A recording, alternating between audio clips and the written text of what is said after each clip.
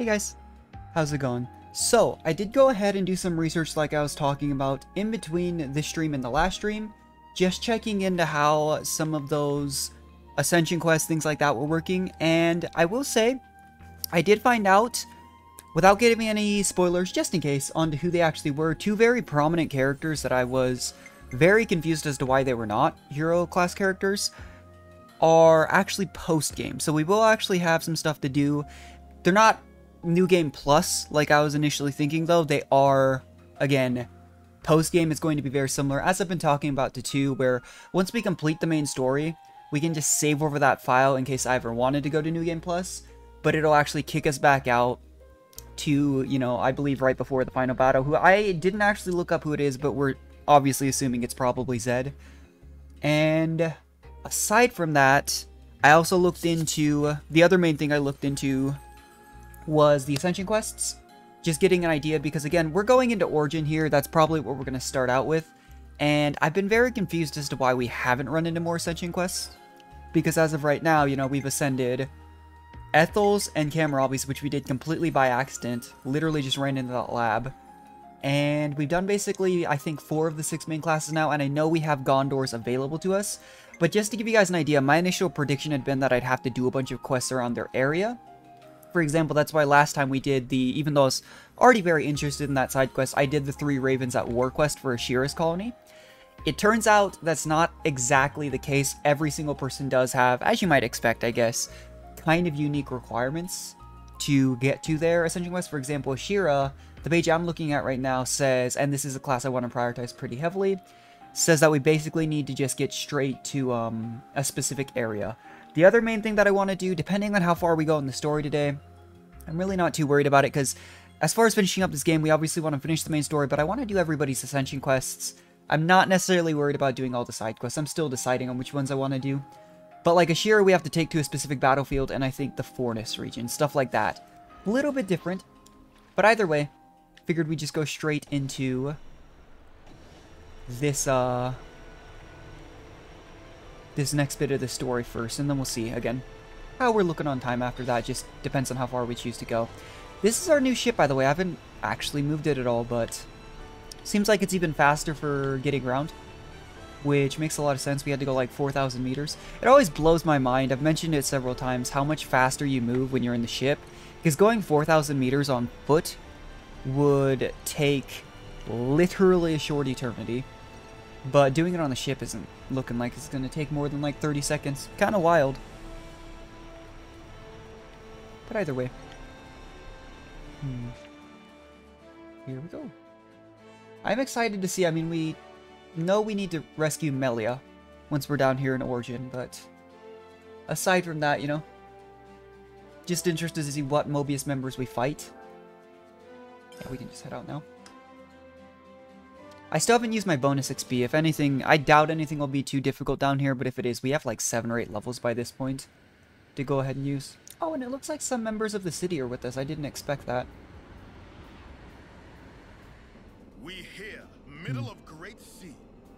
Noah, please to activate cloaking device. Yeah.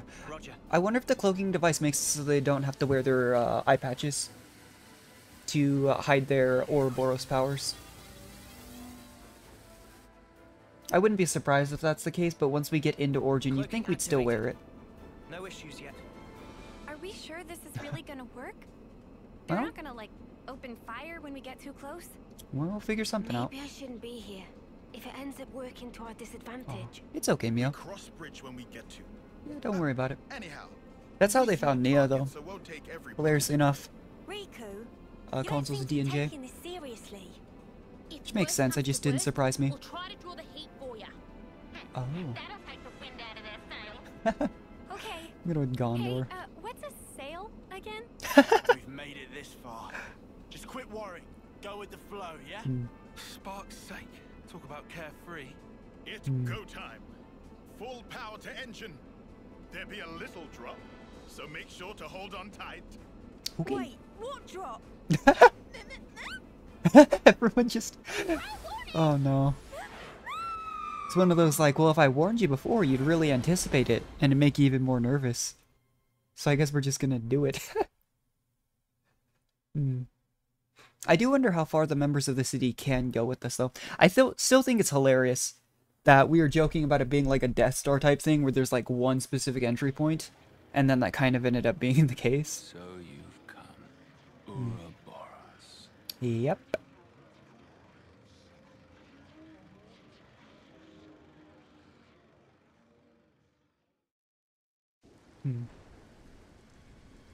Yeah, I really do wonder how things will resolve with Zed, though. You would assume it ends with us, you know, taking him out, but...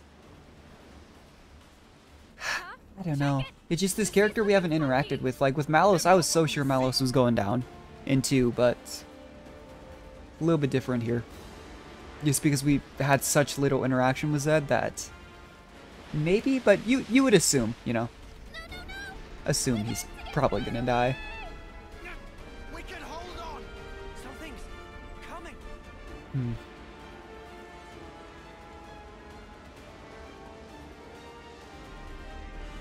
What is that? You can see those little red sparks almost looking like, yeah. Out on the other side. What is that?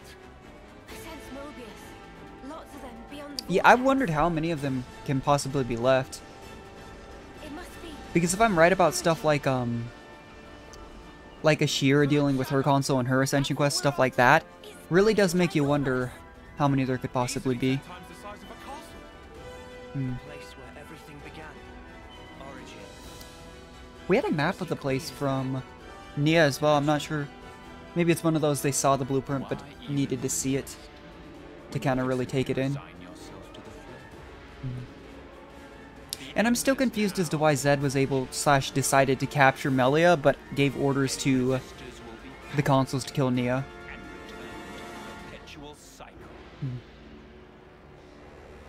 Because they talked about those like both half stuff, like kind of complicated. A little bit actually went over my head because I wasn't actually paying too much attention when Nia explained it, but it does make you kind of wonder.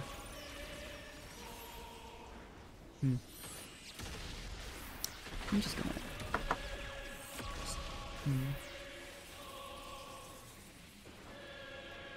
Oh.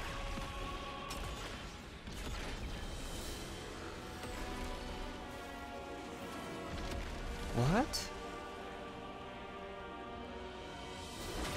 I was gonna say, do they have a full-on Annihilator themselves?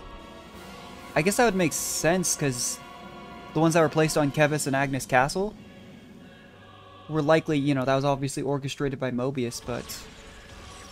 And they even explained how, like, in the Kevesi Castle, when it was almost like a makeshift, like, the stabilizers and stuff weren't exactly optimal. Makes you wonder if it was actually, like, an imitation of something on Origin. Oh my gosh. Oh, crap. Mobius mutters. What are they thinking? They're even shooting at colonies that haven't been freed. Taking pot Yeah. shots now? They're still their allies. If they lost the plot. They lost the plot. Oh my gosh. Monica! Just barely. They dropped one of our ships. How you? Yeah, are they still aware of where this... I know they mentioned the city could be mobilized, Bastards. but... Can't believe they're firing at their own. I can. It's Mobius. They don't care about anyone. They wanted gone. Yeah. If this keeps up, they'll as good as raise the entire world. They're all about life, aren't they? As long as they have Origin, they can Yeah, keep I on was gonna making say. more of us. For them, this might just count as charging up. Reveling in the final glimmers of our lives. They want us to flicker out. When the last light fades, they're planning on starting over. In a world without us. Yeah. That's all kinds of messed up. Please don't look there.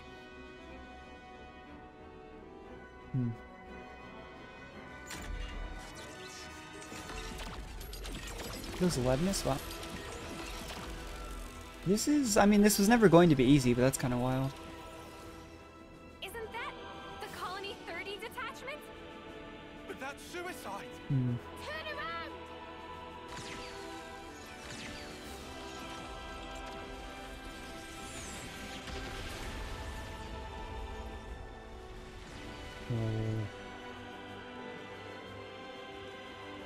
I mean, maybe all the other colonies that we've helped freed are trying to help us get closer. So much unavoidable. Or maybe that's just them fighting on their home turf. I really can't tell.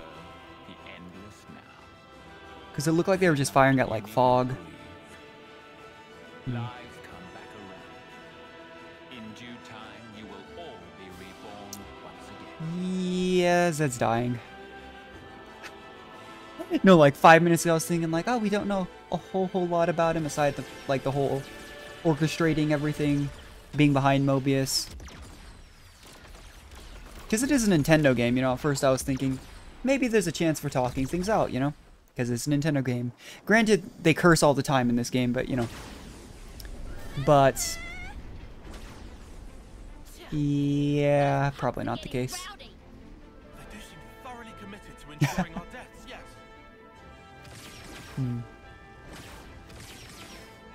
Maybe they're not even conscious of the whole notion of killing.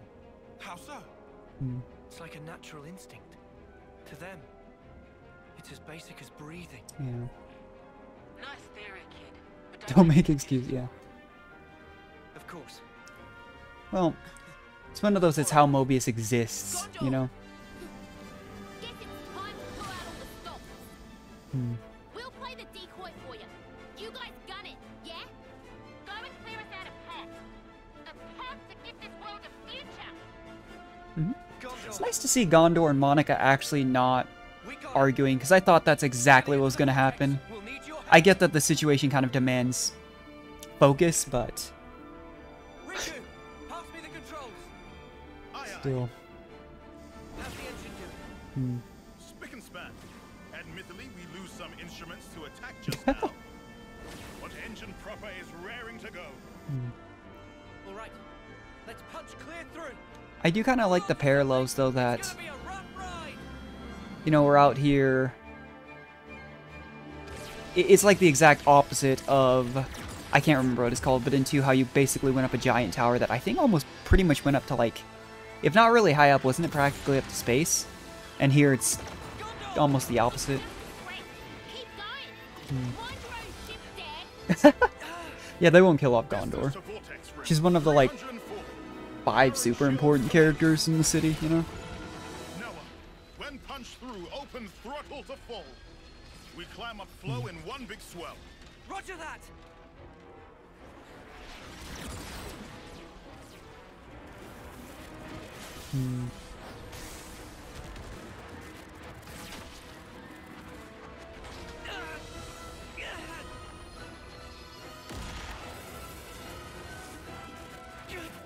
Don't worry, we have plot armor. Much more. It'll be fine. Get in, or abort.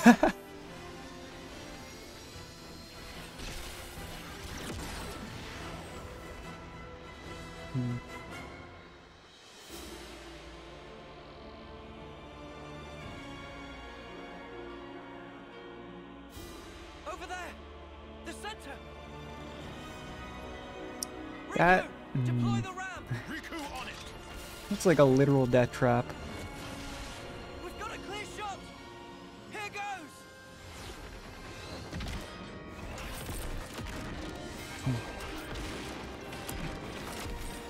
Kind of crazy due to think that Origin. I mean, it makes sense that they have this level of defenses, but they probably didn't expect outside of maybe the city. And again, you know, Ouroboros and such.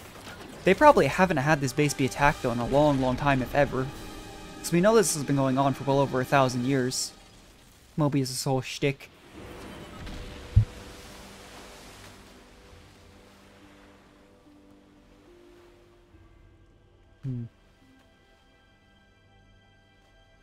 Interesting.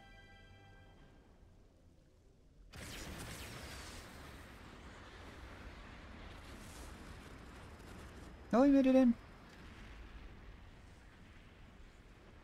Well, that makes you wonder how much damage they did to the other colonies. Kinda scary. It didn't seem to be like... I mentioned it like maybe being an Annihilator. The beams of light didn't quite match the light. The Annihilator seemed to do like a big ball of like destruction. Just wiped out everything, and whereas those were actually just laser beams. Still, not exactly the first thing you want to be hit with. Especially for the more mobile colonies. Pharaonis, huh? The original Pharaonis. Oh. This one's the first. Not just first. I think all Phoroneses derived from this one right here. That makes sense why they let consul, I think it was Y from Omega, get away. The whole flame clock creator and such. But we know we have to deal with Z. Yeah, I'm pretty sure it's Y. X is also alive, the one that sealed our powers originally. Even though she didn't seem to have the ability to do that anymore.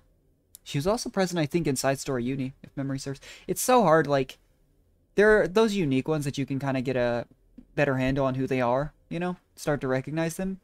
But there's some that just blend together in my mind. Like, I couldn't tell you the name of the one from Ashira's colony.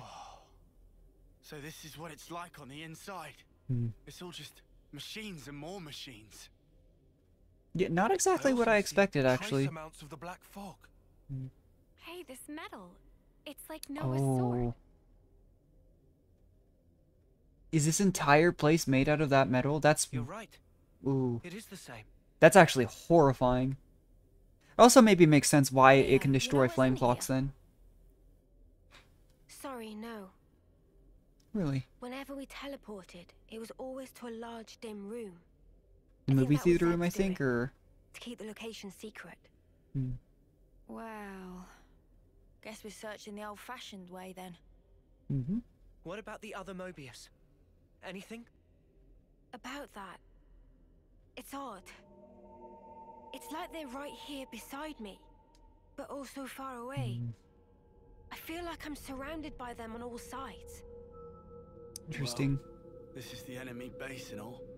Kinda makes Yeah. sense. Or maybe Huh? this whole place, floor, walls, and ceiling, everything here could be Mobius. That would be a lot more strangely comforting in a way. Because then we know there aren't just an absurd number of Mobius members in here. I mean, there's only so many letters in the alphabet, but... Is it them? no idea if that's actually what limits the number of Transmission patterns consoles. different. This feeling. It's like it's calling to us. You think it's the Kavesi Queen? Maybe. Where then? Can you tell? Makes you wonder if they're capable of actually controlling Melia, or if she just, like, captured.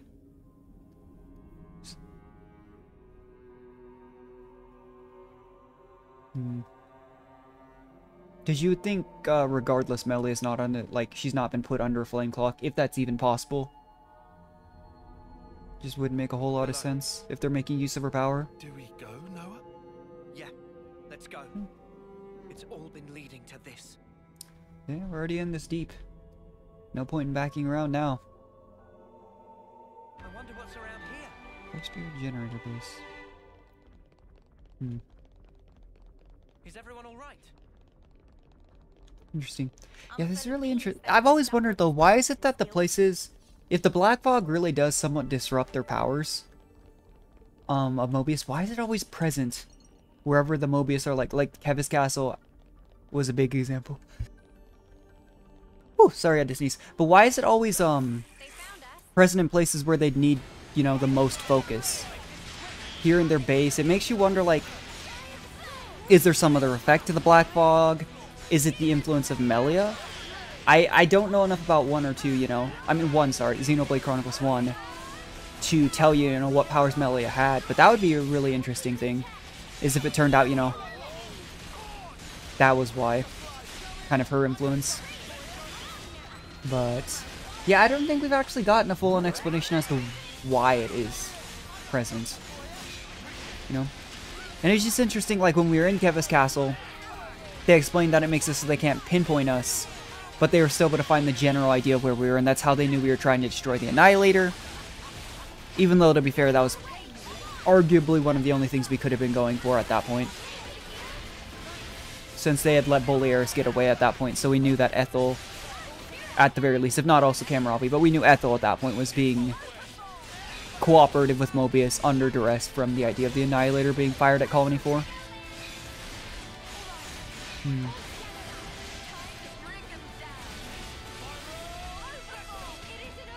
Interesting. Yeah, it seems like in terms of levels and such, it's really not a concern still. I didn't expect it to be, but seriously. I stopped using our bonus XP around like level 49, 50, and we're still pretty over leveled. What the spark were those things? They fall apart the moment we take them down. Well, it's better than them getting back up and keep fighting. The black fog is gone too. They're not mechanical, but neither are they biological. Huh. Something wrong, Mio. Did M know? It's just, whenever Mio stops and thinks for a second, you wonder if it's because she's recalling something that M knew. A vague whiff of Mobius coming off them. Oh. Those things. Could they be puppets of some kind? I mean, we know Yorn had What's that mud mean? puppets and such. I'm not sure.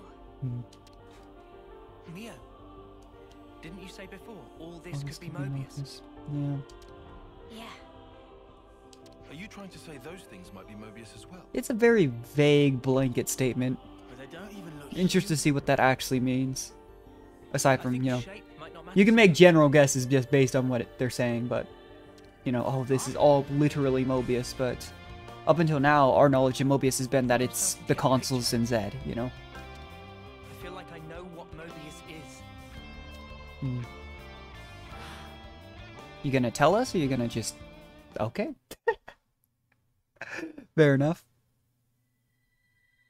Oh, is N still alive? You who wield the sword of the end. I thought N was dead. I just The thought they endless now rather morbidly had his is on a corpse just threat of right being there. cut short.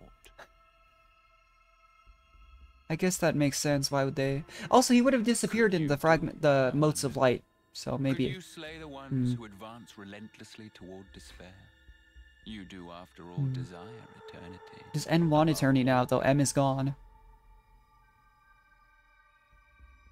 He is still alive. That's wild. Take it in your hand. I, For the endless now. For that which you so desire. Well, that adds another problem that we have to take care of that I did not think we did. Wonderful.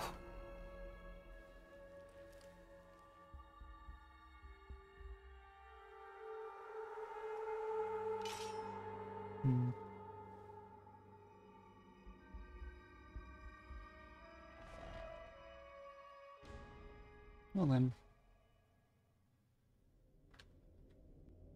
I guess when we say M is dead though, I mean Mio is here with all of M's memories. Is he gonna go full like Yandere mode on us? That would be something. You'd think that wouldn't work, but at the same time, he basically coerced M into helping him that entire time. Like, that backstory really did give light to the fact that M didn't... Obviously, she ended up staying with Mobius. I wonder what's around here. You know, it's not as though she was completely, like, her hands weren't completely clean, you'd imagine, after everything that happened. But it was one of those... You know, the... I don't know, agency of all those decisions really was left with N back in the time.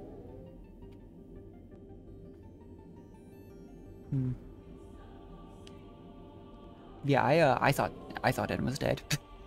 This entire time, I literally thought they just had his body sitting there, because it was like slumped over or anything like that. In fact, my prediction, I hadn't said it, but my prediction had been they were gonna just like... Again, it might have been just a little bit too dark of a theme for like a Nintendo game, but you know, just use it as like a...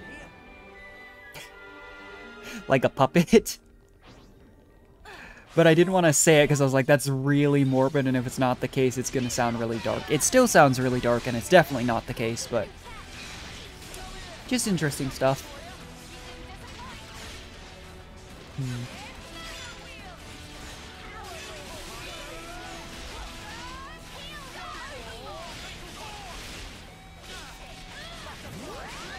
Yeah. Now, I did switch my classes back around a little bit for this.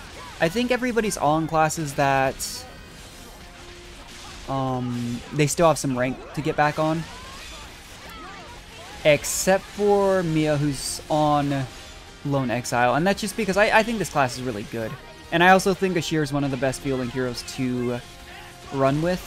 Unless you need a third healer. But, that's what everyone else is on. I think I have Mio back on Zephyr. Wait, no, sorry, not Mio. Our other tank. Which I believe is it Lance right now? I'll check after this. I don't remember. I know, yeah, I was gonna say, I know I changed Mio back to Medic Gunner. Trying to think, because we don't have Lanz's or Senna's classes ascended. So here's what it was. So we have Tyon on our newest class, Machine Assassin. We do have, yeah, our other tank lands on Zephyr. We have Senna on, I believe that's Signifer. Yep. And then Uni's on her original class just because it's ascended. Noah's on his original class also just because it's ascended. Figured why not. At least for a little bit. I really like, again, using Zephyr and Lone Exile. I hate to have classes that aren't getting experience at any given time. And Mio has reached max level with her. Do we even want to fight this? I think I can just get away with not fighting it. Usually things de-aggro when you hit the ladder. But... Oh, I already lost my train of thought. I know we were just talking class, but it's, oh, I think I was just mentioning, like, it just bothers me when I don't have classes gaining CP because it feels like a bit of a waste, but Mio is already at level 20 on Zephyr. So when we get to, like, challenge mode, when that comes out, I'll hopefully have, like, most classes ascended and at rank 20 by that time off stream, but we'll see. I still don't know if I'll stream that when it comes out. It'll depend on, like, what challenge mode entails. Because in 2, it really was interesting, you know? It's how we got, like, Shulk and Fiora. It was, definitely different. It was really... It was difficult depending on, I felt, what strategy you used.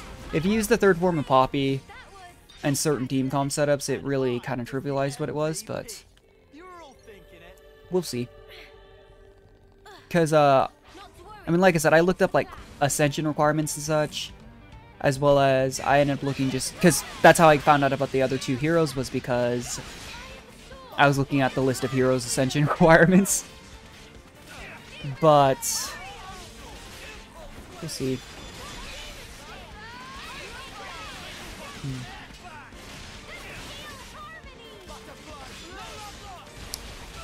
I'm a little surprised. It's one of those... It makes sense that enemies here aggro, because they wouldn't just let us walk by, but I was really hoping I could kind of run through a few of these areas just because of the level difference here. It would appear we're not that lucky.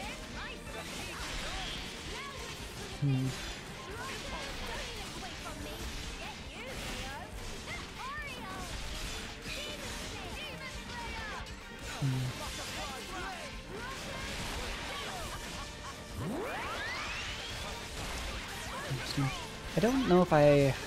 See, little mob fights like this, though, I never know if I should use Chain Attack, because I get you can get those extra rewards, that extra XP, if you overkill by a large amount.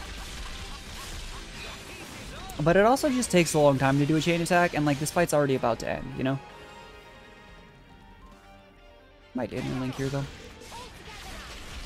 Like, another thing I know I need to be better about is I always tend to not use Interlink until I get to level 3. When, in reality, a lot of times I think you can actually make enough use out of it that it's probably wise to just use it on, like, 1 or 2. Like, there, that ended the fight. And if we'd waited until we had 3, we wouldn't have even made close to enough use of 3. Well, we've been found.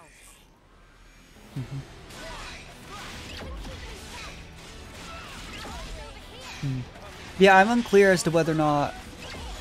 I know obviously the goal is to defeat Mobius, get rescue Melee and such. I'm not sure what the priority list as far as what we're doing first is. Are we going straight to rescue Melia? Are we... You know, it's difficult to say. They just introduced N, which makes me think N will probably be who we have to deal with prior to doing anything else. But... who knows? If only you didn't charge off on your own.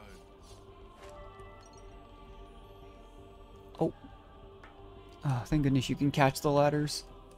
That fall definitely wouldn't have killed me, especially since I'm on a tank, but... Yeesh. Something so valuable here. Yeah. Definitely a really unique design. Xenoblade's always been, I think, really good about creating those fantasy-esque, super unique dungeon designs. But I will be completely honest, I didn't expect everything to be made of, like, the same metal, potentially, as Lucky 7. Because again, the implication of that is kind of insane.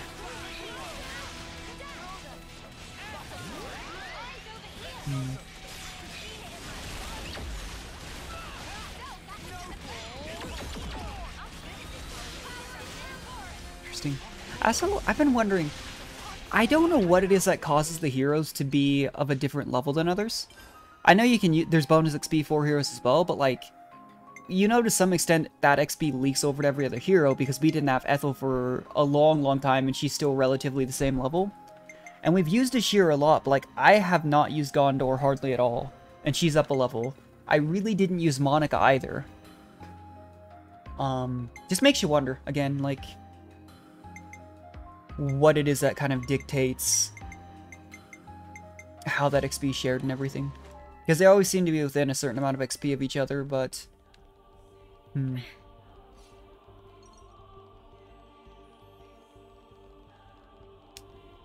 One thing I can appreciate, though, is I'm pretty sure from what I've seen, as soon as you do the Hero Ascension class, they instantly go to rank 20. I don't know what how much of a difference that makes for the hero, if it just gives them access to other skills and such, but still very helpful. I'll go grab that shiny thing real quick. Probably have to fight for it, but... Kinda curious what it is. This is valuable. I'll hang on to it. Odd square shard, huh? Couldn't tell you what that's for. Ooh, that's interesting.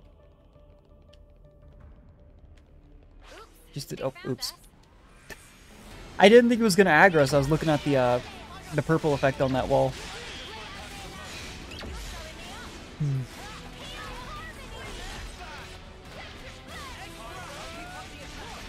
Interesting.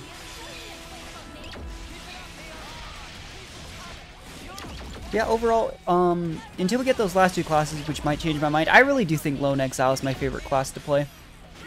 I just like the look of it, and I think it's just generally a really helpful class. I mean, the ability to draw aggro that well is really helpful, actually. After that is probably Zephyr. Zephyr's just fun because you get to spam your arts so much. You can on Lone Exile, I mean, as you can see, it's still pretty doable, but Zephyr, more than any class to me, feels like I'm just constantly getting to use all my arts. Yeah, that's definitely pretty wild. Oh my gosh. Yeah, I don't know how far we're going to this dungeon. Before we do our general... Like, I've really been enjoying the pattern of, like, you know, start off with some story, hero quests, some, like, more stuff on the forefront, and then finishing off the streams doing some more random stuff. But we'll see. Because the main things I want to do right now, I mentioned I obviously want to do a Shira's hero quest because it's one of my most used classes. Same with Fiona's class, same with Miyabi's potentially. I'm wondering if they're all going to be like full-on, like voiced quests, because the side stories have. But literally, the only hero ascension quest I think we've done was Ethel and Kamarabi's, and because I was so close to Kamarabi's, it was just that quick cutscene where, you know, Ethel was re-aged back up, stuff like that. So, who knows? Like, I didn't look up, you know, what the quests actually were, I just looked up how to get them. Makes you wonder, though, is it going to be like a quick thing? Is it going to be a full-on... Because the side stories for the main characters, obviously, they all take like an hour plus. But they're full-on, you know, character development that we didn't get for the main cast outside of the main story, which, to be fair, is much more than any other hero, but that makes sense. So, we'll see. I believe... I was looking at it, and I'm trying to remember off the top of my head. I have it pulled up on my second monitor here. I can look at it in a sec. But as far as the quest for the main 6 that we're missing, it is Lanz and Senna. I don't remember where Lanz's is. Senna's, I believe, is in the city, which makes me wonder if it's one of those 2 question marks that we haven't been able to figure out how to get to. I can't imagine it's the one behind the locked storage room, but maybe it's the one that was high up. We will have to see.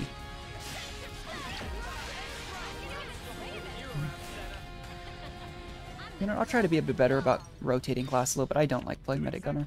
Oh, you think you can take me out? Yeah, I still don't have a huge opinion of Seigiri's class. Because a debuffing attacking class, it just, without knowing like the exact numbers and everything like that, it really does to me feel like this is a class that was meant to embody the idea of, I'm giving utility in that I'm debuffing enemies, but maybe the damage output of the class itself would then, you would assume, be slightly lower than a purely attack-focused class. So then it really comes down to, again, can your other classes make advantage of those debuffs, and what level do those debuffs apply? Because if they're really good debuffs, it's obviously worth giving up that extra bit of damage. It's why I think Fiona's Signifer class is so good, because even if she gives up a little bit of healing power, the number of buffs she can stack on your team is kind of insane. Oh, we aggroed that back there.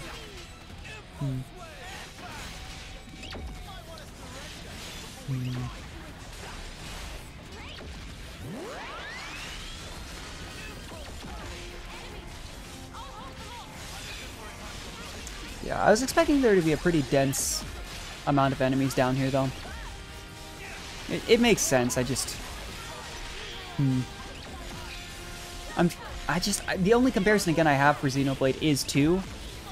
And I'm pretty sure I recall the last dungeon being pretty packed down there, too. It makes you just wonder, though, like, if Mobius had access to this number of whatever these things are. I get that they're just propagating the war to absorb the life force from the people of Kevis and Agnes, but why didn't they sick these things on the city? Are they unable to leave Origin? Just makes you wonder.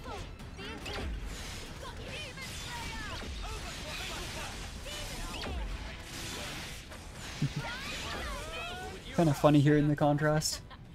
Whenever you have like the original hero, and then someone else using the class, you hear like Ashira yell Demon Slayer in like a super excited way almost always, and then Mio says it and it like, I don't know, it just comes across differently when different characters say it, you know? Which makes sense. It just, one of those cool little details that I really enjoy, actually. Because that's something, again, didn't really happen in 2 because you were always playing one of the main drivers, and then the drivers were just using the blade. I am really glad they did away with the, I will say, story-wise, so far, I really have enjoyed 3. I really like 3. I really love the story of 2. I think what really makes 3 for me so far a much more enjoyable game is, 1, the removal of quick time events. 3 added a ton more battle mechanics, I would say. But that was kind of in replacement. It made it feel, even though the standing still, auto attack, canceling, and arts isn't the most interactive thing, it kind of, I think, is meant to replace the whole quick time event thing, and I was not a fan of the quick time events whenever you use like your A art in 2. And the fact that they got rid of the gacha system. I don't mind, like, I obviously play gacha games. I play a lot of Genshin Impact. I've been playing Counterside. I play Arc Knights, you know? But, and it was free, arguably, outside of the price for the game itself. But the amount of time I spent grinding for blades that I would have enjoyed playing throughout the playthrough, like, Cosmos is a prime example. Unless you were really lucky, Cosmos was not someone that you'd have throughout your playthrough. Realistically, it was like a 0.1% chance to draw. And that was one of the only other light blades you had access to, you know? There were very few light blades that you could use aside from Mithra. Stuff like that, like... What's a good example? Azami is another good example. I know I've explained that they had that, like, I think it was 5 category system, where your save file would randomly be one of the 5, and that determined what your pity blades were, for like a hard pity similar to what gacha systems have. And so, like, Azami, the dark, I think she was like a puppeteer, or puppet, is one of the pity blades that some people probably had from the very start of their playthrough. I didn't have Azami until my post-game grinding. Stuff like that. I think it really hurt some of the experience because it meant that some blades you would literally not have without spending an absurd amount of time grinding.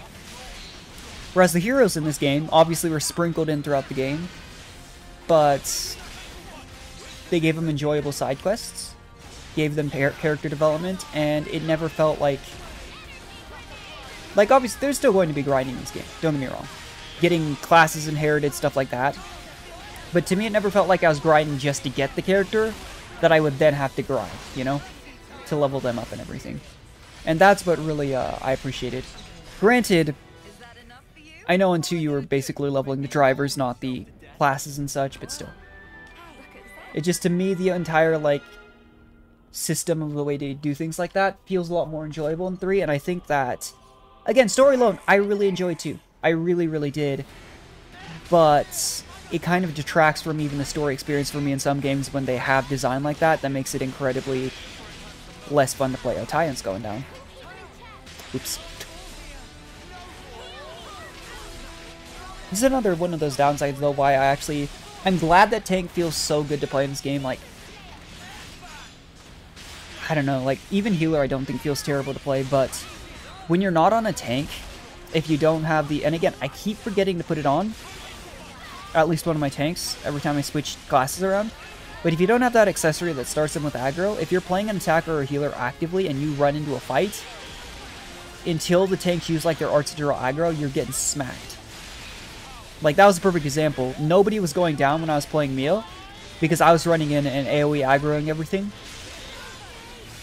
Whereas when we ran in this mob, Tyon took a beating, and even being over leveled, your attackers and your healers, if they draw focus from more than like 1 or 2 enemies, they're going down. Which I can appreciate the fact that they, you know, understand that people are, like, I think they made some of the enemies and stuff with the design in mind that people were probably going to be pretty over leveled in comparison to some of the enemies.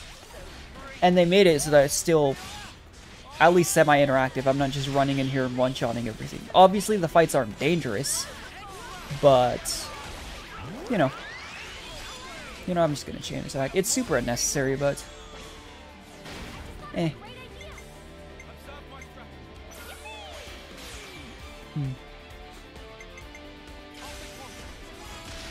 Oh yeah, no, we did not. See how much damage that one attack did? There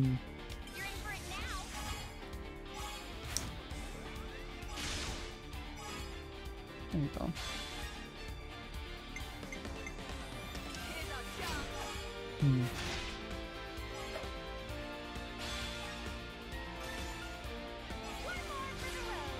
I would say, I wish there was a way you could skip some of the stuff in the cutscenes for chain attacks. Just because I do feel like it's part of the reason why I'm hesitant to use chain attacks, because I understand how powerful they are, but to me it feels like a lot of time I'm literally just sitting here. Will this finish the 76? Probably will. But to me it feels like a lot of time I'm literally just sitting here. I get to push like 1 or 2 buttons during the chain attack, and then I'm just sitting here watching them do stuff for a long time. Not the worst thing in the world. It's just I wish I could just, like, speed it up, you know? That being said, I play Genshin.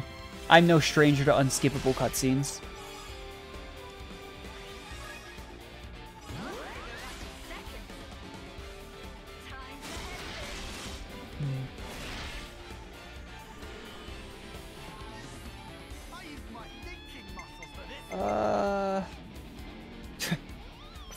Let's just go for Ouroboros chain. That's always the goal, I feel like, when you're doing a chain, but it just feels so unnecessary.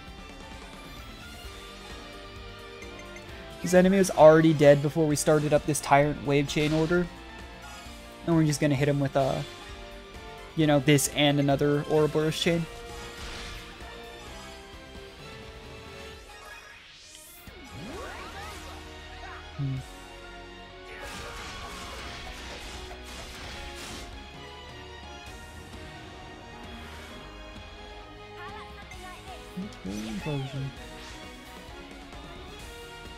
I really do wonder, though. I'm sure somebody's gone out of their way to make sure they know, like, what the most efficient chain orders are and, like, what to do in what order and stuff.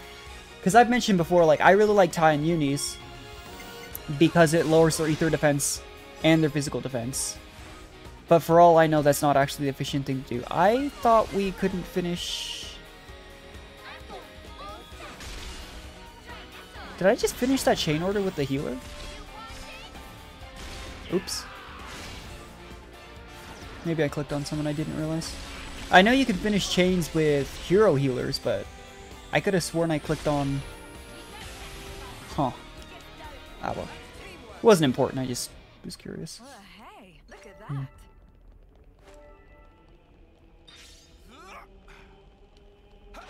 Oh my gosh.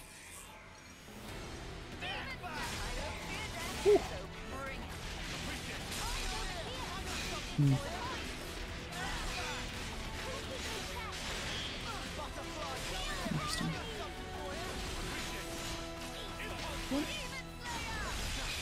I feel like the last few streams especially, like, I've had a really bad habit of, at the beginning of the playthrough, I would really switch characters every few battles. But the last few streams, I've only played like a 2-3 max each stream.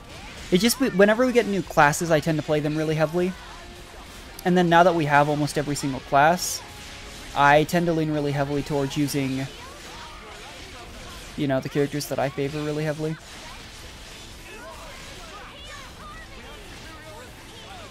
Because honestly, it doesn't make a difference what hero you play, you know? Because you can put every class on everyone. But I'd be lying if I said I didn't tend to put, like, classes on Mio and Noah, especially that I knew I would actively play. Hear that, Noah? Lance wants something a bit meatier.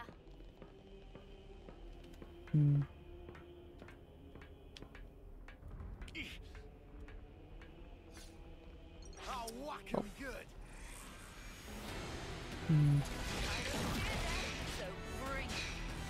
Yeah, you can see, like, just chaining our 3 initial arts already together, I had to auto-attack, like, twice with Zephyr, and then I had Butterfly Blade back. It blows my mind how fast this class generates arts in comparison to other classes. Especially when you consider you can have classes like Miyabi's that speed up the generation of arts. Just kind of crazy.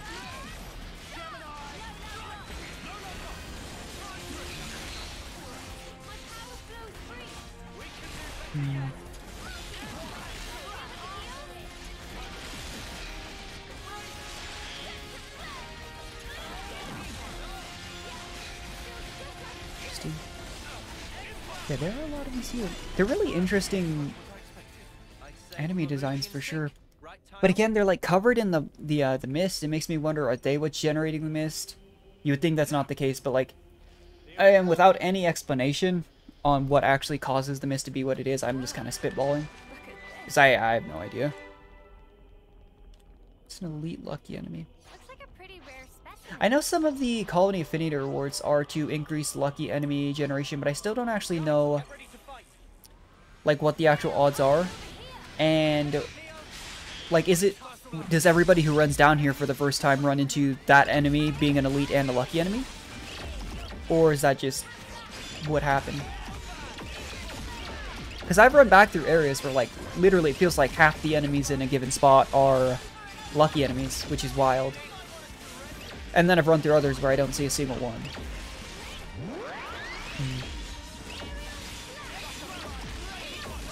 We are taking a lot of damage. My thought here was take out the 2 that aren't elites and then chain attack the elite. But I think it's just the pure AoE that thing's doing. Kind of scary, actually.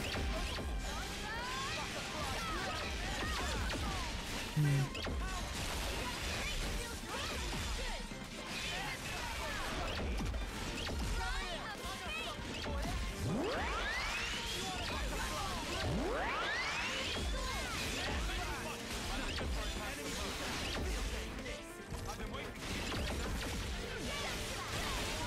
we go. Just chain attack this.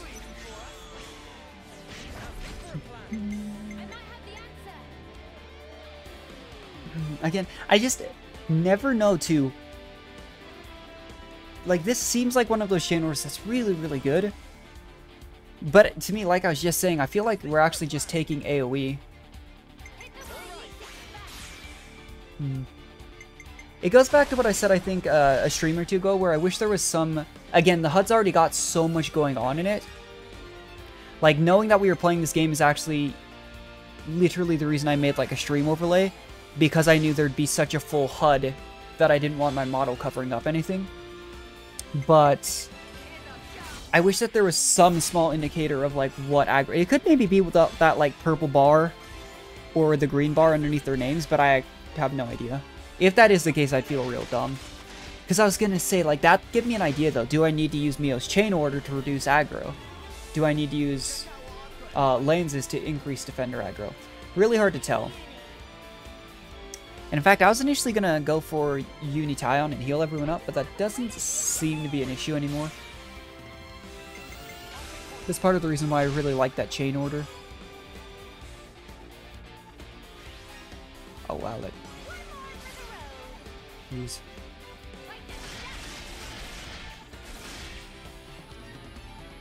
Let's change it up. How about this? I think I'm just gonna go for Ouroboros chain here. As always, I am 100% certain I don't do my chain attacks efficiently. But it's fine.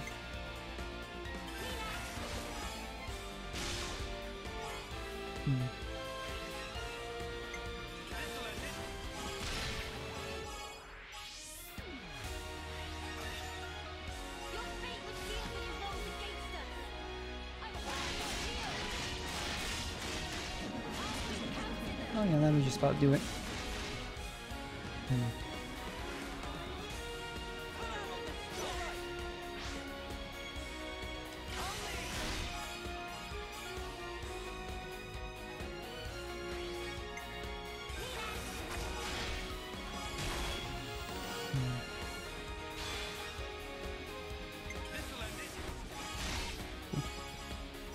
Yeah, super overkill as always. I just figure, if I'm gonna chain attack, why not just finish the chain attack? I know you can hit plus and just stop the chain, save yourself a little bit of time, but why not, you know?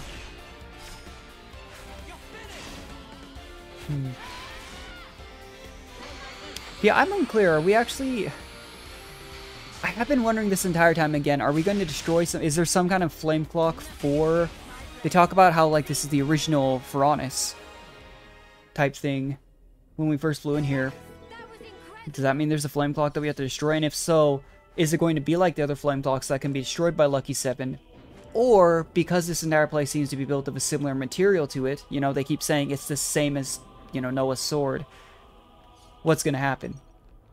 Also, now that we know N is alive, it's still, I can't help but view N and M, and as, N and Noah, sorry, as well as M and Mio, to some extent. But the fact that N and Noah have the same version of Lucky 7, from like, again, it just, the Sword of Origin, I think is what it's also called. It reminds me a lot of Falchion and Parallel Falchion from Fire Emblem. Except, you know, obviously not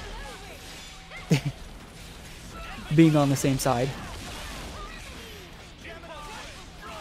There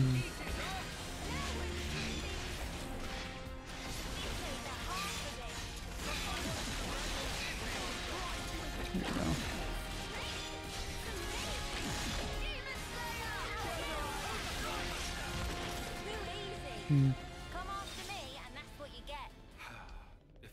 Yeah, we've been just traveling through here for a hot second. Are we getting... It says we're about 250 meters away.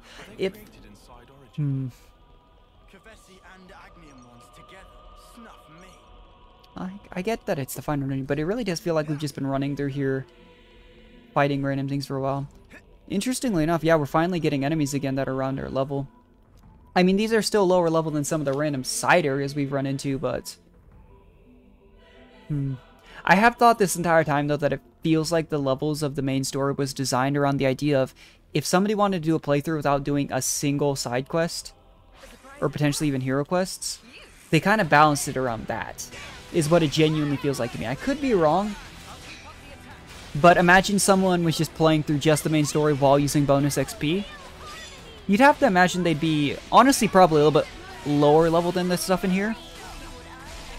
But... just always been the thought for me.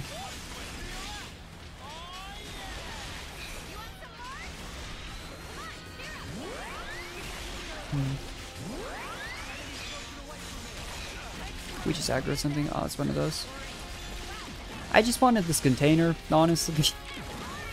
And I figured we weren't getting by without aggroing this group anyways. But yeah, before we move on to like other side quests this stream, if we do, I at least wanted to get through the first chunk of this final dungeon, which again, I'm assuming is dealing with N. but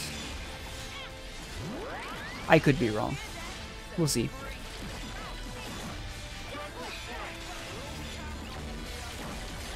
And I mean, I didn't confirm it for 100%, because basically all I really did look up was the Hero Ascension stuff since last stream, but I would really assume that this is the last chapter.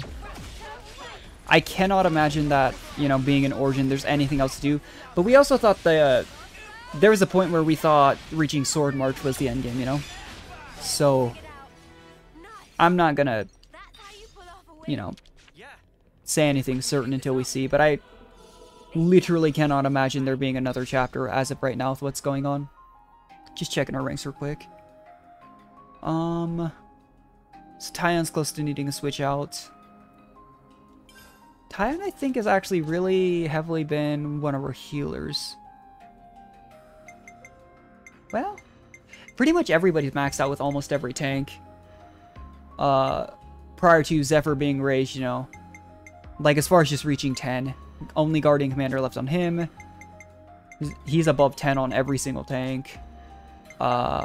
She's missing these two. I think she was actually pretty slow to... Yeah, I was gonna say, Senna was slow to inherit both of those. Unis... Maybe not to the same extent as I thought. Yeah, we've got a couple characters that only have like one left. That aren't at least 10, and then our original two tanks, because originally the two tanks were Mio and Lance anyways. Kind of interesting how that balances out though, because I really don't... I don't know, I mean, I could look back through our VODs and our playthrough, but I really can't recall what characters I've had fill what roles the most often. Because I know I had like Noah and Mio both on healers for a good chunk of time. We'll see though.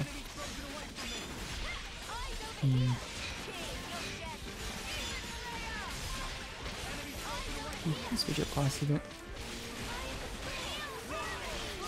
Yeah, Signifer just... I don't know, maybe I'm just overhyping. Like, I really love utility classes. For sure, but... Which is funny, because I really do not like Thaumaturge.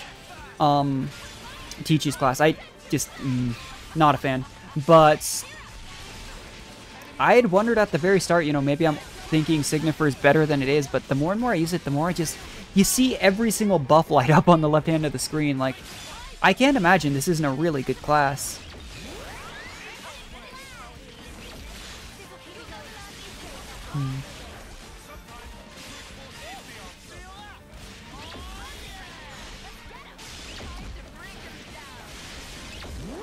Interesting.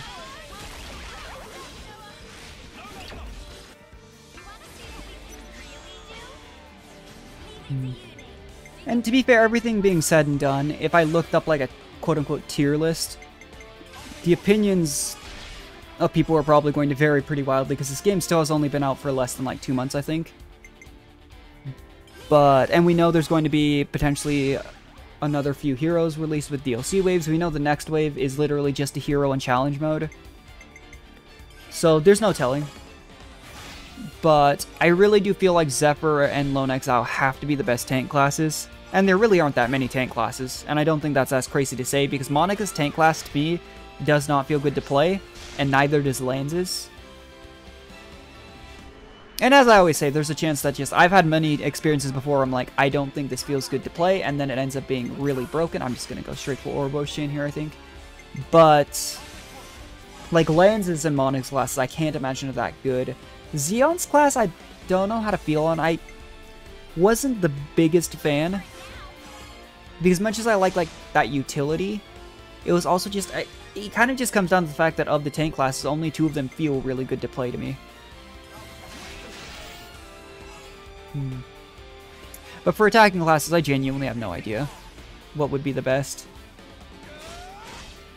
Because, to me, the attacking classes in this game just feel fairly generic a lot of the time, with some slight things. Like Seraph, you gotta babysit the Seraph because they take their own health, but you would think the damage output on Seraph is probably pretty high by comparison because of that. I've mentioned it's funny, it's a polearm wielder, it's almost like playing Hu Tao from Genshin Impact. Sacrifice some life, but you should theoretically be stronger. There's other classes, like, again, at the start of our playthrough, I was super, like, I really liked Yumsmith. But the more and more I played it, the more and more I felt like maybe it just falls off. Because I really remember liking that little field it does. The ticking damage field. But then the more and more I played, the more and more I felt like it really didn't do that much damage. Just depends. And then for healers, it's just, I don't know. It's really difficult to say without, you know, knowing the exact numbers behind everything, stuff like that. And at the end of the day, this is one of those games, too, that much as we can have a conversation about, like, what's meta, what's not, I really like this game and this series because you can kind of just play what you want. You know, when I played 2, did I just play Pyro and Mythra for most of my playthrough? Yeah. That's because I really, really liked Mythra. You know, Pyro always had a more wholesome personality, and I ended up really, really liking, I've mentioned Morag, Zeke, stuff like that. A few other characters, but I don't know if I've actually mentioned it directly, but the reason I started playing the game was actually Mythra. It was before they were added to Smash and everything, but I just happened to see something on Mythra, and I was like, oh. For obvious reasons. And that's how I got pulled into Xenoblade. I wanted to play 1. I just, it is such a time commitment to play any of the Xenoblade games that it's difficult to, I don't know, just be ready to just pop into a play. Like, I still haven't even finished playing through Torna, to give you an idea, because I played so much Xenoblade 2 for like 3-4 months. It was like the only thing I played. I ended up, I think I mentioned, with like 240, I think, something hours in that game. And I just haven't gone back since. But I am interested to play Torna for sure. What is this? Is this the nucleus? Origin? Kind of figured to be bigger. Or is that just a button? Oh, it's a button. Oh, that's interesting. Just rotates it. Because it looked like one of those types of blockers where if you are going the wrong way, it just push you off. I just saw this. Guys, get ready to fight. Oh. One thing I know I probably don't do enough is go out of my way to get airdrops. Because they obviously have great resources, I just haven't worried about it. Because a lot of the time they are really out of the way. It's also kind of finicky with stuff like that with when it notifies you of. Because I've had it where literally it'll tell me I'm looking at an airdrop. And I'll walk closer and the notification will disappear. But then when I get further away it shows up again. And I don't know why that is. One of the many mysteries of this game. Who knows though. I'm not a programmer. Could be a number of reasons for it. I remember, interestingly enough, I was watching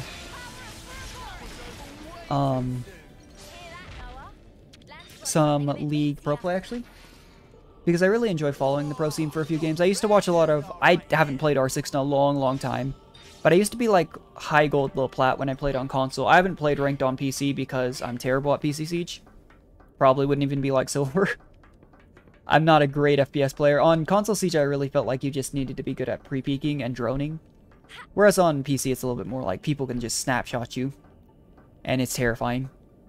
But like, I was just thinking of like game mechanics. And there's like this weird, like, there's a weird janky thing with like Rise Teleport. Where I was looking at it and people were explaining as like, you can sometimes extend where it'll have you take the portal or not take the portal, even if you're clearly in or / out of it. Because of where you're clicking, almost. Like, there was a perfect example of, I think it was Flippo, where he was inside a Rise ult. And because I think he was apparently clicking out of it when he went, he was very clearly in the circle, but... And people were making it sound like with the way it worked, because he was in the circle but clicking out of it, it registered him as being out of it, and he didn't get teleported and he died. Stuff like that is just those interesting little programming quirks that make me realize just like, we only catch a glimpse of how much effort and detail has to go into program these types of things. Just the sheer amounts of like coding and stuff, really pretty amazing stuff. Like I learned in high school, we had like a programming club that I only did for like a year. but we learned how to use, I believe it was called DOSBox, and we programmed like, I mean, the next year they did like full-on stuff, but like we could program very basic games, and even just like straight up line games like Pong and stuff. The amount of code that goes into it, because you have to have like a chain of, if this situation happens, then this. Stuff like that. Pretty crazy. But I don't know. Just one of those little things. That's why I think a lot of stuff just goes underappreciated. Another big prominent one would be like when people make fun of animation in anime. Like, I never do, because even if the animation, like the one I hear about all the time is like 7 Deadly Sins, how that went downhill, but I always just sit there and think like, you never know. Some of these people might not even be getting paid a decent wage. All that stuff, you know, and there's obviously, regardless of how good, quote-unquote, the animation is, there's a lot of effort that goes into those types of fields. Same thing with like YouTube. Like, I'm just now learning how to edit stuff, and I, you know, generally for the past couple months, it's really just been posting my stream VODs. It really gives you an appreciation for like editors, for all sorts of stuff, but especially like YouTube, just realizing how hard it is. Streaming as well, like, I feel like I usually don't have a hard time talking about things as I stream, like just because I'm the type of person to tend to ramble. But at the same time, like, if I was playing a super focus heavy game, I don't know that I shouldn't use Resonant Flag first. I don't know that I could talk, like, I don't even think I'm super entertaining. I just ramble, and I'm just doing this because I enjoy it. But the people that make like a living, and the big streamers, they have to be entertaining on top of oftentimes being good at the game they're playing. Really gives you an appreciation. But there's also, like, it's interesting too, because there's also things that you just have to be confident and give it a try. Because I thought for a long time streaming was going to require like insanely good internet, which I have decent internet, but and you know, it takes so much technology. I don't know if I've ever outright stated the specs of my PC, but I have an i5 core, which I know most big streamers have either i7 or i9. But I've never had a problem with it on anything except trying to stream Elden Ring. I have 16 gigs of RAM. That's more than enough. You probably can't do it with 8, I think, for most things. But like, my capture card was not hard to set up for Switch games. Although I still can't figure out why the audio on some of my Switch... Like, the audio on my VODs to me always feels a little bit quiet. But, you know, using OBS was super intimidating at first to get my stream set up and stuff, linked to Twitch and everything. But once I kind of had it down, it was not nearly as scary as I thought it was. So, just stuff like that is interesting, how some things can be deceptively easier than you might have built it up to be in your head. But some things are, you know, you gotta give it thought.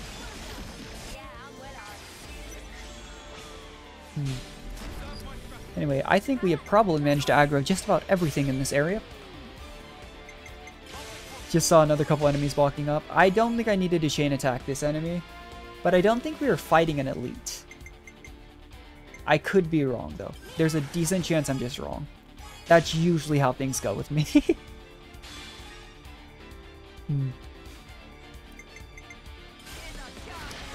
Yeah, I really can't get over, like, it was kind of funny when we had like over 300% on the chain just because we kept starting with Ethel. But the amount of utility Ashir brings, not just in being an extra tank that excels at drawing aggro, but the fact that she can, like, her art is good, you know, her chain order, pretty helpful. I'm just gonna do this.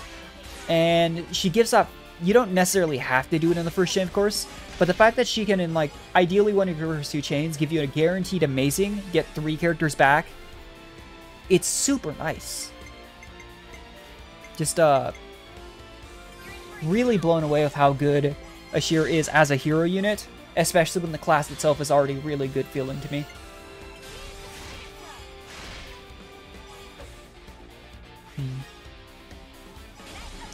Because I do think with how reliant, like, boss DPS is on chain attacks, it can't just be like a good hero class. It's the same thing with when you're running healers. I still haven't decided what healer I'd run, because you obviously, if you're going to run a healer, you're there for the extra reviver, you're there for the extra utility, stuff like that, extra heals. But if the chain order isn't good, it really hurts things. Even if the healers in chain attacks can still finish chains, I think it really hurts their viability in running them as their healer. But overall, though, you can just run whoever you want. Like, I keep talking about, like, what I think feels good, what could be good, you know? But ultimately, again, really love this game because you can kind of just do whatever you want. Oh.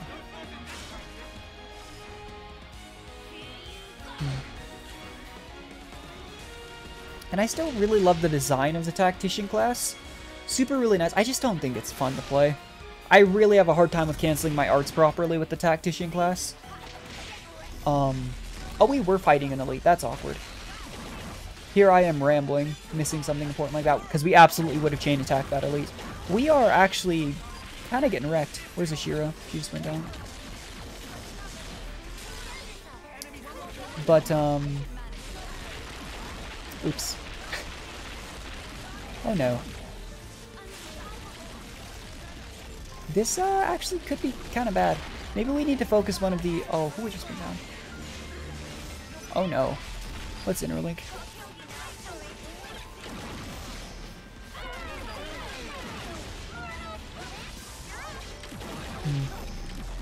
I was about to say, maybe we should focus some of the, ones that are actually about to go down here. Because there I was just sitting there. Yeah, I didn't even realize I was fighting a elite. Otherwise I would have chain attacked that.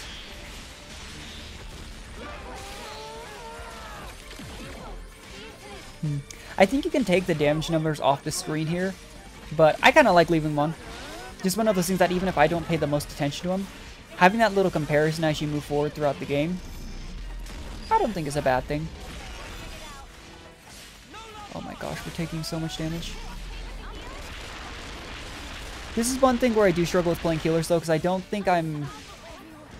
Oh, both our healers are down. That's not good. Hopefully we don't fail this fight. I think we can get a chain attack up.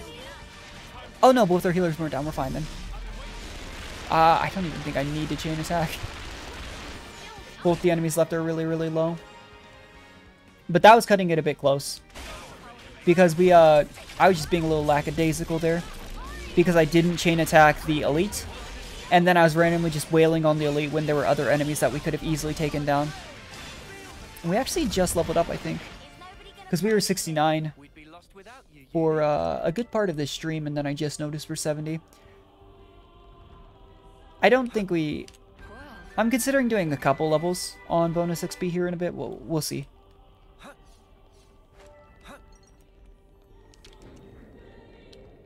Alrighty, here. Is this nucleus, or is it just leading me to another switch?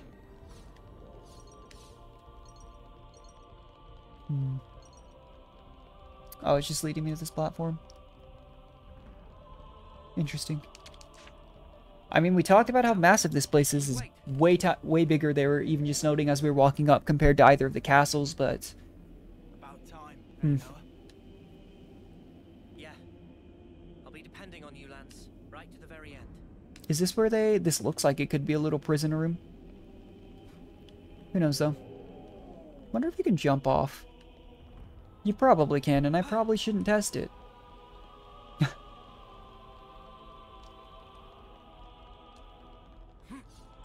Yeah, again, I didn't look up any spoilers, like story spoilers. But my guess here is that we probably are going straight to Melia. You would assume that's the case, and then N is going to stop us. Another elite, huh?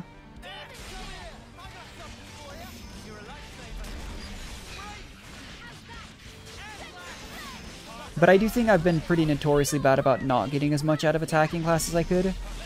Because I like to just unga-bunga cancel all my arts into each other. Oh my gosh. When in reality, like here, I could constantly go for the side break on enemies. I could constantly go for the back attack up.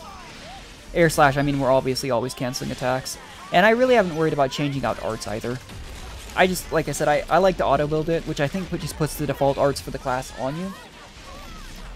But arguably, you know, could be more efficient to try out some of the other ones.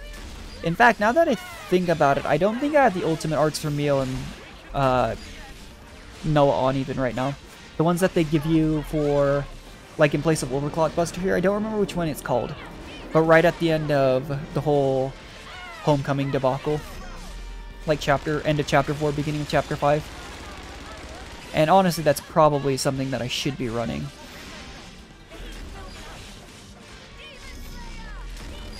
I still think, I don't know how they'd run it as well. I think it'd be really hard to make it work, because I've never tried Nintendo stuff online, but I've heard it's a little bit difficult to get to run efficiently with lag and everything. But I think it'd be so cool if you could actually just have like 6 people, even if it was only like in-person co-op, running around controlling the 6 characters here. It limits your play, as always, with stuff like this, because then, you know, you can't switch characters. But I oftentimes don't switch characters in battle anyway, because I'm lazy. But I think that'd just be really cool. Oh my gosh, why did we just all take damage? We're going for Unition effect here, just because even if you finish the fight, which is what I think, like, the full heal off of using Unition's chain attack, I feel like is theoretically not the best thing in the world if you're going to finish the fight off anyways, and since you heal throughout the chain attack. But I still don't know like which, because all of them increase the damage ratio, but I think it's like what Sen and Lance does, like defense bypassing damage, Uni and Tyon heal you to full, and I should know these by heart by now, but I don't. And then I'm trying to remember what Noah and Mios does in terms of their Ouroboros chain. But, I feel like I've used Unition the most, just because the idea of full healing, to me, feels great, even if it's not necessary.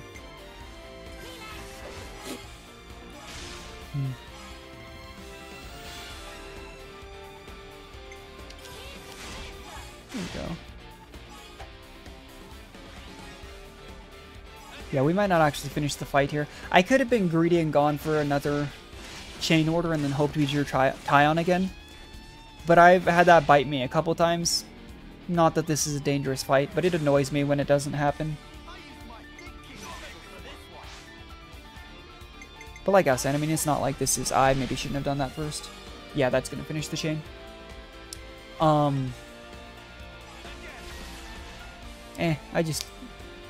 don't know. But yeah, enemies are actually rapidly reaching our level. But again, you gotta know, we have, by this point, at least 5 or 6 levels. It's hard to tell exactly because bonus XP is a flat amount, and obviously, as you level up, it takes more XP to level. But I remember at one point we were able to go from like low to mid 60s to like 72. So if we had anything less than like 5 or 6 levels, I would be incredibly surprised. Did we just all level up again? Really? No, Ashir leveled up. I was like, we just hit 70, I thought. Okay. That's what I thought. We need to switch Tyon's class out. Attacking classes in particular, there's so many that it absolutely doesn't hurt to constantly have things being swapped out.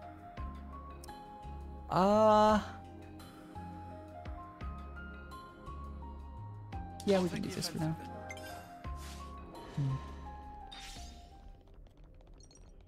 Here in a sec, actually, let's check our... Before we potentially go into a major plot point, I wanted to check and see what else we can do for Sultry. Oh, wonderful. You found power.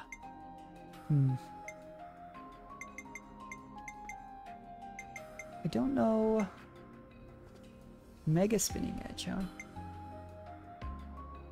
It's canceling. Reduces heat gauge buildup from canceling. That actually could be really good because we're constantly trying to... Do I already have this? Oh, I don't have enough SP. I always get confused because of that, like, lock system I talked about where, like, it'll... I don't know, I still feel dumb about that one. I had, like, 800 points in all my inner links because I didn't realize it was, I got a new trick up my sleeve. I was just confused on how it worked. I got a new trick up my sleeve. Okay. Yeah, we had a healthy amount. Reviving fast food. That's interesting. I don't know if we'll use that.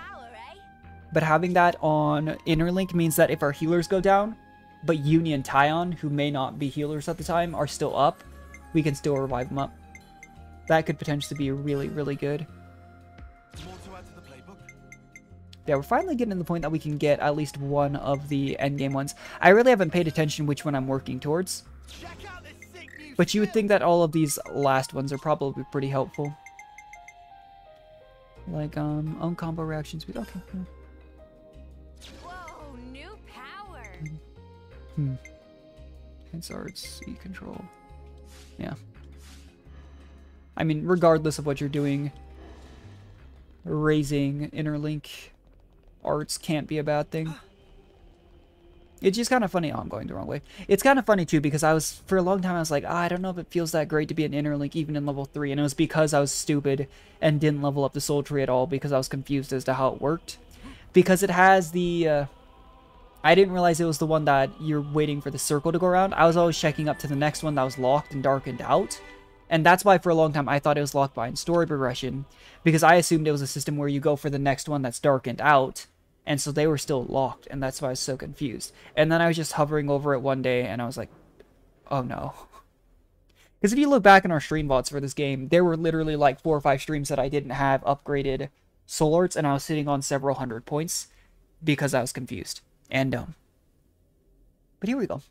Finally had a new progression in the story after like 45 minutes of fighting. Is that Melia? Wow, they, okay, so they didn't go with the Ouroboros, the Mobius mind control, it looks like. They just have her imprisoned. Oh, wow. Poor Melia. Honestly, with... Queen. Yeah, the Kevis Queen. That's vile. How could they do this to her? It's Mobius. With all we've seen of Mobius, Yeah. I'd put nothing past them. We have to release her. Yeah. This is where N shows up, though, 100%, isn't it? Yeah. Yeah, I was so sure N was dead, though. I was actually... It's N. Should have probably been obvious by the like, disappearing into motes of light and stuff, but I just... I don't know. Maybe I've read too many dark manga, watched too many dark anime recently to be like, oh yeah, that's just his body collapsed there. But look how dead his eyes look. Like, that's a big detail. Like, they really did well to... Like me. Yeah, kind of show the difference between Noah and N. Not just an outfit and everything, but... Got my just desserts. Well, don't you look smug with my woman on your arm, Noah. Is he gonna try and take, like... Does this face really look smug? I've really wondered, is he gonna go Yandere mode and just try and take Armio with him? Call it, huh? N. Poor Claude. Poor Claude. Don't understand anything. You cannot have the queen. She is the fulcrum of origin itself. By my very existence, I will keep her from you. I wonder what he means by that. As in, like, if we free the queen, origin collapses. That can't be it, but... And also, this is our queen you're talking about. So get ready for a right royal thrashing. You're effectively a part of Noah himself. We'd really rather not hurt you. But we will if we have to. Because if you get in our way, then Mobius or not, we're throwing out all the stops and then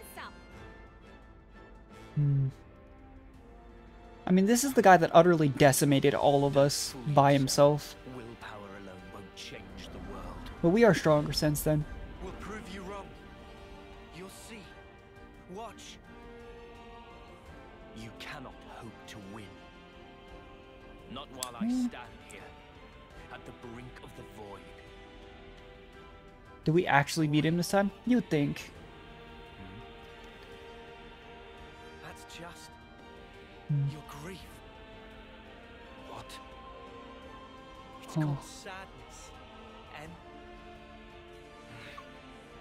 A grieved grunt. we came here for you. That is a lie. To honor M's wishes. Okay, we came here for a number of reasons. That might be part of it. That is not the reason we came here. What meaning does that tripe hold for me? Now that all is past, why should it matter? If you don't know, then let me teach you. I'll drag you with me. Yeah, the difference in eyes, like, especially with the close-ups, they did such a good job with that. Like, just the dull, lifeless eyes of N versus the bright, shining. Like, again, it's basically the same design. They obviously changed the hair, the way he wears it and stuff. but it's crazy how much of a difference they actually show there. Super cool.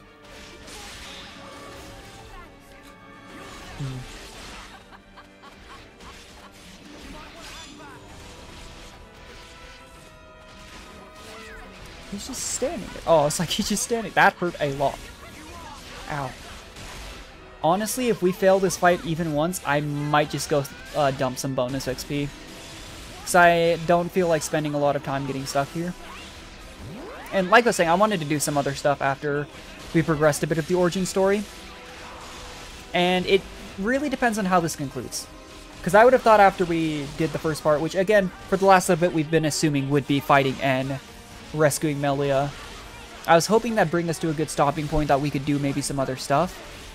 But we'll see. Ow.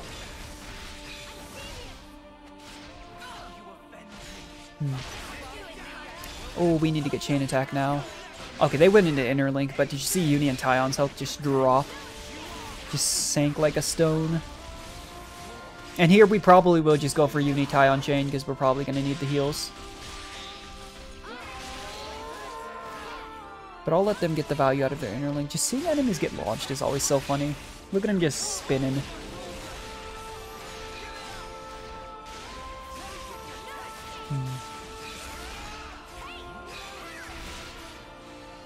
I'm actually surprised he can be break topple launched because a lot of unique enemies it feels like either have a very high resistance to it or they just can't be. Which, you know, wouldn't be super surprising me. Like, that makes sense to me. But couldn't tell you because I don't know.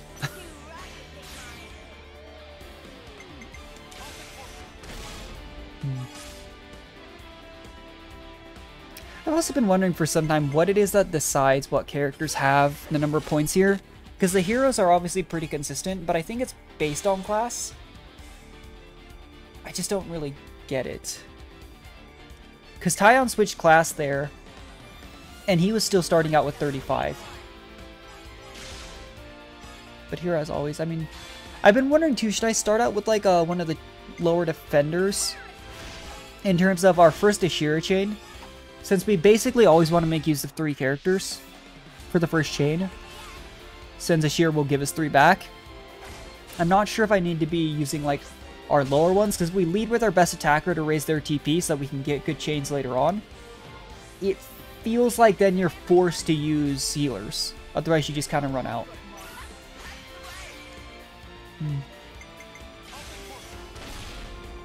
Because you obviously still have to finish that first chain with Ashira if you want these 3 characters back.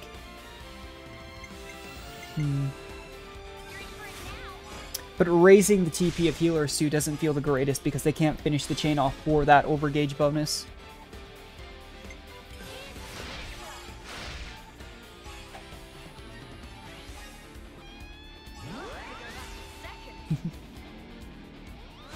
I actually really like Ashira's voice actor as well.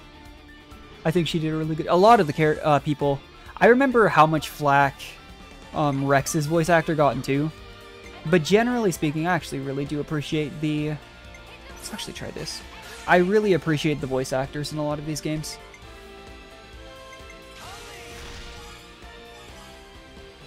That being said, hopefully we get the opportunity to do another chain here because I didn't even see Tyon's chain again, I don't think. Unless I missed it.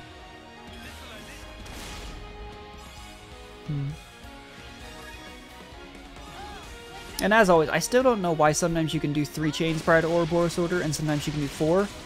I wondered if it's like you have to be able to actually finish a chain with just the base values, but I know that can be the case because sometimes you get just 2 healers. Did we really... I guess we don't need the full heal. You know what?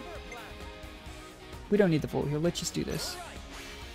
Because I couldn't remember off the top of my head anyways what... This will 100% finish the chain. I couldn't remember off the top of my head what Noah Mio's Ouroboros chain thing did anyways, even though we just used it. I just actually think we've ended up using Uni Tyons the most, and then in recent memory I feel like we've used Lance and Senna a lot for the defense bypassing damage.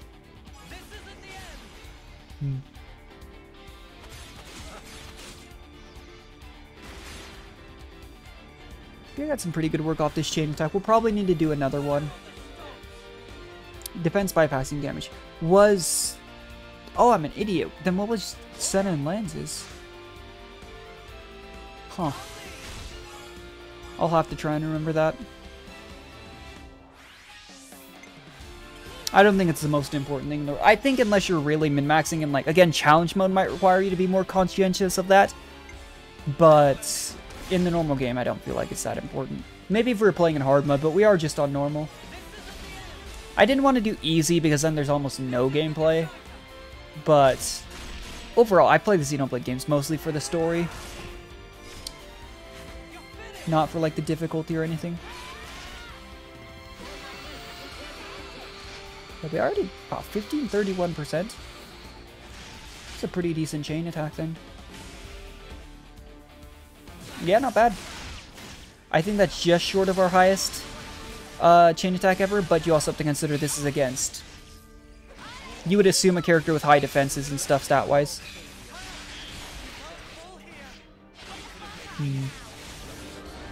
Yeah, this fight gets sketchy as soon as we come out of Interlink now, doesn't it?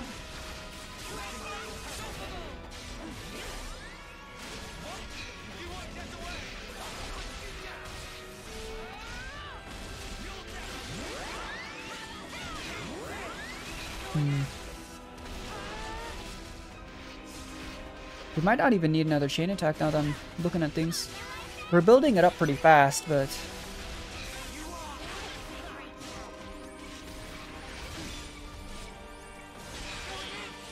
Yeah, we might not need it after all. Nice. Yeah, N was actually doing... I mean, we're only like 2 levels up on N here, but N was doing a surprisingly high amount of burst damage to everyone. Given that he was kind of just standing there at the start of the fight. Why did you do it? Tell me! How could you murder the city's people? It's because it was the only way for him to be with M. They were the lives of your own kin. My own kin? You're wrong. They were nothing but mere chaff. Oh. What? They were superfluous for us Mobius living in the now. But he wasn't Mobius at the time, you know? All those lives wouldn't have existed without me. Oh. As their original creator, I held dominion over their lives and deaths. Listen to yourself. Yeah, that's... Tell me, what about M then? What about the love Mio had for them? Mio. Yeah, he's gonna go insane if you... You're the one who couldn't protect her. In the end, you were powerless. Now she's gone. Yeah. How could you? Answer me. Well, it's almost like he's talking to the mirror. Sadly enough, you know? I don't get it. Why, N? Why do you keep punishing yourself like this? You took the wrong path. And then you had to walk it alone. I mean, what ended was unforgivable, but again, like, it's one of those... You really gotta think. If you'd been in his situation over and over, and lost, like, one person you really, really cared about over and over, regret owns you. It maybe could have driven your actions, you know? It's scary. And Mobius would have continued on, you know? You just had to keep walking that path. What you've become is regret itself. Yeah. Really? And what does that make you? Is he gonna say hope? That'd be my guess. All of us. We're hope. Well. They're hope, he says. Yeah, it's fair. What lofty heights of arrogance. It's very Xenoblade-y some self-proclaimed to say hope. Not at all. They're the words of the one you held most dear. Yeah. I wonder though, does N... You assume N does actually not stick around. That's her. But... Inside there. Yeah. She felt regret. Just Makes like you wonder. did. Does Zed come out and strike him down? Does he... I don't want to say... Well, I don't want to say take his own life because it's a little bit grim, but that's a potential option. I really doubt with how we're talking here, we're the ones who kill N. maybe N helps us fight Zed. You'd assume, though, it's one of the first two. Because I really doubt, there's no way N sticks around, you know? That'd be a little bit problematic. This hope of yours. How can there be Oh. anything like it? No, maybe it is us. Never mind. In this world, there is nothing but the void. Peer now into it and watch your precious hope crumble to nothing. Why? What's he gonna do? Oh. I'm trying to tell you. That's just the sadness speaking through you. Do we have to fight him again? We just kicked the crud out of him. It was actually... Okay. There is no room. Fair enough. Yeah, maybe... I mean, there's... Oh, the music's even changed. If you can hear it again, I know the VOD's sometimes a little bit quiet, especially when I'm talking, but... It's almost like a melancholic mourning song, instead of like the intense music it was the first time. He already knocked down Shiro.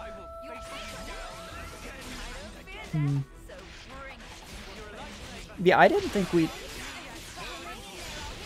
Oh my gosh, maybe we do need to, I'm really hoping that if we, have to go out and add some levels for this, because we are still 2 levels up on N, but clearly he's tossing us around really hard. We're going to be really reliant on interlink and chain attacks to keep us topped up and to do that. Oh. And our only healer left is stuck in interlink. Yeah, we might have to back out. Hopefully we don't have to do the first part of the fight again. That would be incredibly obnoxious. I'm thinking maybe I need to be playing a tank, though. Okay. I'm just paranoid that I don't want to sit through... As influential as these cutscenes and stuff are, I'd hate to go back out, get like 5 levels, and then find out I have to do the entire thing again, you know? But maybe we'll switch to playing either Mio or Lance here. I'm just making sure we have accessors and everything. Why can't I switch character? Oh! What? Excuse me? What? That doesn't count as a try, but like, what just happened? I couldn't switch characters, and then he just one-shots, Jeez, okay. He one-shot Uni. Why does he hate Uni so much? But my thought is if I'm playing a tank, maybe Zephyr would be better for this, but it'll probably be okay. I can, try and aggro him and face him away from everyone else. It's clearly not working because he does, like, the spin attack. But you would hope that'll work. I need to make sure I didn't get the cancel there, but I need to make sure I'm always canceling as well. So that it looks like Lance actually is the one who has aggro.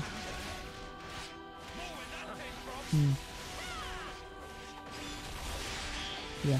The change in music though here is like actually kind of powerful. When you think about it, because it's almost like it's saying, you know, we are shaking him. Again, it's no longer intense like battle music. It's just very melancholy, almost like mourning. Yeah, I really thought he was gonna go like full on angry, like I'm just gonna take this version of Mio with me. Just by the way he was acting. I don't even think aggro on the... Again, I don't think aggro here is the issue on anyone, not the tanks. Because it feels like, generally speaking, Lance has held aggro here with the Zephyr class. It's more that he's just smacking everyone around him with an AoE, and it really hurts a lot. But I still think it's funny that 2 attempts in a row he just one-shot Uni. It's probably just whatever character you're actively controlling. But it's just... I like to imagine that for some reason he's just really angry at Uni in particular. Not even Noah. Or, you know, Mio, who has M within her. He's just like, yeah, no. I'm just gonna take out... Which, to be fair, she is... In all the cutscenes, appears to be the only medic. Because Taion is like an actual healer class.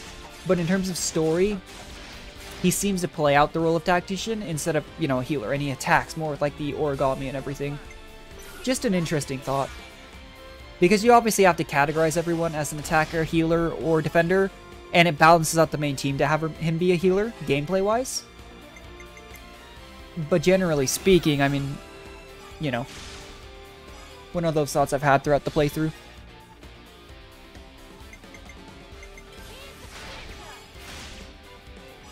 Let's see. Yeah, we really do heal a lot more than I thought we did just during the chain attack. Like, again, maybe throughout this playthrough I've really been overvaluing using Taion and Yunie's Ouroboros chain because it just doesn't feel super necessary the more and more I go. Do I go for it anyways? I could be really greedy here and try and get another. I'm gonna be greedy. Because here, if I can get one more chain off, and this could extremely backfire, but look at how much damage we, I would say have, but haven't done with our chain attack so far compared to the previous fight. And knowing how fast N can take us down, I kind of want to try and squeeze everything I can out of our chain attacks. Because it's not only free damage and heals and stuff, but it's safe damage. He's not going to hit us back while we're doing the chain attack. But if this ends the chain attack here, I'm obviously going to regret it. That's awkward. Ooh, that wasn't even a third of what our previous one did. Again, I have no idea what causes it to sometimes give you 3 and sometimes stop you at, sometimes give you 4 and sometimes stop you at 3. But I should have just gone for Taion Yunie chain attack there. That was my mistake. Hopefully we'll be okay, though. Yeah, I wasn't expecting to have to fight N just twice in a row, though. And this fight really does go south very fast when, you know, our random units don't have, like, interlink and stuff up, and they just get wiped out by a couple AoE attacks.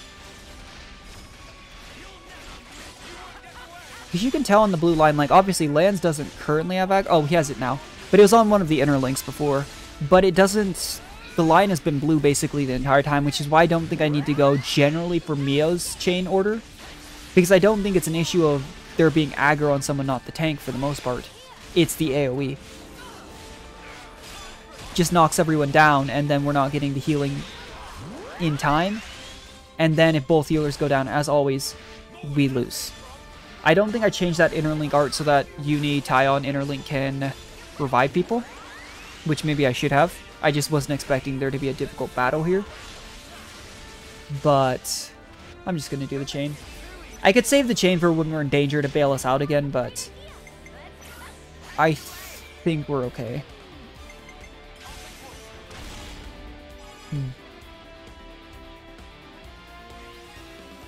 Yeah, like I said, let's try and level up a defender a bit. Oh no, is that going to finish the chain? Okay.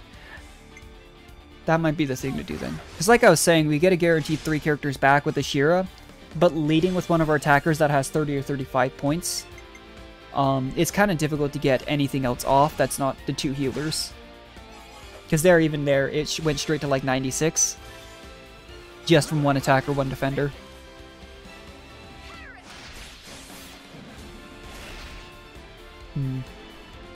Very nice.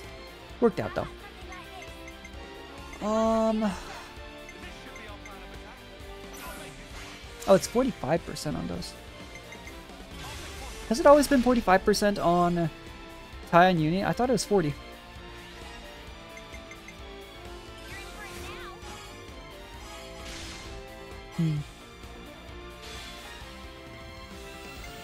But because we leveled up a defender here, we should be able to at least get 50% here. Which is something we weren't doing on our secondary chains because we were only leveling up our entry attacker and 2 healers. So that might be the way to do it, with the Ashira at least. But yeah, we are not doing any damage to N here. It's actually kind of scary. Are we really going to end up without getting... I'm really hoping we don't end up not getting another Ouroboros in here. That'd be really awkward. I just wasn't even thinking when I led with Ashira. And again, I think it's just RNG. So, you know, I could just be getting pretty unlucky. Gamer tag is Misfortune Girl for a reason.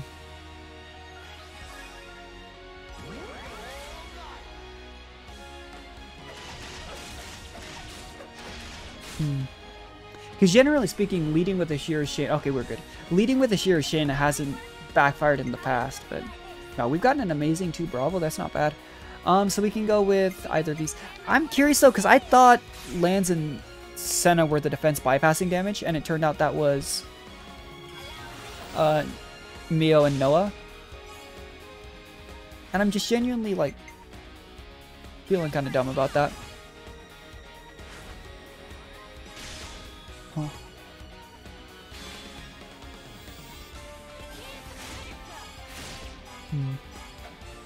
And I still have no idea if it matters what art you actually use. I know you can chain together like break, topple, launch and stuff during the chain attack, but I generally haven't worried about it. That's probably how you get really, really high damage chains. But generally speaking, like I just have the healer's heal. Oh, it is defense bypassing damage. Okay. Then it's just the same for two of them and it's full heal off the other two. I mean off Union Kion. That's really interesting. I am confused because I did not think that was the case, but it's... I'll take it. Like there, actually, I used Field Regenerate. I probably should have just gotten a buff because everyone's at full here. I've just been... We could use Daze here. I don't know. Really could not tell you what's efficient. Yeah, this chain did way more damage than the previous one, because the previous one we greeted and then didn't get an Ouroboros chain. Which was awkward. Here we go.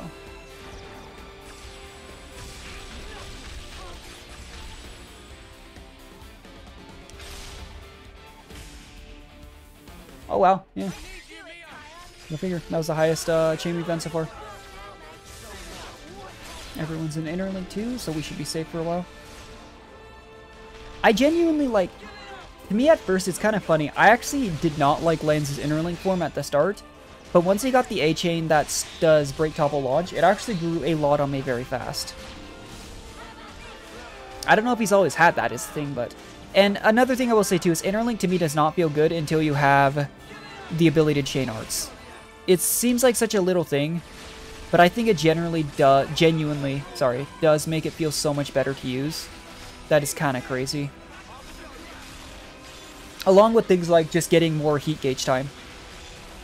I mean, I've kind of memed a bit about the fact that that's basically what I've just had everyone inherit from their partners.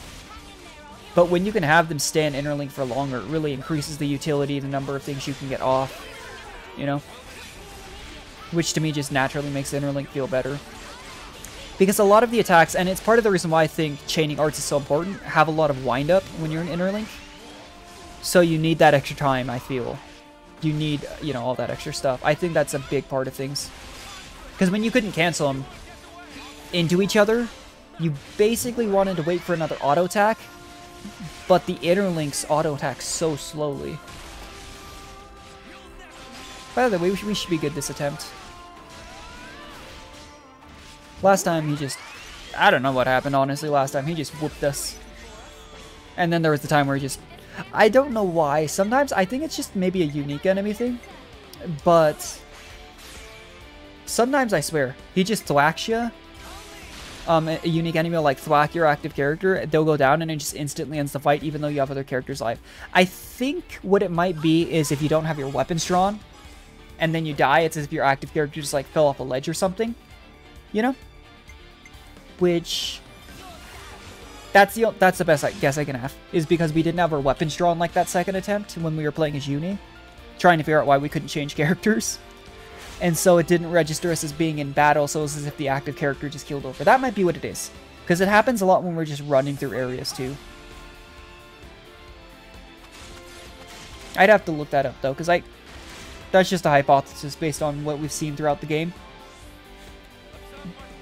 But as always, could just be completely wrong.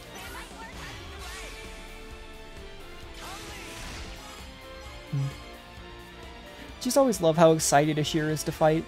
You choose her for like a chain order and she just gets like super excited.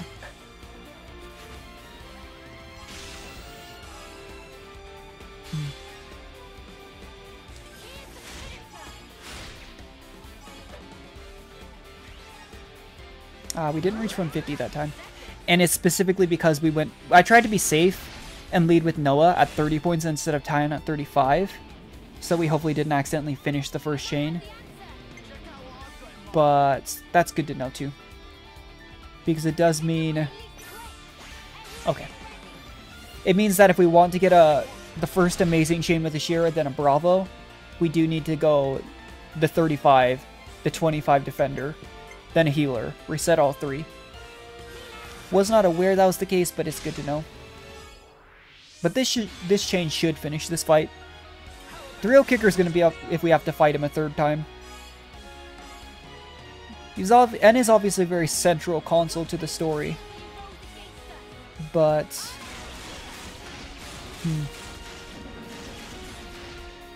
would be interesting. Either way, you know, we technically lost twice, so I'm just not gonna hold back. Sorry, Em. I know you're already down, but... Oh, oops. That's awkward. Exactly 100%. I did not mean to do that.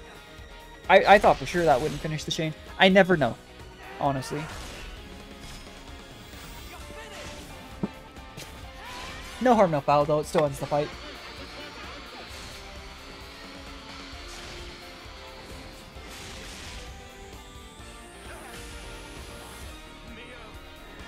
Yeah, the difference in damage when you get an Ouroboros chain off and when you don't is kind of absurd. So that one we didn't was like 400k.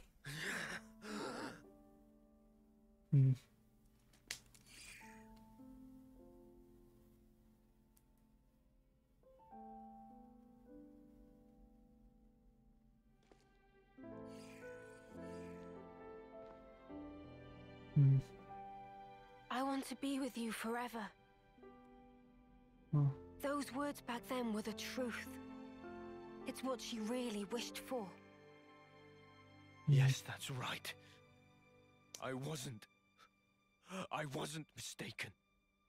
When I tried to keep forever, her but eternity, that was the correct choice. But it wasn't in the correct way. You ruined it. Because you've changed. You still don't understand.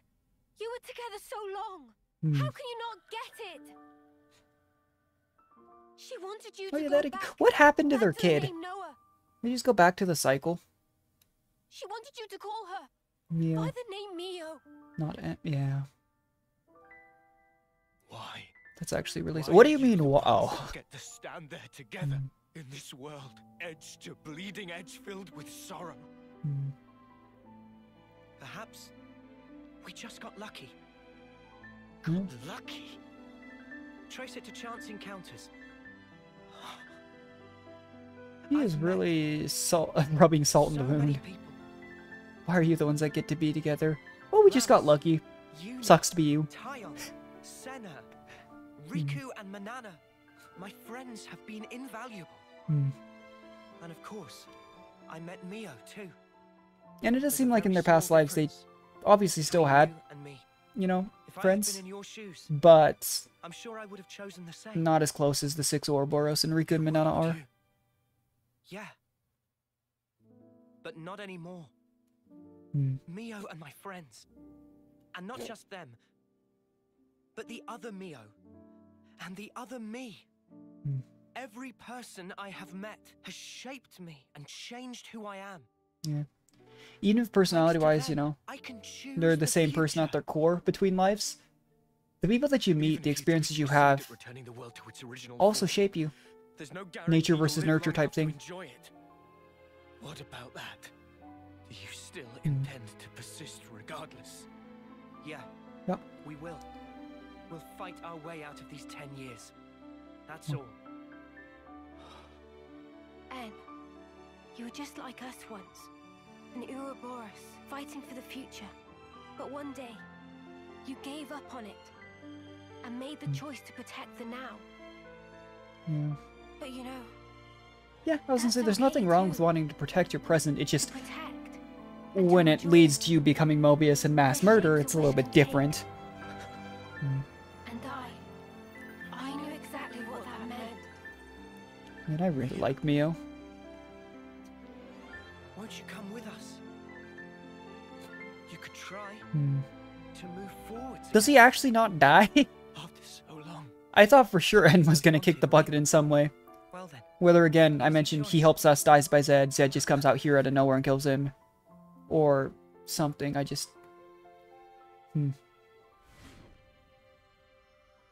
Oh. Wait, no, do they merge like... Oh, okay, I was gonna say, do they merge somehow? I thought that was because of M's specific power. Goes back to the path that he'd chosen. Interesting. Very symbolic. What? Wow.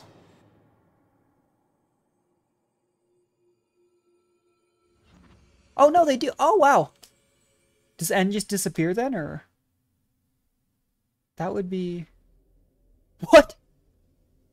What in the... That's cool, I just didn't expect that to be the case. That's a really sad ending for N. To be fair, his ending before was tragic as well, but... Is he dead, or what? Wow. No.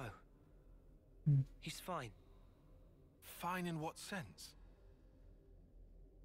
Huh.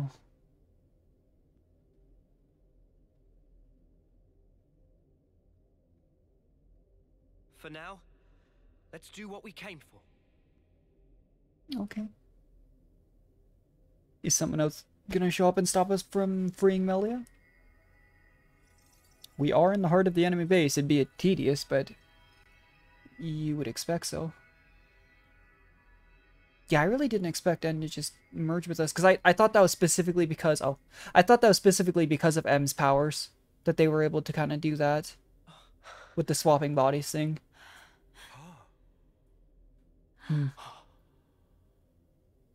Hi, Melia. I had You're very pretty. She reminds me a lot of Ethel. a very long dream. In my dream, youths were Except fighting. Ethel doesn't have the wings, but you know. And as many times as they fell, they always got back up again. Huh. A dream of young people simply trying to survive. How long has she been asleep? Majesty. Same length as Nia, or? Noah, correct? I have been watching you all this time through the eyes of my simulacrum. You would think Mobius would completely gate her off. If, you know. Interesting. Well done making it here. The Queen of Agnes is already free. Now you are too. And now, that leaves only him. And Y. You And mean X. But yeah. Zed. Yes. About Zed. He is not a person, but a Oh! concept. What? Concept.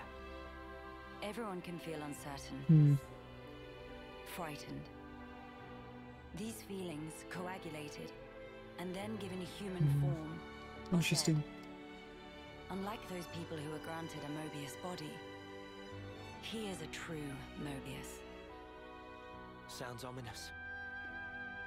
So he's not even an individual? He is, and he isn't. There is some Mobius within you too. But Yeah. perhaps you realize that. Your Ionios lies in frozen time, born from the Mobius wish that chose the endless now. So then, both us and the world... I wonder, does that mean if we... Everything that exists, it's all false. Oh. Everything that exists is reality. Present lives. And future ones. Yeah, it's really difficult to tell what'll happen to the Mobius world if we aside, free it from Mobius the as wills well. of countless people persist inside of Origin. The sword of the end you carry, and Ouroboros, they take their shape from these thoughts. Protect the now, or carve a path to the future. The wielder decides.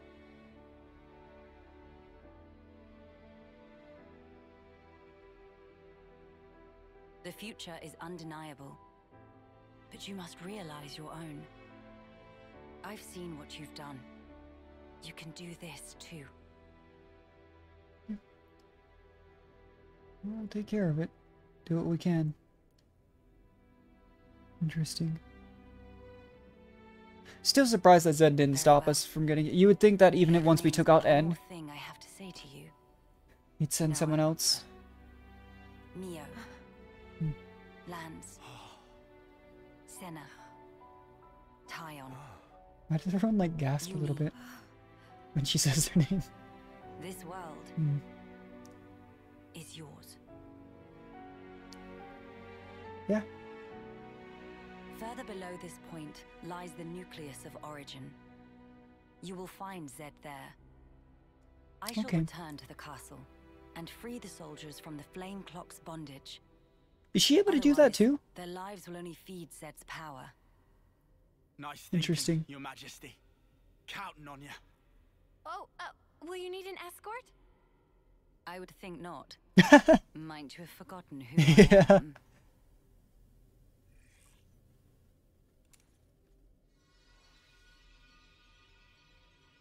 Oh, she's just gonna teleport out?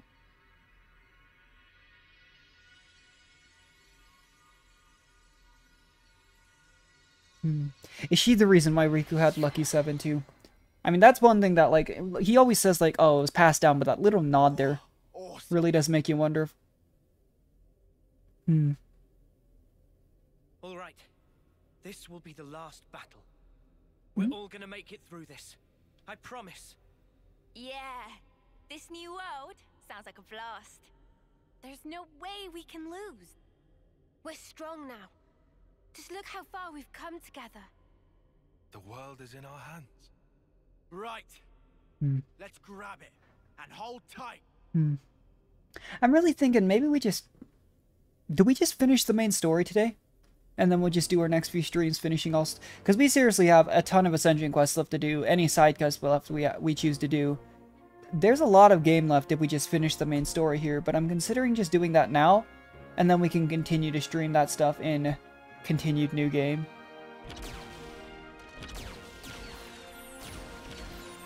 Because I was thinking we'd have to deal with several Mobius members, such as X and Y. If you told me I'd live to see it, I'd have never believed it. Yeah.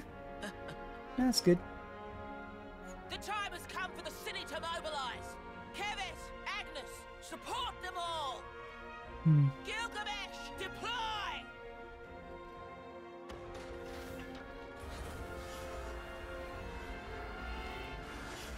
Okay.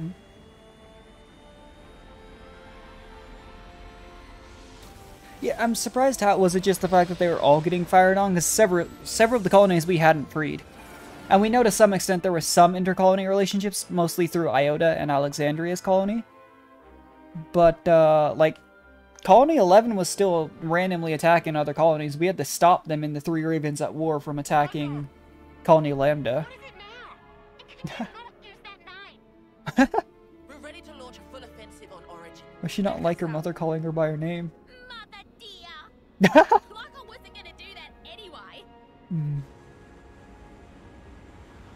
The sheer lack of ability Gondor has getting along with her mother just makes me laugh a bit. Our main goal is ultimately defense. They seem to have eased up around each other though. Again, maybe due to circumstance and the battles, but Leave the middle intact. compared to like when we first met her in the prison. And we can't restore the world, right? Roger, we'll cut.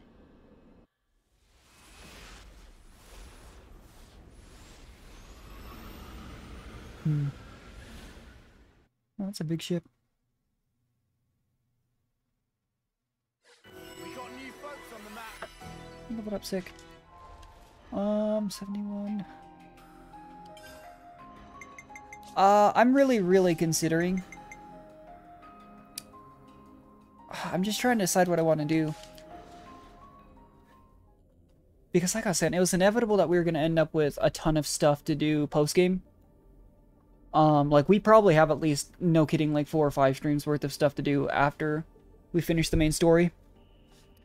Do we have a teleport point around here? Because I'm actually at the point where, yeah, okay, I'm just gonna go spend my rest, bonus XP real quick at some random camp. Because I don't think from this point on, there's the 2 classes that we obviously have to get post-game. I'll figure out inheriting those when the time comes. But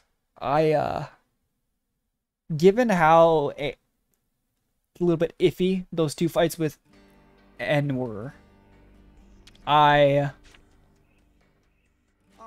do think it's probably just wise to do what we can.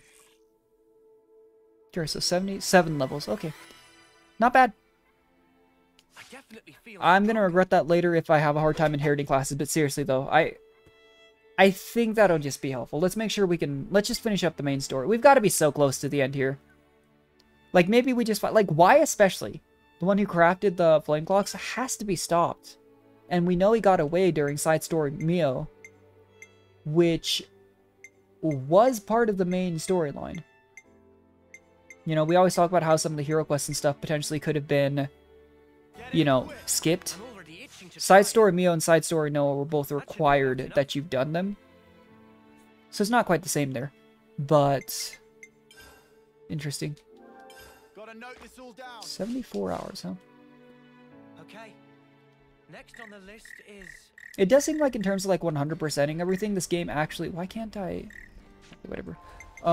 This game actually doesn't take as much time as 2 did, which is interesting. But that's because 2 was literally grinding legendary cores for the Gacha system before you could do all the endgame quests.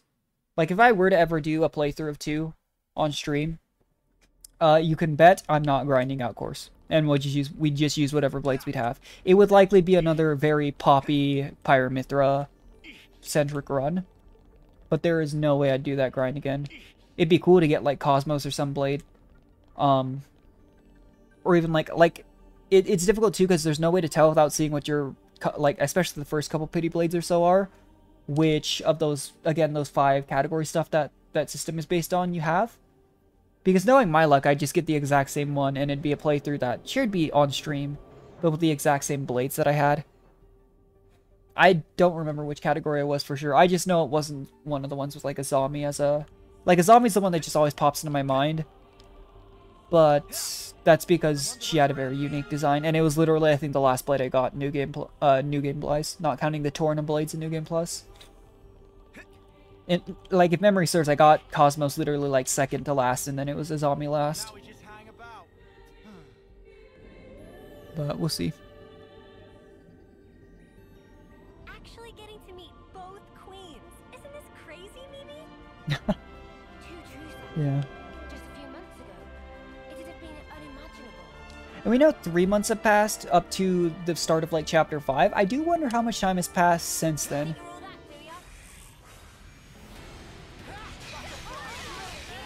Because the entire premise of the story, I don't think could have taken more than 4 or 5 months. In terms of, like, the actual time of the story. When you think about it. Play another character for a while. Someone we haven't used. Oh, wait. For a second there, it looked like she had, was that Izzard's weapons out? I don't know if that was just me. I may have been seeing wrong. Yeah, Medic Gun is one of those classes we've had since the start of the game, and I never played a whole lot. At the start of our playthrough, like I was saying, we did swap pretty often between characters. But you have to consider the first hero class we got, aside from Ethel's, was Valdi's. Although, to be fair, I think I switched out Tactician first. I don't mind Medic Gunner too much, but I just... It's one of those classes that almost feels like it was power creeped within the game itself, you know? Oh, sick. I did not need to teleport out to a rest spot. Whoops. Yeah, even with the extra 7 levels, I have an idea that the last fight might be a little bit sketchy.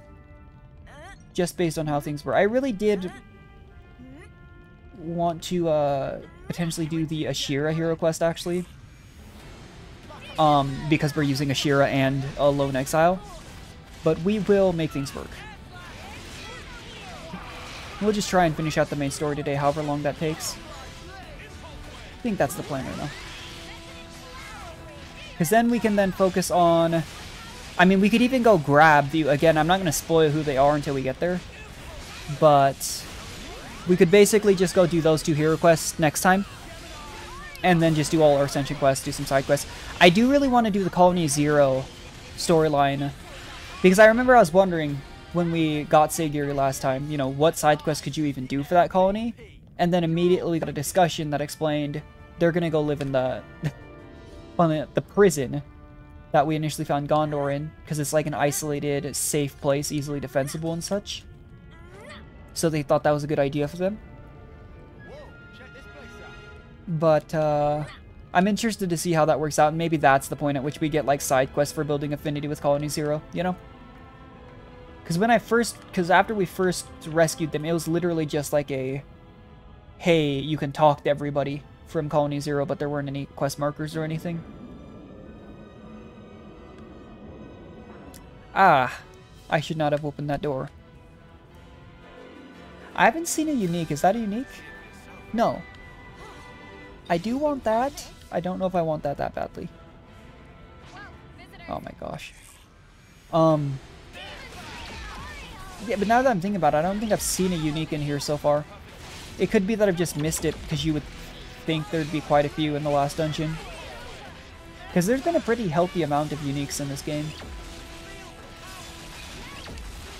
I've mentioned this before, but they're one thing that I just don't worry about fighting on stream. It's just, you know, a long, drawn-out fight that you then get a soul hacker ability from nowadays, and you get a teleport waypoint.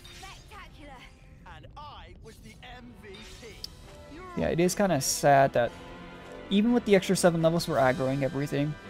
Again, it makes sense. It's one of those, like, we're in the enemy base, they're not just going to let us run by. But I was hoping that'd give us a little bit wider of a berth so I didn't have to worry about it. See those huge doors down below? There's doors down below.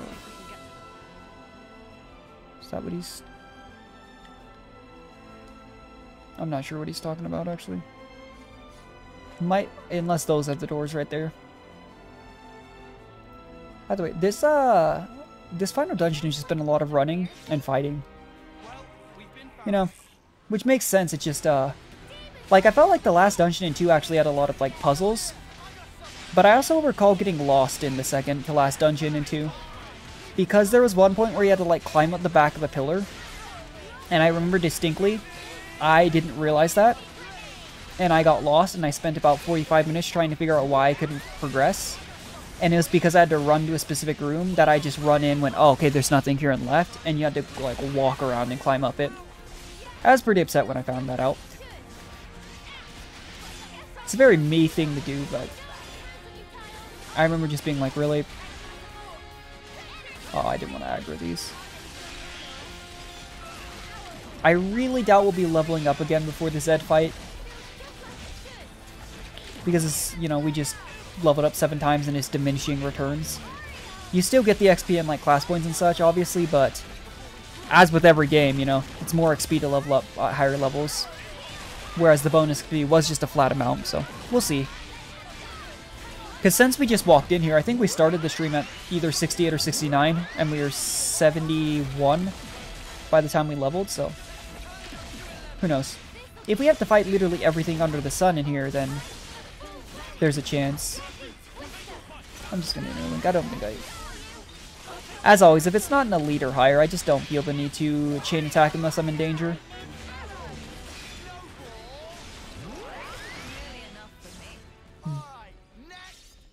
Yeah, Uni's class, I mean... Going back on it, I don't think very many healer classes that aren't Thaumaturge or Tactician feel terrible. It's just when you compare it to, like, the ability of Signifer, for example, to give you an insane number of buffs and also provide a decent amount of healing, it doesn't feel as crazy good to me, if that makes sense.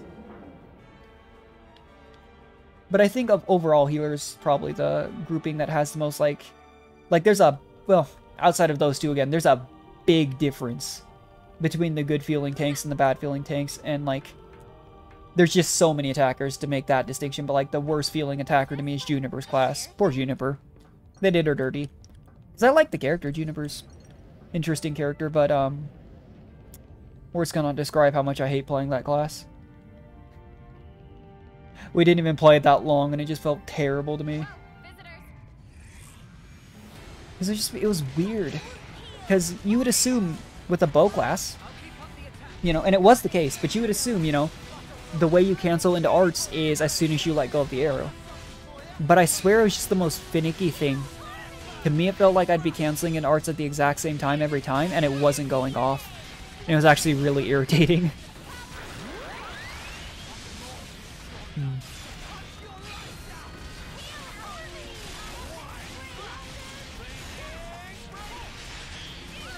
Yeah, I am wondering though if I need to bring a third healer into... I think we'll be okay. But I'm wondering if we need to bring either a healer hero with us into the Zed fight, or potentially as well if we should be looking into switching over, because we do still have Sen on Signifer, if we should be looking into switching Uni to Yona's class because of how good that one feels as well. Because I've actually really liked that pairing. Because I don't know how much... I genuinely don't know how much of a difference it makes bringing... Like... What is she, like, rank... Oh, she's 19 on... Wow, okay. I didn't think she was that high. But, like, what is the difference between a rank 19 medic gunner and a... Can we not get through here? Between a rank 19 medic gunner and a... rank, 10... what's it called? Troubadour. Oh, well, there's the... I really don't want to fight this thing right now. I don't know if we're going to get an option. But let's, ooh, that's attacking Mio, not my active character. I'm just gonna leave, though. That doesn't sound very good. The issue is because we're quote-unquote, yeah, I was gonna say in battle, I can't tell, where we're supposed to go. It's actually good to see, though, that there's finally a unique. Because I've been wondering. Of course, this place is outright stated to just be massive, but just was a little confused there. But as far as inheriting classes now that we're this high of a level for the last two post-game ones, I would assume there's at least a... I'm trying to remember what level the gorilla was at the start, because there's always a really high level gorilla in these games for some reason. Just at the start. But I would assume... Uh-oh. Oh, no. Oh, please don't take Uni out. Okay. I do think my theory about if you don't have your weapons drawn and the active character goes down and just resets you. But as far as inheriting those last two classes across the party, the plan would be, hopefully if we, again, unless something drastic happens, I'm trying to finish out the story here. The plan would be to, do those two hero quests first thing next stream. Then do a few other things. It is a required fight. That is 5-10? Surely not, right? Uh-oh. If this is the case, I'm switching back to a tank. I would not be playing healer for this fight.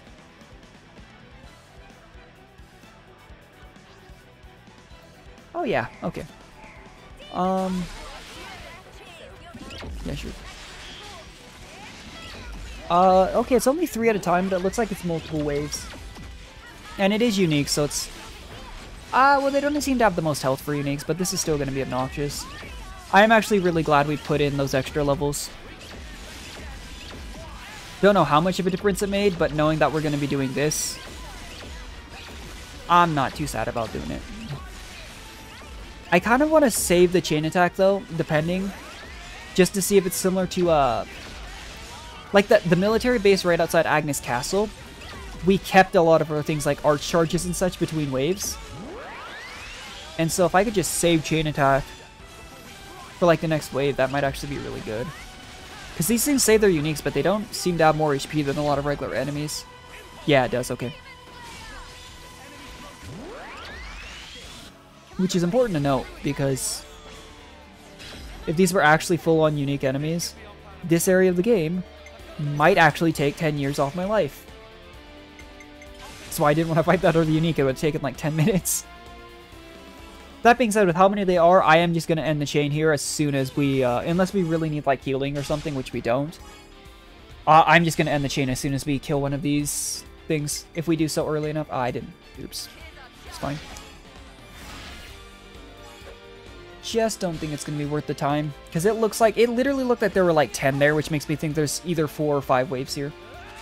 Could be 3, but... I mean, there's obviously at least 3, but it makes me think that there's at least, you know... a good amount.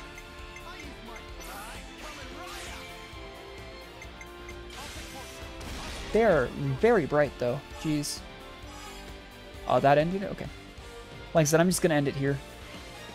Ordinarily, you know, I wouldn't, but looking at how many we're gonna have to chew through, I'm not even sure if it's worth it to do a chain attack. Because obviously to 100 to 0 one of those things within, it looks like 2 chain orders, but I don't know if we even need it. We're still chewing through these guys pretty fast. I mean, we did just dump all our bonus XP, so we're back to being 10 levels up instead of like 3. I'm thinking though, a chain attack on a full health one is probably faster.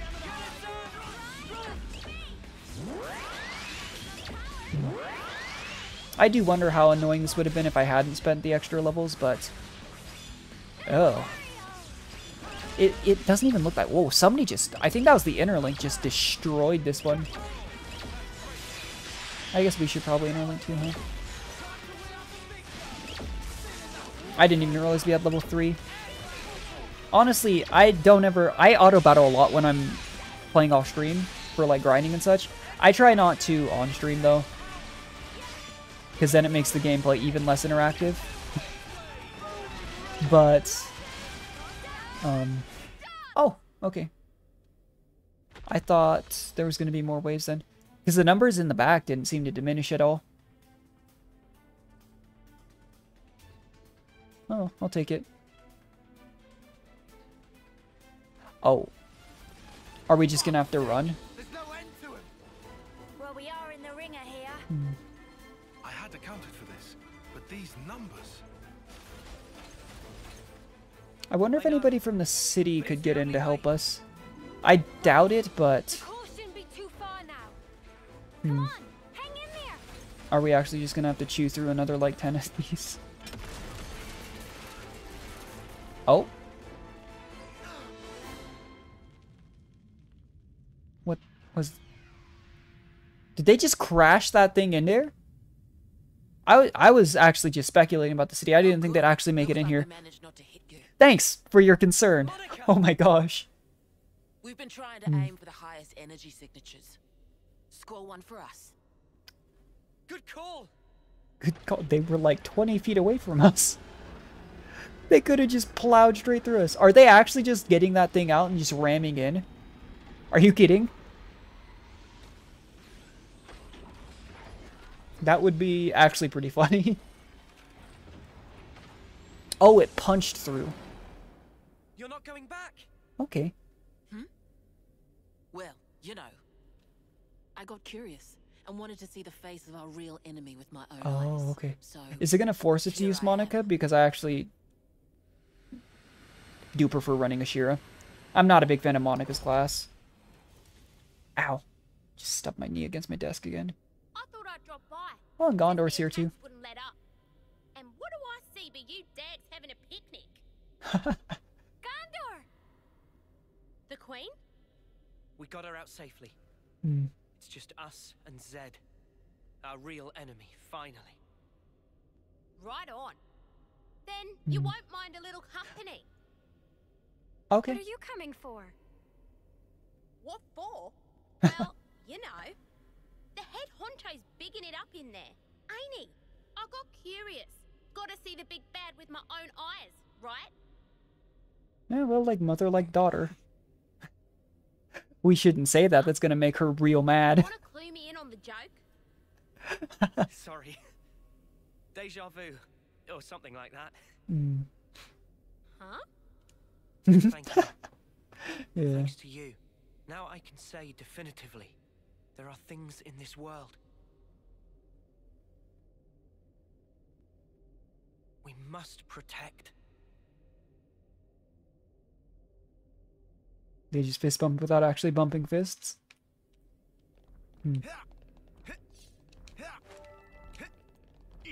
Interesting. Everyone's lending us their strength. Oh my gosh. It's all riding on us. I think by this point, though, we've played a little bit of everybody on this stream so far.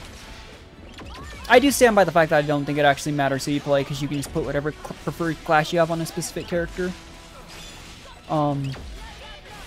I was just thinking about that though off stream. I was like, I've really just played a couple of the main cast. A whole lot. Now that I think about it though, we could probably just run away from these enemies and keep going down. So we don't have to fight them. I might do that.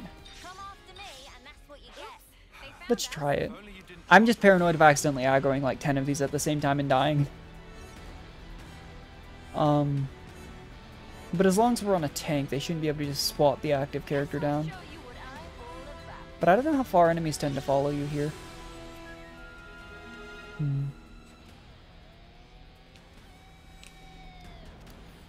Oh yeah, we could probably get away with just running away. New rest spot though? Oh, we do still get it, okay. I've never actually tried discovering a rest spot in the middle of a fight.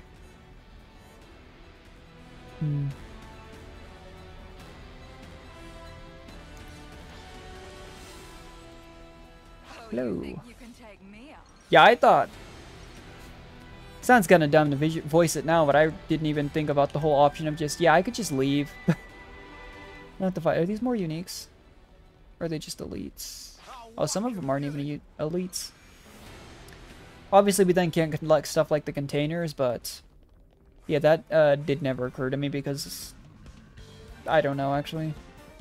Because we were just talking about how it felt like it was taking... Oh, there's another unique. How long it was taking to get through this area. Because we were constantly having to fight everything. That being said, we are absolutely aggroing a bunch of stuff at once. I don't know if I can go back here. Yeah. Like, literally the only downside is we lose the direct red path to where we're going, and we still have a general idea, obviously, no matter what, so... Not a big deal. This is... Okay, we have to fight this one, I think. But that should save us some time, because it's not like we're going to get any meaningful experience. At the most, we get like one more level, I think, before Zed. And if that one level is the difference between us winning and losing that fight, I'd be really sad.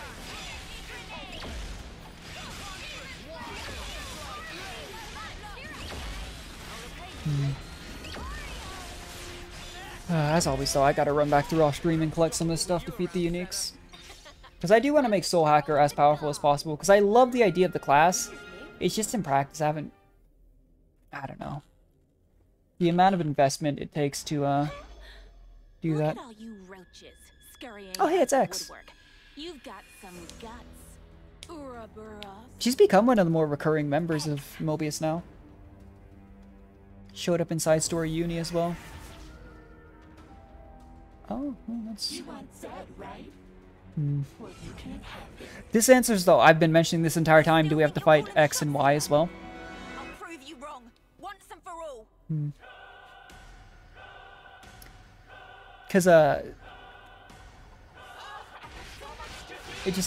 it's hard to tell because I cannot really tell what, members of Mobius are going to be dealt with in, like, Ascension quests, stuff like that. Because sometimes we have just straight up nixed the, like in, Fiona's colony, the Mobius member that she made friends with, we never even saw their armor, you know? They never transformed in, like, a Mobius member as far as I can remember. But that, you know, they kicked the bucket there. Like, they're done. So it makes you wonder, you know, if you don't see a member of Mobius get nixed in the main story, they probably got dealt with in some other Hero Quest, Ascension Quest, side quest, you know?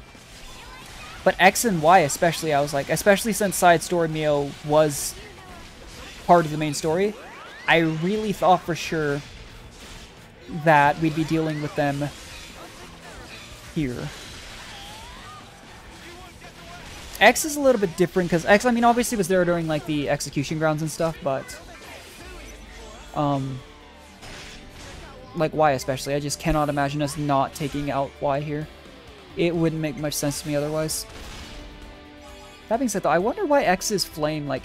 I always thought that was marker of, like, a second phase, which it probably is. But it's usually closer to halfway mark. That's not even, like, an eighth of the way in. It's interesting. Did Uni's class really heal that much? What? I just did her AoE heal once. Maybe I underestimated her class. Because we've been running utility healers that don't heal that much for some time. But she just used one art skill and it like healed Noah from... That was like 3k healing in one skill. That being said, if we do have to fight X, Y, and Z and go through all the... I'm gonna greed. I'm gonna do this, and that leaves me 2 options for Ouroboros Chain. If we have to fight X, Y, Z, probably do a bunch of cutscenes. This could end up being a very long stream, which means uploading the VOD's gonna give me a headache. Because even just uploading the HD version and stuff of the VOD actually does take a very long time. Because you have to upload it in its entirety, which, you know, a few hour long VODs are a lot of space to upload. And then you also have to, it has to process everything. I think that's how they check for like copyright and such. And then it also has to process the HD version. So it does take a very long time.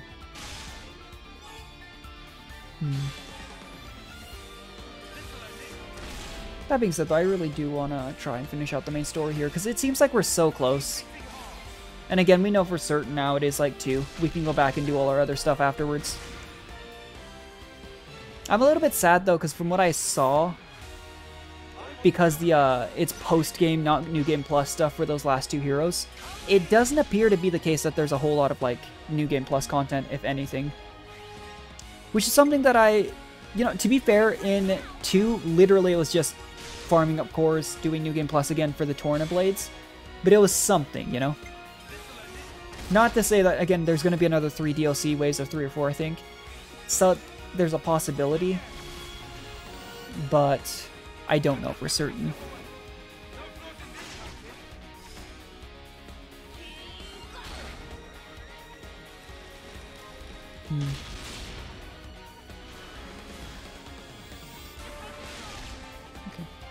I was a little concerned at the start that chain 1.7, and that's not bad.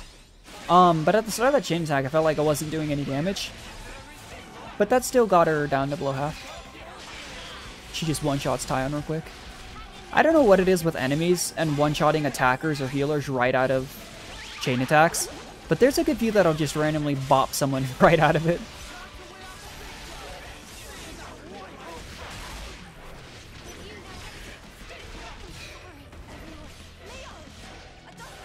I always think it's funny when you see someone try to interlink though, and then they immediately go down and it cancels the interlink.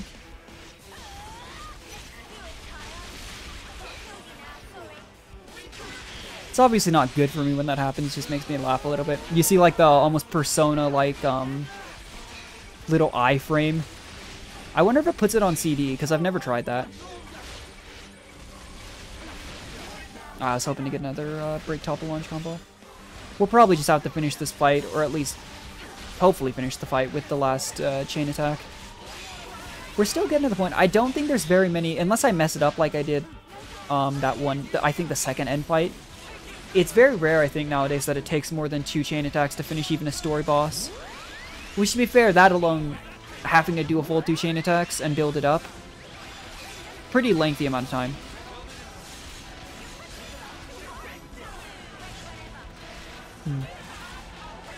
But I'm hoping this will do it. Alright, what do we got? I'm actually just going to lead with Ashira. This backfired last time. It was a big part of the reason why it backfired. It just feels bad. Like, Ashira even has one of the better chain attack bonuses. I think it's pretty good. But it's that danger of sometimes you get unlucky and then you just straight up don't get to chain attack. Ouroboros chain attack, I mean. And that's the danger of, yeah. Yunie's class seems to heal a fair amount. She was at 1 HP, so it does heal at least 3k.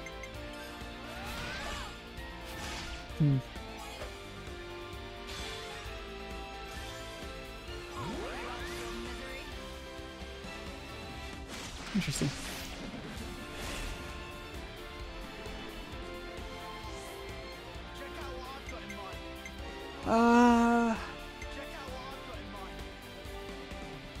Try this. Only Mio's missing health, so it should be fine.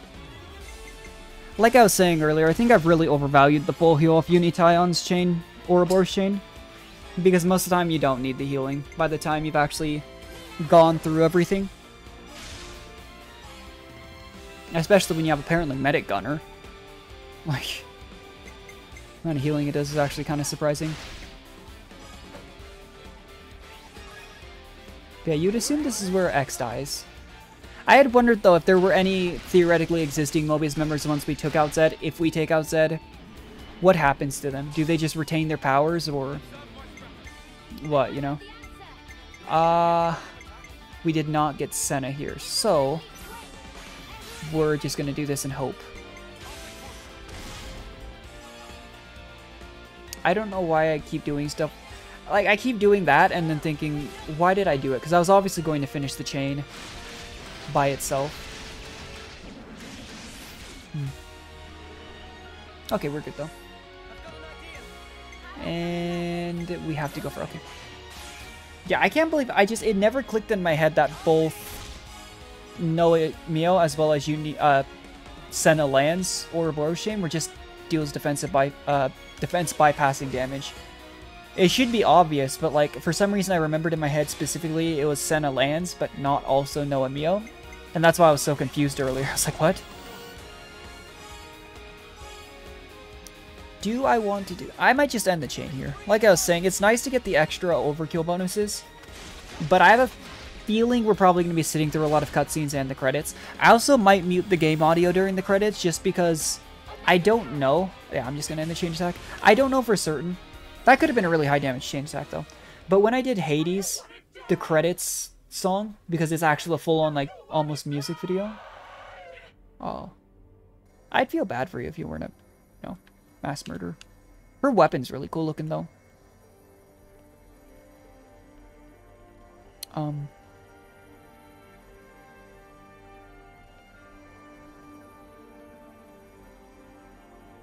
Does she just...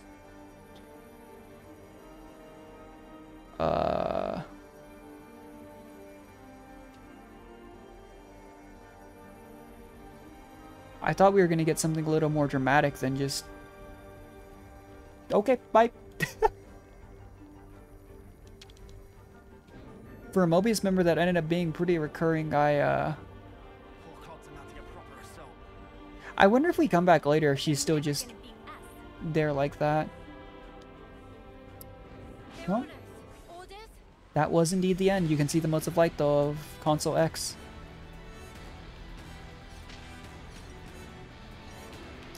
She actually reminded me a bit of, in a strange way, of Kronia.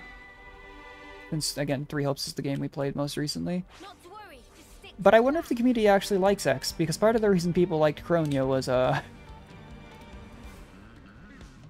think there were a couple pretty...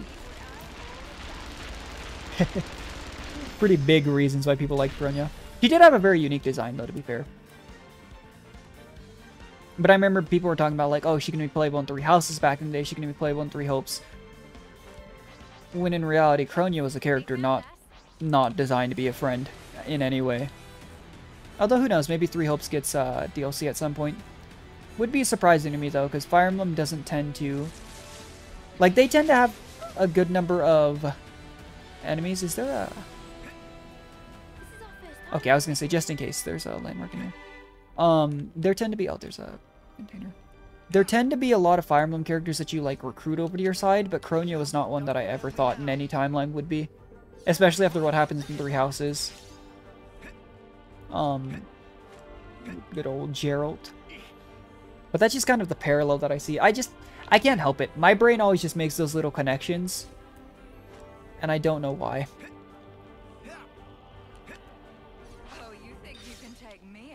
Like, it's one of those, like, I'm not necessarily trying to compare things, because I don't think things need to be compared, especially when they're things you enjoy, but it just, kind of pops in my head. Right, okay. I don't know if these last doors, like, just don't open when you're in combat, or what, but I came to the realization I could probably just run past everything. And so that's what I've been doing.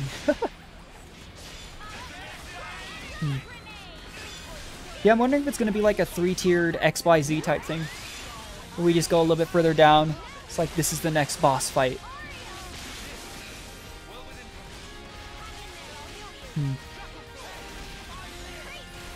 But if we don't see like several of the other consoles, it really does make me think that, for example, Ashira's is a perfect example. I really do wonder if in her Ascension quest she takes them out. Because her console, she straight up, you know, let them go, saying it'd be a waste. And, you know, us being us, you know, if we let her go, there's got to be some kind of conclusion to that. I've just been surprisingly invested in, I don't know.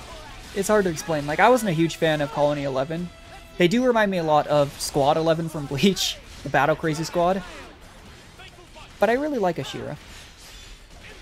Which is funny, because, like, I did like Kenpachi. I wouldn't say he was my favorite captain in that series, but I also really like Ikkaku. I think it was Yumi Chika was the name as well. Was an interesting character, but I just really like the design of Hazuki Maru. Oh, yeah. Well, there it is. Why?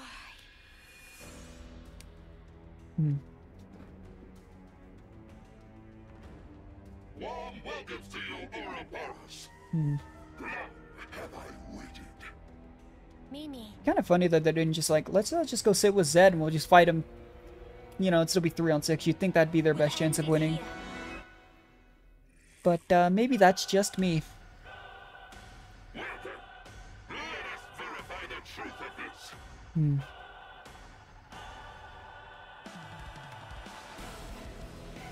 If you wish to be dead, you shall have to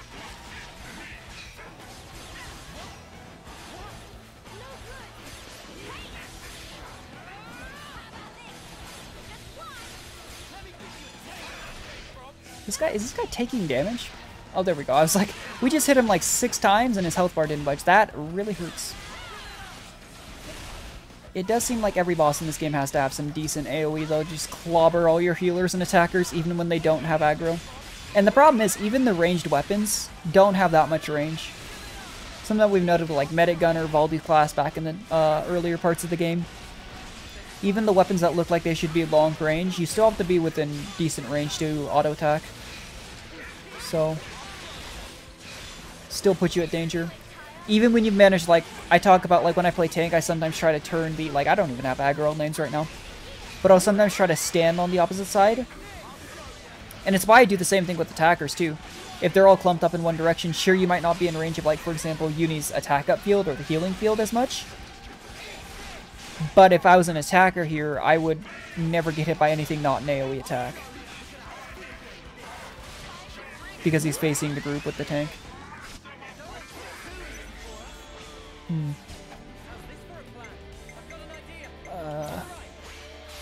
Yeah, let's just keep going with the defense bypassing damage, I think, at this point. I feel like that might be the way to go.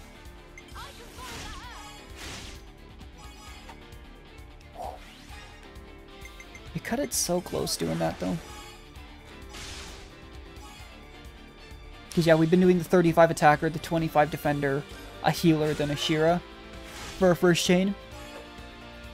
So that we raise the damage of an attacker and a defender specifically, but it always comes within a few points of finishing the chain. And if it ever actually does, it's actually not good. I think the big downside to Noah's, though, potentially, is he gives you a 90% chance for... Let me be greedy again. He gives you a 90% chance for attacks during chain to be unblockable. But then 2 of the 3 Ouroboros arts are unblockable defense bypassing damage anyways, you know?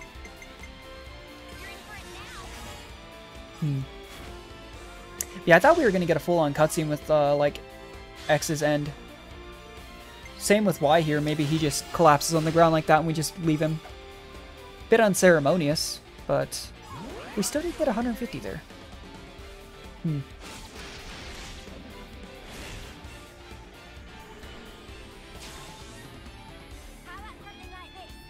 Ooh, okay. Do this, and hope we get a 4th one.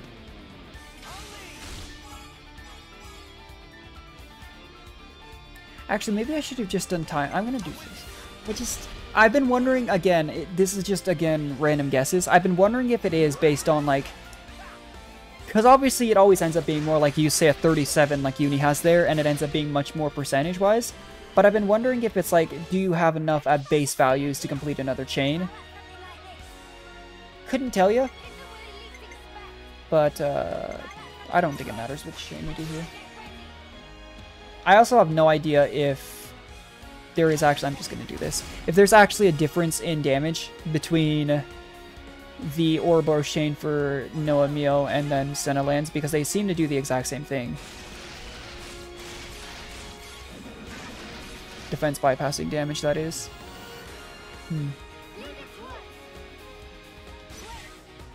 Wait. Reduces... Oh, it is different, but I'm an idiot. Oh my gosh. I thought it was the same for both flip sides of each one. Interesting. This entire time, like, this is why I'm getting confused, because I don't pay attention to these things, and then I'm like, wait a second. I do not know, though, what causes it to be Noah or Mio's chain, though. I don't know if it's whoever you do second, because I feel like that's not always been the case. But I'm just going to stop making theories about stuff like that we've probably already seen, because I feel kind of dumb about that. But I swear, like, we just used... Was it Senna or Lanz's then that was defense bypassing damage? Because now we know it was Noah's. So Noah is defense bypassing damage. Mio is reduces attacker and healing aggro. I am pretty sure that Yumi and Taion both just heal you to full, by the way. I do think that's the same.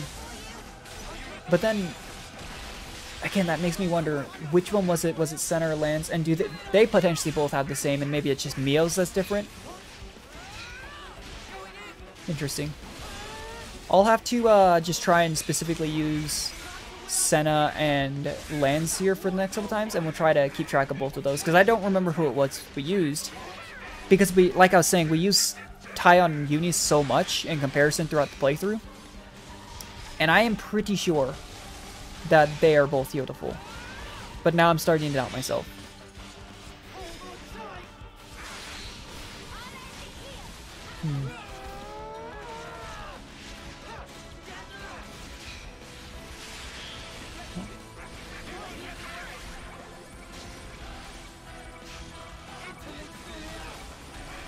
Interesting.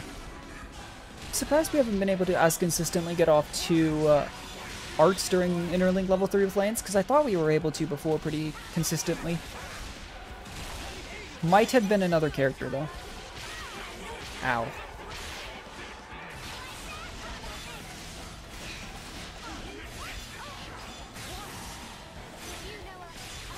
Oh my gosh. It's really annoying trying to cancel arts when your auto attacks bounce off and then you can't cancel into them.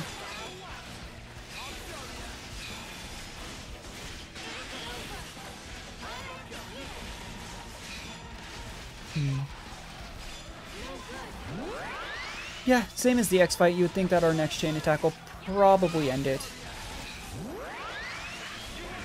And if it doesn't end it, it'll bring it pretty close. Here we go.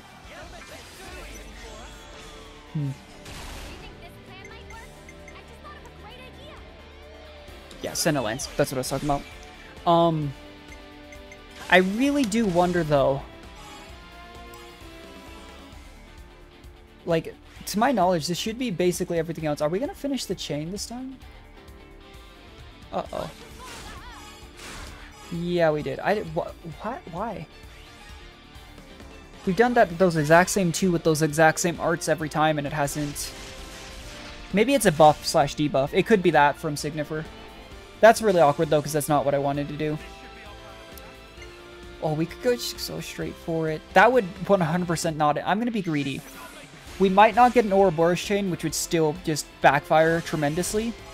But I don't think that just doing Senna lands there into their Ouroboros chain would finish the fight.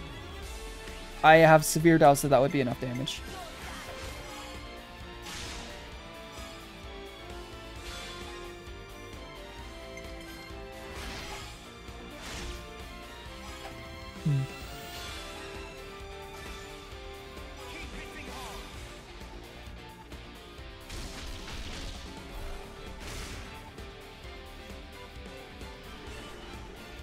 Show me lands, please.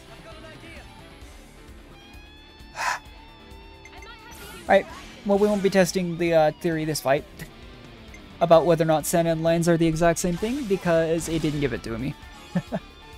That's always rough. Because again, I always talk about this, there's 7 possible chain order. Oops.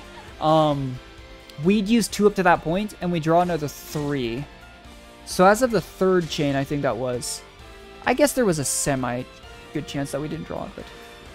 Still. It's fine. We still got an Ouroboros chain. I don't think this will end the fight, though. Which is annoying.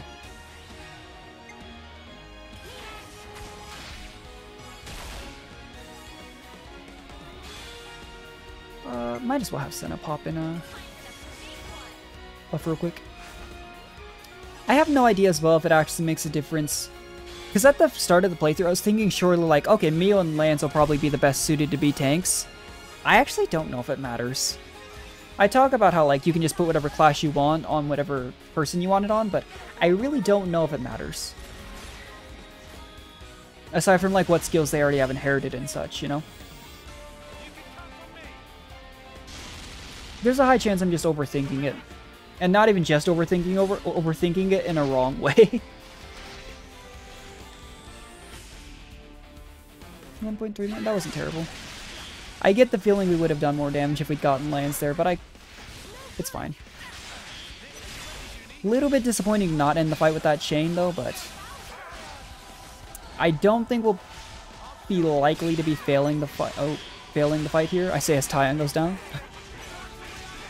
But I have a feeling that, you know, we'll be fine. Hopefully we don't fail the fight against Zed too, because you would think we failed the fight against N. Again, technically twice, but one of it was us getting one shot while I was trying to switch characters. You would assume that if any fight was difficult, it's the last fight.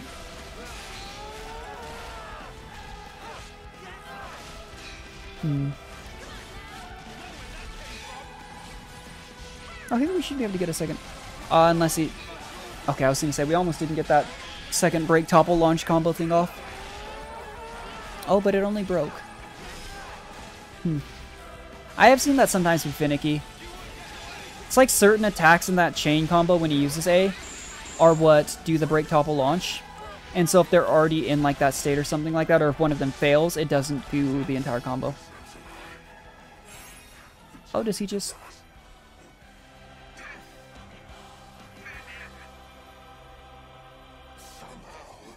Okay, well, same deal.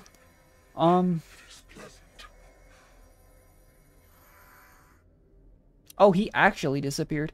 We stuck by X for a hot second because I was like, why isn't she disappearing? That makes me think we go back to, you know, check up on her. She's probably not going to be there anymore. But yeah, once you get to rank 20, I think you get the ability to have the A rank ability, not just some of the arts in like that. Because, like, for example, Mio, who's on Ashira's class right now, can still use Gemini Strike. And then, let's switch this over to, that's what I was talking about earlier, to Dominion, and then, I think it's Infinity Blade. They're special ones. It could be, my only... I just don't know if it's bad in, like, the case of someone being a tank. But I would be more concerned about actually her running Dominion Flower, ironically, if she was on Zephyr, because Zephyr is one of the... Zephyr's A ability is one of the evade attacks. Next to her... I think it's on... Yeah, it's bound to be right now. I know it's the bottom one. So, probably be okay. We could switch Uni's class, but I generally... You haven't chipped a nail. I generally think it's going to be okay. Like, Medic Gunner's been really good for these past few fights because she's healed so much, even just in the chain attacks with one art. So, we'll just run into the last little bit with the classes we currently have. And then if we fail, we can look into changing up accessories, stuff like that, but... We did just dump 7 levels into bonus XP. Like, fingers crossed we'll be okay. It really does make you wonder how hard this game is on hard, though, because on normal, most of the time it has been us being careless or our healers just getting one shot. Oh, we are at the amphitheater, the theater that they constantly show us. This is not where I thought we'd be having our final fight. Interesting.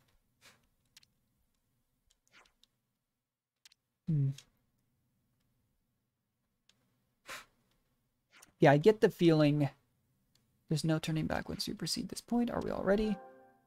Let me just, I know we can save on a completed file and, like I said, continue to play. But just for the sake of being careful, let's just, save right here. We also get the autosave, but you never know.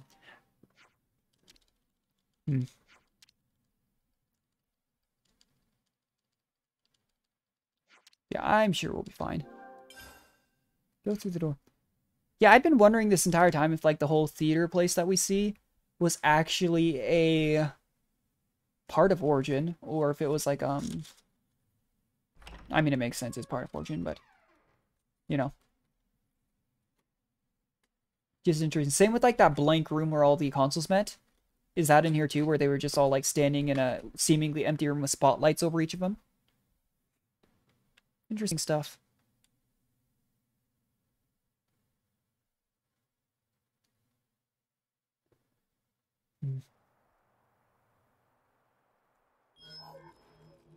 Oh, okay.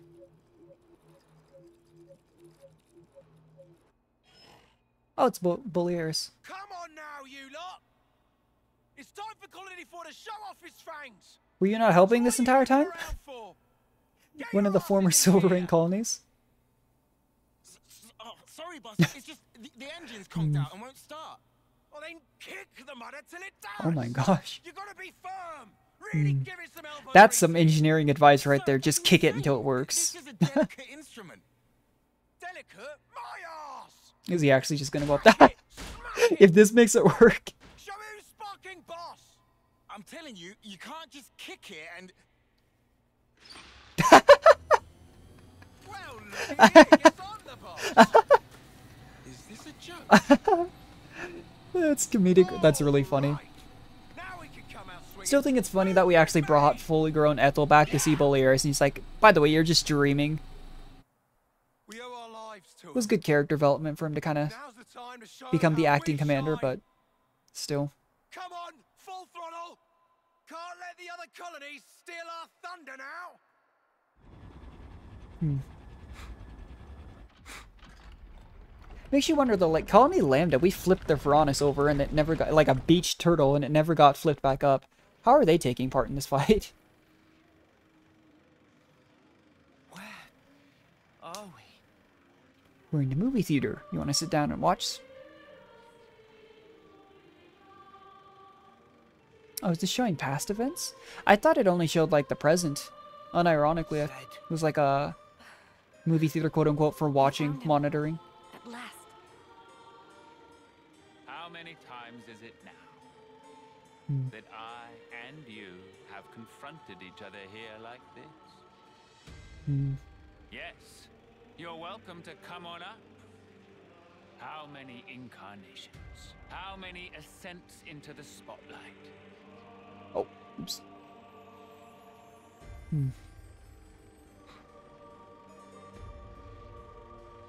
Yeah, I have a feeling we're going to be sitting through a lot of cutscenes, though, for the rest of this stream. It'll be like one fight with Zed and then cutscenes. Credits.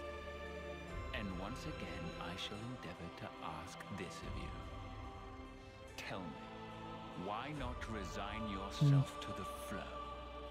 It's unfortunate. Sounds like my memory isn't all that. You have come to stop the flow, have you not? This march of time, stilled for eternity. You intend to stop it by removing me. Yeah. So is it flowing or is it stopped? You're not making any sense, mate. I think it's just semantics, isn't it? Take you down, the world kicks up again. At least, that's what I'm picking up from all that. Human desires can be much likened to a river flowing. All humanity yearns for it, the endless now. That is why I'm here, you'll find. My existence alone, it is proof and evidence. Cut the crap. Who in the world would possibly wish for this? I refuse to be controlled by you. Although, thanks to the stunts you pulled, we managed to twig onto a whole lot of stuff. We learned how best to use the time we have. And for that, you get a real good thanking. You said it. Her 10 years is a mere glimpse. We now know the importance of true choice. We'll build it for ourselves. A world with the freedom to choose. Not a hollow world of fiction like this one. Everyone wants a reality that they can believe in. Yeah. Freedom is nothing more than fiction, a deception. Oh. Those with power, those who can choose, think nothing of it. What then of those who cannot choose? What about the meek and frail? He's really going all like evil overlord on us, isn't he? As you all have. Will you share? Give them some of yours? Yeah. Will you call that charity? No, the entire point was for everyone to be able to choose in this world, not just Ouroboros. Imagining them who are granted it to be thus satisfied. Imagining not a piece of wretchedness to remain. Yeah. Well, there's not always a completely happily ever after, but still. Making the best possible choices. He's even showing the wow. Living the best life. There are no losers in the world I offer. Oh yeah, there are. Let's be honest. Anyone can be a winner, given the time. The only thing we ever do is take lives. There is no winning. You can't just invent some rule. Why do you recoil from taking lives? The world itself has set this rule. Why resist?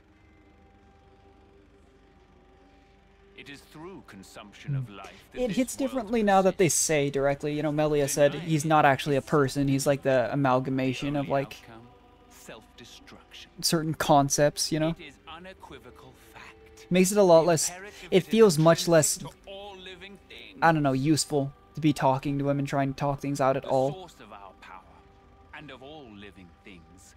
But if he's a concept and we cut him down, does it just, I don't know. Spirited people. Just weird. Trading lives, aiming for new, ever loftier heights with each new day. That explosive motive power is something we lack. The essence of life. And we are here to express ourselves as an embodiment of life. Oh my gosh. Those are just illusions, right? There's no way that's... Okay. I was gonna say, if that's literally just hundreds of actual consoles, So that's it. we're in trouble. That's what you're getting. Like, we knew we were in the enemy base, but I didn't think there were that many consoles left. You gave those two an impossible choice. Is that why you made Yorin and Chris into Mobius?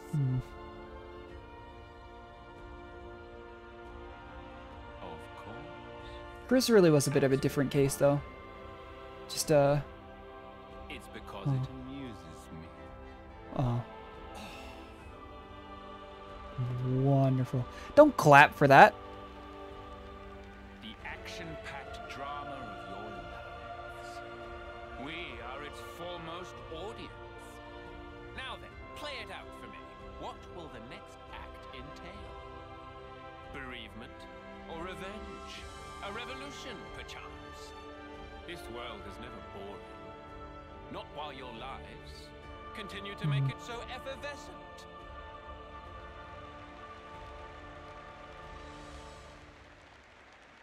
I'll end him. I just got it. Oh? Fighting in order to live. And living in order The to words fight. Miyabi left me with. Not the same thing. Miyabi's still alive, by the way. They But said yeah. exactly when they were 4. Yeah, Mio's got it right. At first it was all fun and games. I was gonna say, the way she talked about her for a second, I was like, Ouroboros powers, we were just we like, got her back, it's happy to okay. get to live a little longer. That was it. But now, things are different. We learned that for many, there aren't any choices on the table at all. Yeah. Because they were taken from them by a bunch of crusty old mutters. The strength you talk about is all just smoke and mirrors. Real strength is different. That's right. Knowing when to be close and when to let go. Walking together. Eventually choosing who you really are. That is strength. And that's the real It's a very, battle. like, anime-esque, Find that answer. you know, hero speech, but I don't mind it. The will to choose I really don't mind cliches. I know some people really hate and them, if but you dare denounce that common right, we will defy part of the reason cliches are there, because they've been successful, you know, been true, held true over time. But, wonder what kind of weapon Zed uses. We've drawn our weapons, though, so it looks like we're about to do the... Yep. Oh. Oh, we can't interlink. In that case, we probably can't Ouroboros chain either. That could make this fight a lot more annoying. We can't even chain attack. Uh-oh. Oh, that's really bad, because we've been using that as our get out of jail free card in all of these fights. That's not good. No interlink, no chain attack, huh? Well, then I'm really glad we actually kept Uni on Medic Gunner, because we're going to need some really good heals. The issue is, too, chain attacks where we get all of our damage from. Look at his health bar. We're tickling him.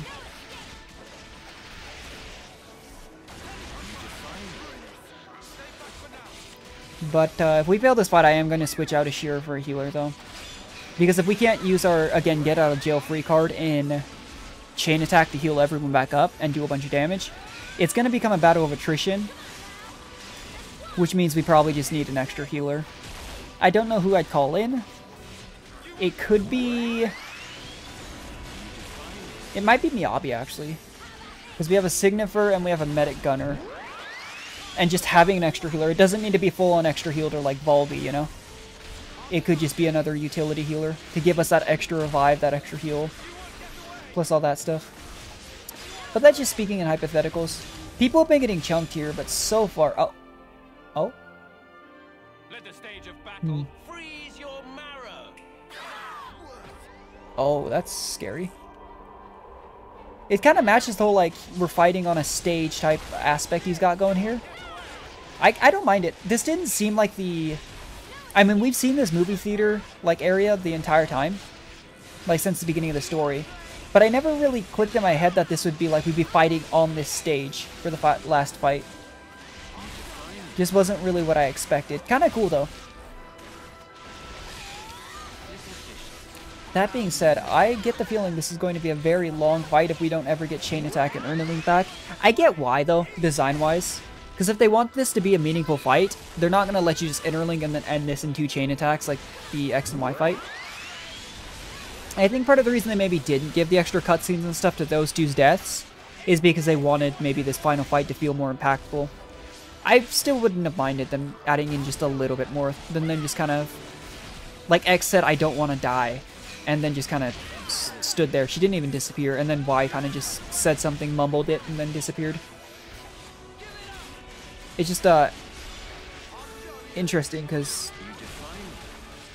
Seriously, though, the other consoles that we didn't actually watch be ended, you know, have to have some sort of ending within the, like, Ascension quest or something, because we took care of all the ones that were very vital to the story. Obviously, M, I thought N was dead, then we actually took care of N. X, Y, and Z now here. All things said and done, though, yeah, I was going to say, it seems like he just has massive damage reduction, because we're only doing a tiny bit of damage here every time. Our attacks you're seeing aren't doing anywhere near what they normally do. That's just going to be damage over time, I think.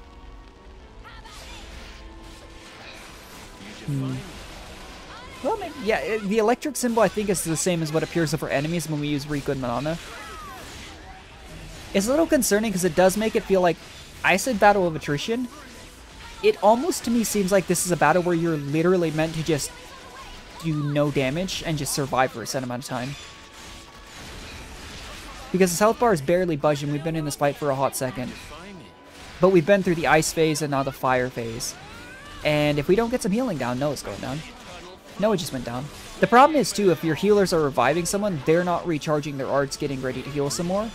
So then the rest of your team is potentially in trouble. And that's why the get out of... I keep calling it that, but, you know, the chain attack stuff, helping us out is so important. Because it gives you the opportunity to safely heal everyone to full, let alone the amount of damage you get out of that. Uh-oh. Like, I don't even know. Aside from making sure I'm standing in the green circle, I don't even know where to stand. At least for this phase. But I'm really having second thoughts as to whether or not I needed to bring a third healer. Because as always, you know, this might not seem like the most dangerous thing, but all it takes is him one-shotting both healers, and the fight's over. You know, him taking out Noah, Tyon here is not a big deal. Or even, honestly, one healer. We can work around that. But we'll see, because he's just not taking damage.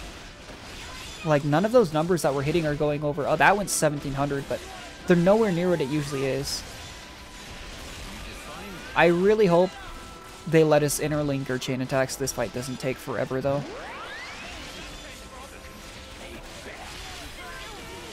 Ow. He just did a finger laser. But this seems like it's about as long as it would have taken to beat X or Y if we didn't interlink or chain attack. Which is not encouraging, because it would have taken a very long time.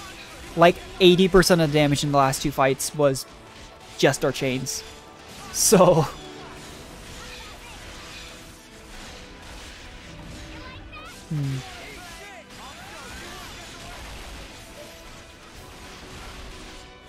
I'm really glad I have a Zephyr here, though.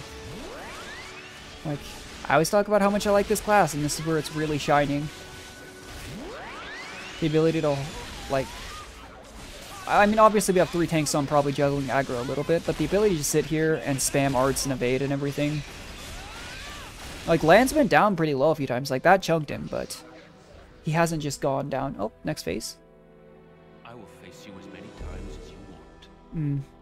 It's difficult, too, because... If he's a concept, again, how do we permanently get rid of Zed? Is it by having to convince him in some way? But if he's a concept, does he really have any kind of, like... Is there any really reasoning with him, you know? Now he's in a purple bubble.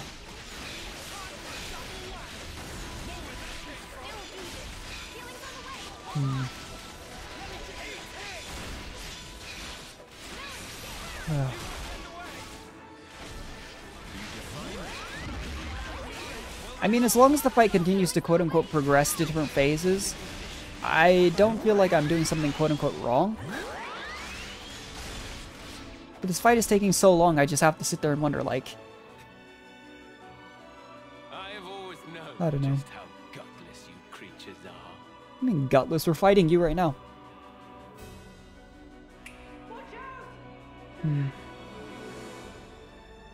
Oh, now he's trying to shake our resolve. That's the day I've decided to have myself killed too.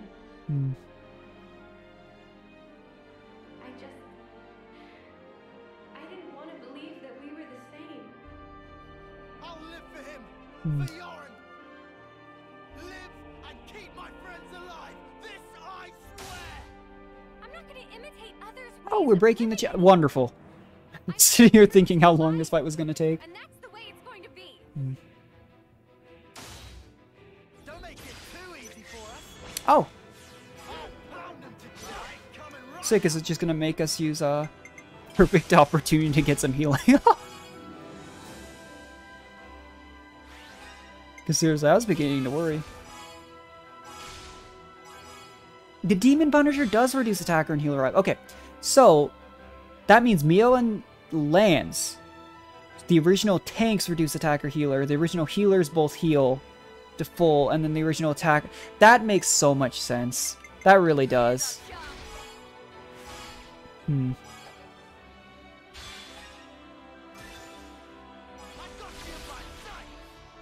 Yeah, I'm assuming we get an Ouroboros chain for each of the pairs then here.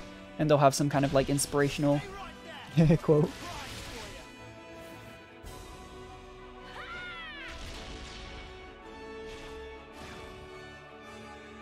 It's interesting though, compared to like back when we really couldn't break out of X's powers. Dude, that did no damage. To being able to do this now. They broke his shield though. Very good. The first step in your so-called revolution.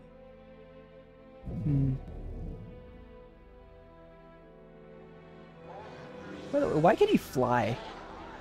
Is that something that's ever going to be explained? I know we can jump like absurd heights and such, but...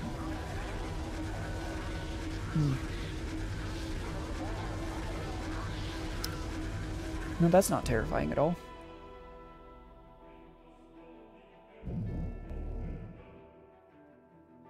Oh, you just back off too. Carefully what you would term your strength. Back off, got his shield back, and then... Yeah, this is gonna be a long bunch of cutscenes, isn't it? Followed by us do our Ouroboros attacks. I wonder if it's gonna be all 6 or just the main 3 Kevis group again. Good old Nimue. I'm a little bit sad, but I don't even think in DLC she'll be playable. It just doesn't seem likely.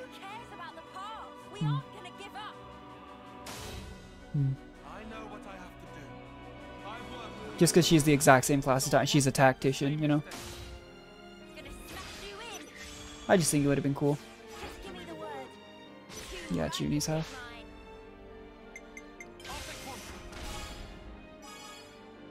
I mean, I don't even think... Like, it literally just seems right now we just have to finish the chain. Like, I don't need to worry about healing or anything because we haven't been fighting, but for this story-driven part...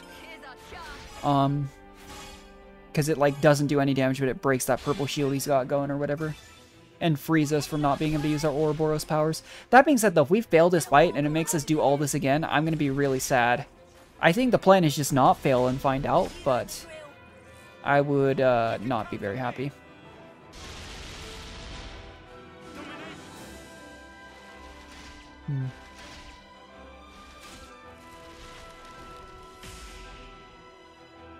Surprisingly enough, that did more damage than Sinus and Lanz's. He just looks mildly bothered, though.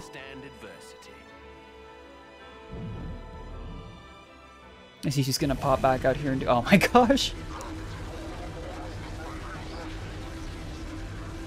Is this really necessary? I don't mind the cutscenes. I mean, like I said, towards the end of Chapter 4, beginning of 5, we sat through like an hour and a half of cutscenes, but... Fleeting beings, what will you show me next? Come now, entertain me. To be fair, he's almost giving us the motivation by trying to show us this stuff.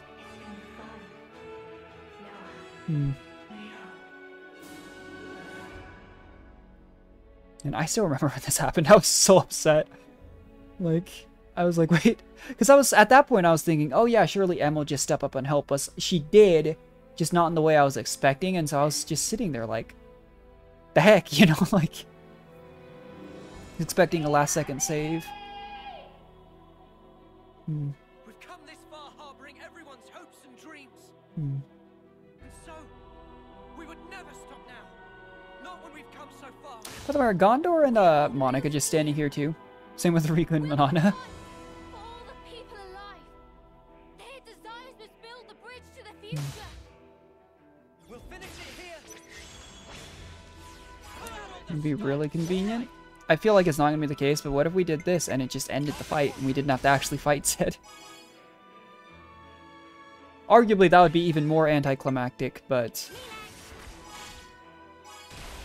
I'm terrified that it's gonna have us actually fight Zed. We're gonna get 2 seconds in the fight and he's gonna one-shot my healers, and I'm gonna have to do all of this again. I would be incredibly butthurt. So, we'll see. Arguably, it could also just reset us to that point. But I've played too many games where, like, whether it resets you, like, obviously, like, you save before the final fight or something like that. When you do post-game and stuff, where it literally just makes you sit through everything every single time you do it. Especially, it's the most annoying when that last fight is the one you want to farm. Like, as much as I love Final Fantasy VI, the Steam version doesn't do that, but because you don't have the same post-game stuff. But like when you're farming extra Ragnaroks and stuff, oh gosh, what was it, Ragnarok? It was one of the endgame things you can steal off the tower before you fight Kefka. If you want to farm that thing, you have to sit through like an hour of cutscenes every time, and it's pretty sad because it's a really good weapon. Yeah, it looks like we do have to actually. That makes sense. I mean, I'm just gonna pray that he doesn't one-shot my healers. Because this is taking forever, and if I have to do this again, oh boy. At least we have a full-on chain attacks and interlinks now, so I get the feeling we can actually do this fight. No telling, though. There might be more cutscenes. I don't mind the touch of them just, like, showing how we broke free of his control, allowing us to interlink again and such, but... It took, like, 10 minutes. And every time it showed Zed, I'm just going to pop above the movie theater seats, put on the shield, and then I'm going to come back here so you can wail on me some more. You know? But it goes back to the whole, it says he's not like a person with emotions, but a concept. So maybe he's just giving us the chance to prove to him that, you know, our beliefs hold sway. That or, you know, he's just sadistic. That's probably it. If we're being honest. Oh, oops. I'm mashing. Why am I not breaking free? This stun's lasting, okay, I was gonna say. Don't think I've had a stun last that long. I'm kind of tempted to give it the good old Ouroboros double chain try. Let's try it. Maybe not the time to be testing things, but I've just genuinely felt like I get more damage out of chain attacks when I do the full-on, you know, like 3 or 4 interlink chains into an Ouroboros chain. But we could give it another try.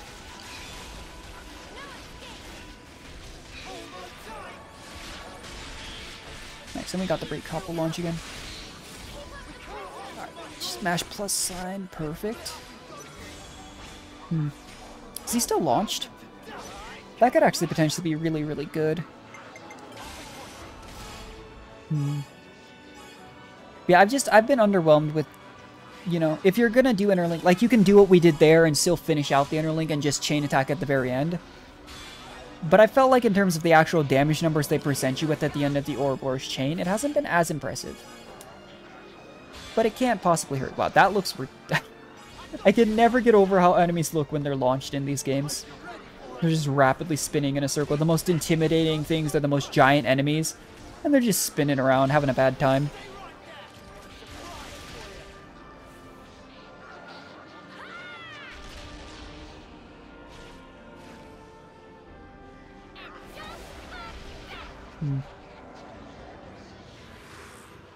Ideally, this would finish the fight.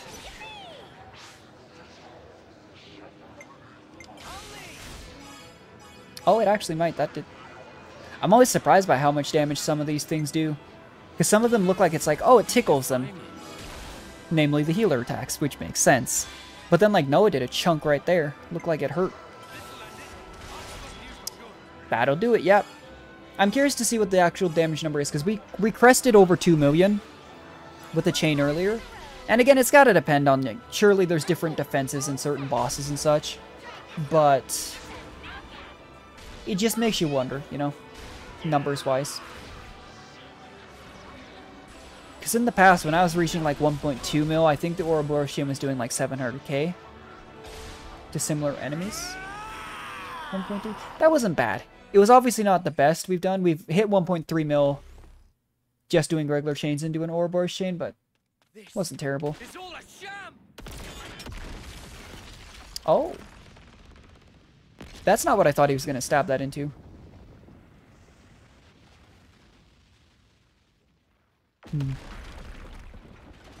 Interesting. We just going to cause like a... We are still inside here, Noah, you know? I get the idea, but... Imagine being so, like... Oh, that got rid of Zed, too. I was about to say, imagine being so, like, superficial, though, that you summon your own audience. Good old Zed. What is going on? Is this Zed's true form? Or origins? Oh, that is horrifying. If you restart origin, time in perpetuity will flow once more. Yeah, who cares? That was the point. Worlds will overlap. What lies beyond is oblivion. Oh, yeah, I mean from like Nia's explanation. It's probably fine. No, only one way to find out. that is horrifying, though. Why? Let me turn it around for you. How can you be so sure? There should be a future where it doesn't happen. At least one. Exists. The present is all. The present is all we need. That is our unyielding wish. Yeah. Are we gonna have to fight the giant head? Oh, okay. I was gonna say that's nightmare fuel right there.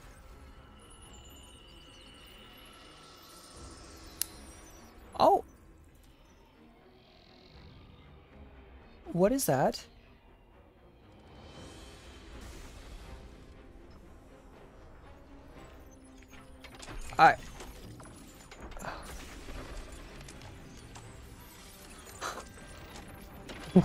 What? Huh. It was a Veron. Oh. I guess that, yeah. That does make sense. Are we gonna have to fight this? We fought, you know, things much, much bigger, like comically large in comparison to the character size before, but... oh no. You just said you wished for the unyielding present, and now you're back to just wiping everything out for no reason. Uh-oh. The saddest part is this kind of confirms, though, the city people were always talking about, what if we just let things be? We'll still live in peace, potentially. Hide and curl up. We did this, and now their city's falling apart. Several of the colonies have been blasted. It's pretty scary, actually.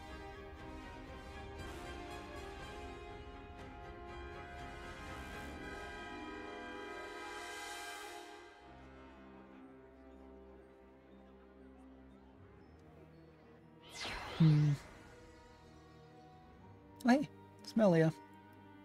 Wonder what interactions, if she has any, with Nia in-game.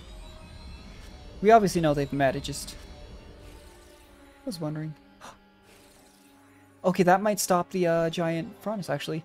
Hear me, my loyal subjects. Starting imminently, we shall commence a full attack on Origin. The battle is not a fabrication. It is a fight to seize control of our lives. I need you now. Entrust your lives to your rightful queen, Melia Antiqua. Yep, all like 10 soldiers right there. Oh, she's piloting that thing now. To be fair, we turned that thing into scrap metal pretty easily. So, oops. Is it more powerful, though, with the actual queen at the head?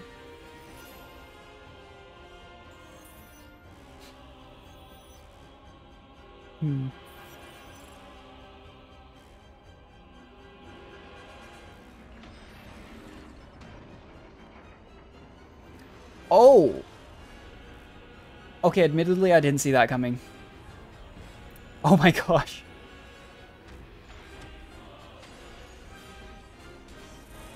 Really? Well, that, you know, helps with fighting the giant thing if we have a... Has the castle's been able to do this the entire time? Why have the Annihilator if the castle can just stand up? Unless it's only the queens that could do that. I wonder if the queen robot didn't have this capability. That would make sense. But still. Like...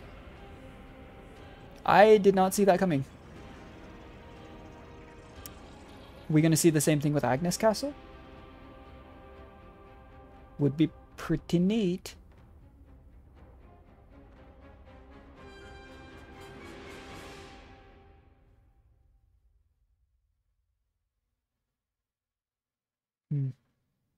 Alternatively, we could sit on like a 30-second loading screen.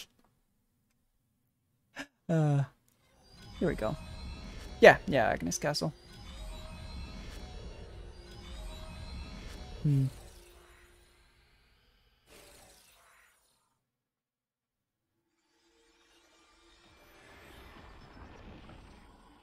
Oh, she just showed up in the...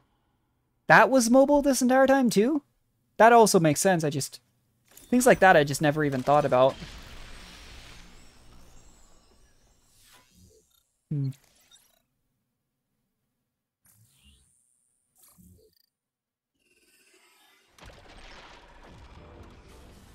It is kind of jarring, though, in a weird way to see Nia become... Again, it makes sense. I talked about this when we met her, how, like, thousands, hundreds of years, you know, would make an impact on you. You'd probably mature. You might not be as, like, intrigued or excited by new things. But it's just knowing how, like, energetic, you know, she was. She almost filled, like, the uni slot, in a way, for Rex's party. It's a little bit weird to see her like this. You know? I mean, she had, like, that little, like, laugh of relief, I think, when we parted with her last time, but just different. Those brave ones, they want to teach us the true meaning of life. For the future they dare to forge. Let us join the path that they showed us. Let us join the fight. That's really cool, though. Straight up, like, giant mechs that the castles turn into. Again, never would have guessed that that's what the castles could do. Like, in a million years, just didn't occur to me. I will say, I love how, I don't know if they'll show it in Agnes Castle, but in Kevis Castle, they all, like, ran off, like they were gonna go fight, and then the entire castle started moving. They could have, like, battle stations or something within it, you know, but I just... that made me laugh. Like, Melia gave a really, like, let's give a really inspiring speech. Let's all march off the battle, and then it was, like, 10 people just left. Oh yeah, we've got him cornered, though. The problem is if it starts firing off those giant lasers again, it'd be kind of scary. I really do wonder, though.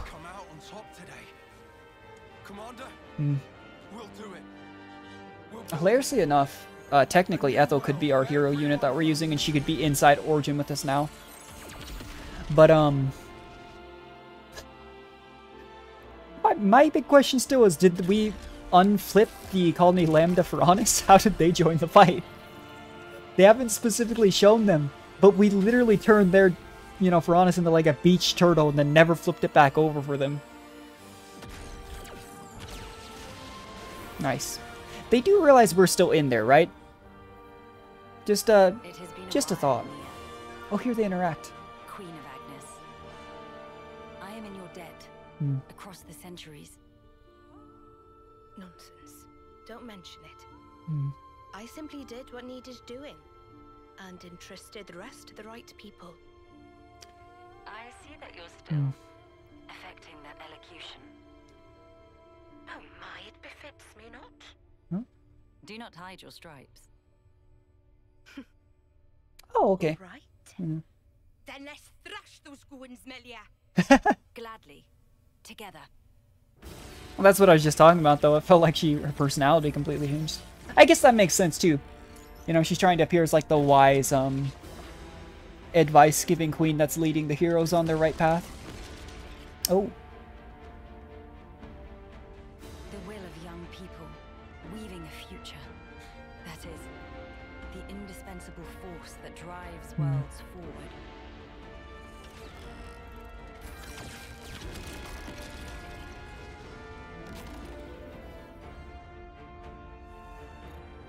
I know just how scary taking the first step can be.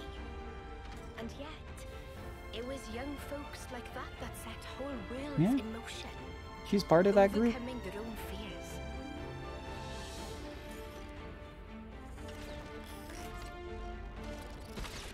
In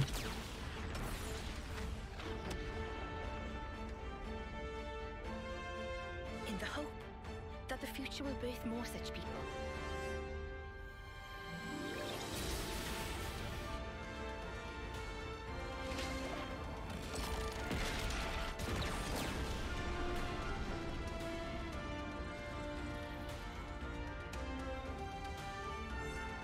Okay.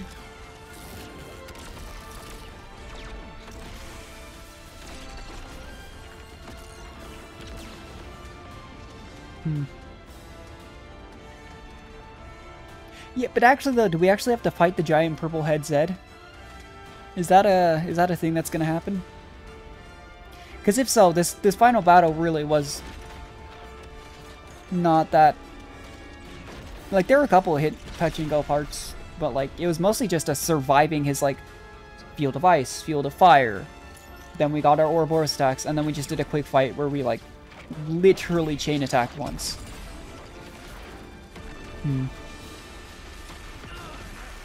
Oh. We're probably fine. Goes back to the whole, like, yeah, they're all just shredding the outside of Origin and we're still inside there, but... Oh. Oh, no. This world must remain in the endless now.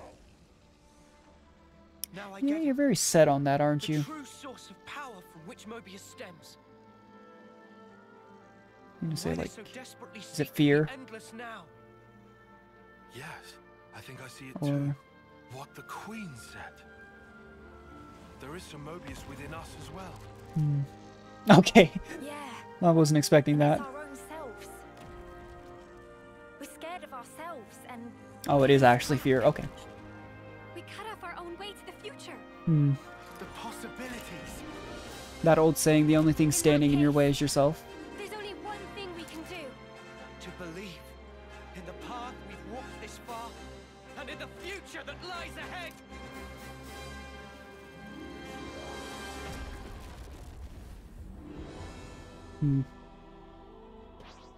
Oh, no, we do actually have to fight there. Okay, let's not lose this fight, though. Seriously. I'm so worried that if we mess this up, we're gonna have to... Oh, we don't have to walk that close. We're gonna have to do it all over again. I would be, not happy. Can I attack from over here? Oh, okay.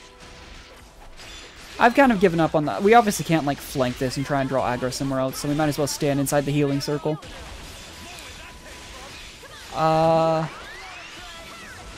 It's not doing a bad amount of damage. This is scary. I've talked about it so many times. I feel like I'm not trying to repeat myself. That's just a bad habit of mine. But I'm so terrified of failing this fight and having to watch everything over again. You would hope that it just pop you out right at this fight again. But then I wouldn't put it past games. I've played games that absolutely would do you like that. I will say again, I'm so glad I brought Medic Gunner. I don't think we'd have this nearly this amount of sustain without having either a hero healer or such a healing-centric class, because we'd been running for a good chunk of time. You know, like I was saying, a Signifer and a... Okay, Mio Ominous was down. We've been running a Signifer and a Troubadour, and it was very utility-heavy. It was really nice. But we were definitely missing out on a good amount of healing. You know, just that raw, pure healing power that right now we're getting from Uni. Makes me wonder if I shouldn't go back and give, like, Tactician another try. Because maybe I just wasn't giving it enough credit, because seriously, that class feels terrible to me. I didn't reset 2 classes here. I completely forgot about that. How I'd been doing the 35 attacker, the 25 defender. Then doing a Shears chain. It'll probably be okay.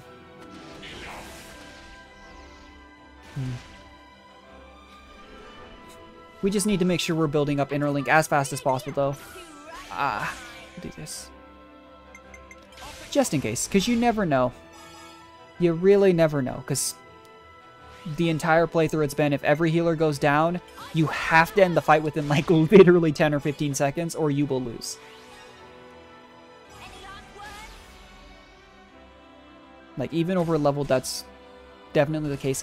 Unless, again, and, like, the issue is, too, we talked about how, like, potentially there's that Uni tie-on Interlink skill that can revive allies.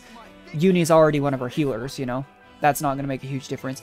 We'll just do this. I'm not going to risk in this final fight getting messed over by only getting 3 chain instead of 4.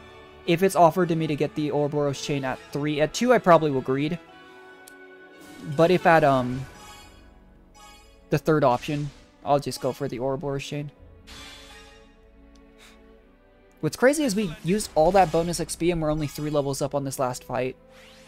So we didn't end up being as insanely over-leveled as I thought we might be. Don't know if that's a good or a bad thing, actually. It's good that we're still high level and stuff, but it means that if we hadn't used that bonus XP, we'd be in hot water right now. Like, this would be a big problem. That's this chain doesn't even look like it's going to bring Zed below half, which is concerning.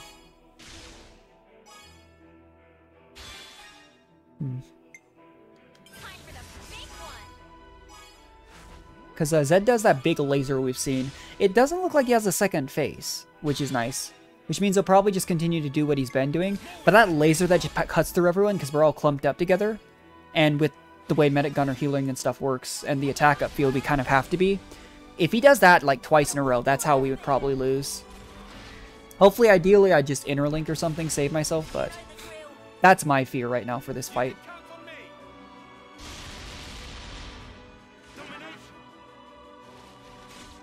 Hmm. 2 mil, nice. Uh-oh. I was just talking about how it didn't seem like he had a second phase and he just does this. Don't do it, Zed. Don't make me feel like I shouldn't have done the rest of the story today. Oh! Interlink. It's only level 2, but interlink. I always feel bad for the hero that just kind of left out on their lonesome. The other 2 pairs got interlink 3, but I didn't want to be left out with just Lance and Senna hanging out if the other 2 pairs were going to interlink, because that's how they go down.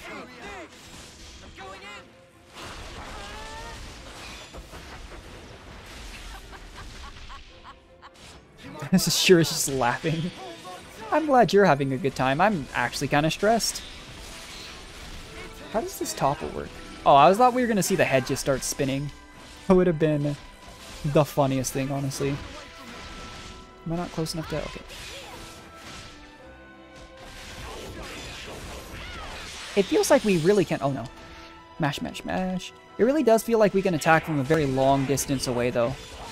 Relative to the big head over there, you know? Uh-oh. Uh-oh. Oh, it's all going to poop real fast. Okay, we're good. I thought, when I heard that, like, Gatling gun looking sound, I thought he was about to do another attack right as we were trying to get Tyon back up. Uh-oh!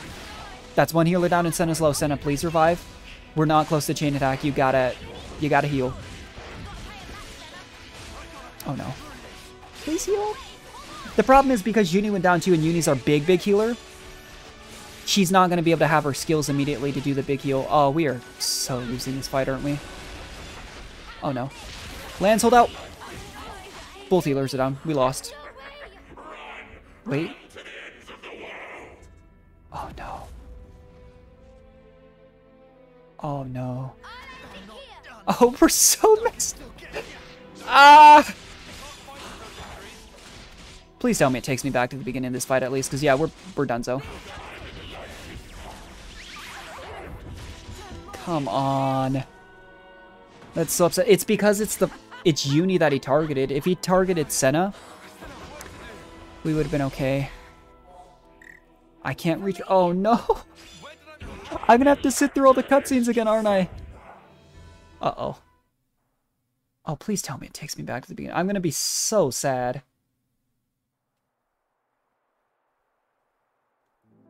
You're kidding.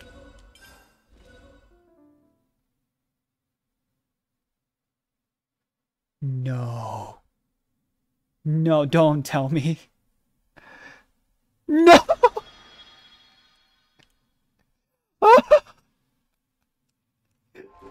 Game Y? Oh. Oh, it hurts. It hurts. Do I even dare give it another try? Because if we fail again, we're going to be sitting for like a... Oh my gosh. That hurts me deeply inside.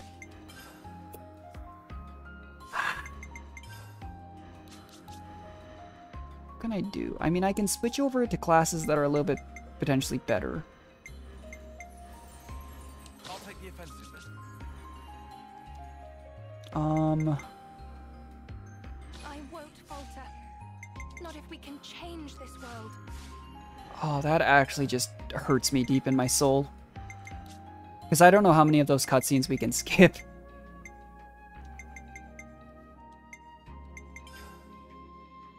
You found power. Oh. My heart. Just... Zed just did us dirty. I was sitting there that entire time thinking, if we fail, where does it kick us back out to? But I was really holding out that the game wouldn't do that. And the thing is, too, we're actually a pretty high level relatively. honestly, all things considered. Check out this sick new skill. Whoa, new power. Yeah, it's fine that she's at max rank. I feel like the buffs from Signifer are still worth it, is the thing. So, I mean, off the top of my head, even if we went and did the Lone Exile Ascension quest,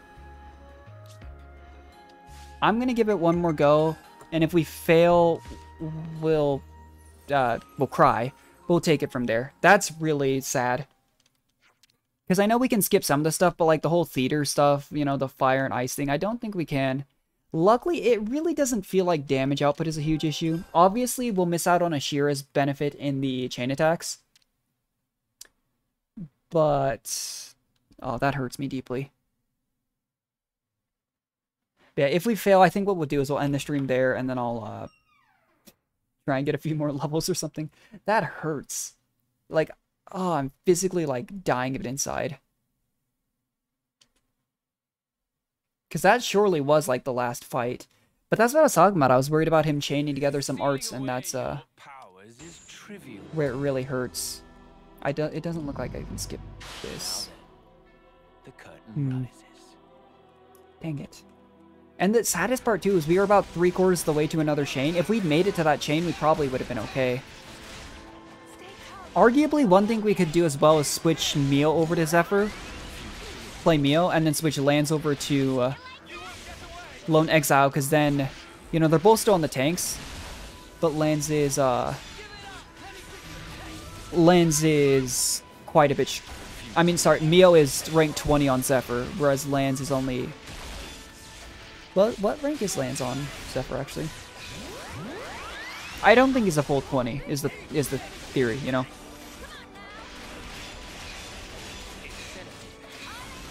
But you would think we're only 3 levels higher on that last fight, but... Ooh, I didn't think about that too. Miyabi's only level 72, so she's going to be really easily killable. The thought is, though, she still brings the utility of Troubadour. The art speed up especially is what I'm hoping for. Even if Zephyr specifically doesn't need it, that could help the other healers get healing done. Because this theater part especially just seems like it's just, you know, stalling out. Making sure that we can survive. But yeah, look at how much damage she takes. Let the stage of battle freeze your marrow. Oh my gosh. I'm worried about her surviving the, in particular, the flame stage, though. Because I didn't even realize that the hero bonus XP, unless Miyabi has her own separate pool, like every hero has a separate pool of bonus XP. Because Ashira was a higher level than we were, I think. So, dang it.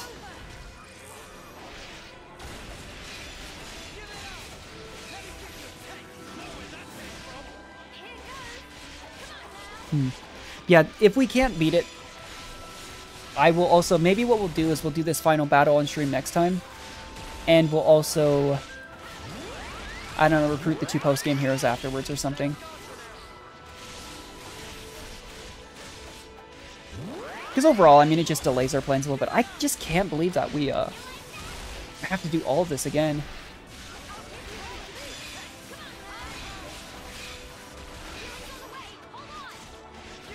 It definitely is a bit of a gut punch, shall we say.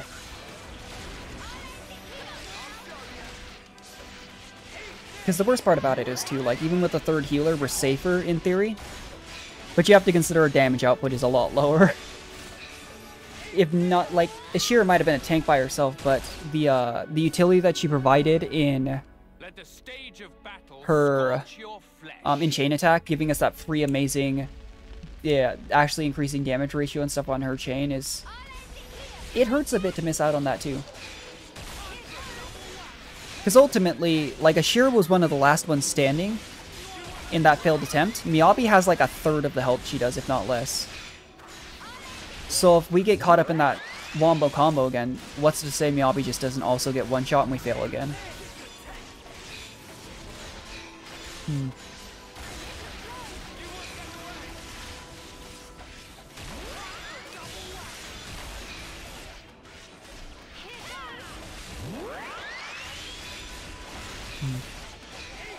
Yeah, with how long it takes to do this stuff, I don't know if I have it in me to try again. I don't know how many of these cutscenes are skippable, or the issue too. Because I've been mashing buttons to see what I can skip actually already. And we skipped that intro. But like we have the forced Ouroboros chain here, stuff like that. I doubt that's skippable. Hopefully when we see everyone come into battle though, that's gotta be, right? Because they have to have kept in mind, you'd think, the fact that some people might lose.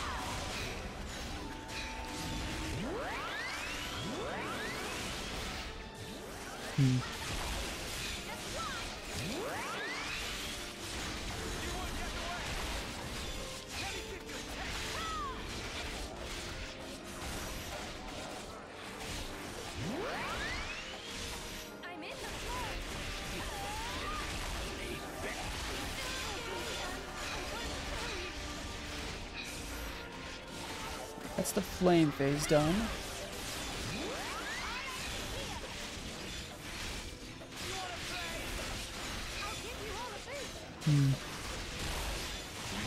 It's times like this where, like, it almost makes you wish games implemented, like, the save states that you can do on, like, emulators as well. I get that it kind of defeats the purpose of saving at all, but... ugh. Because again, we not only have all the cutscenes, we gotta break out of everything here. Oh, you can't even skip this? You're kidding.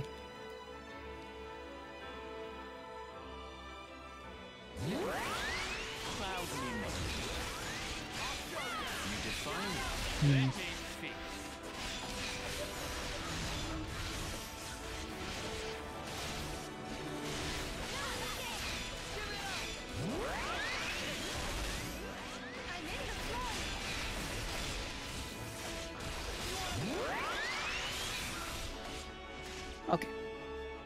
I have always known just how gutless you I can't skip this. I would assume then I'll keep trying. Just in case, but I would assume we can't skip anything until the hopefully the scenes where everyone starts mobilizing. Honestly though, if it makes us sit through like everybody's introductions and stuff, I'm gonna go pee while it goes through, but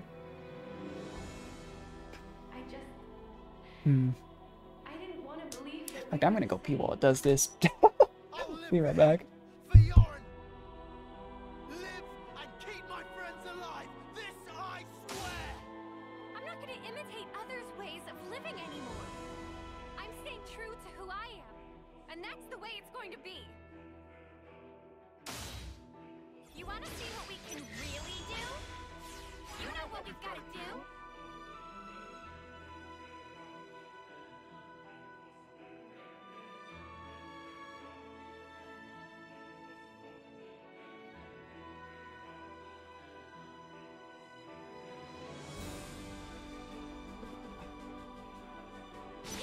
Let's do this.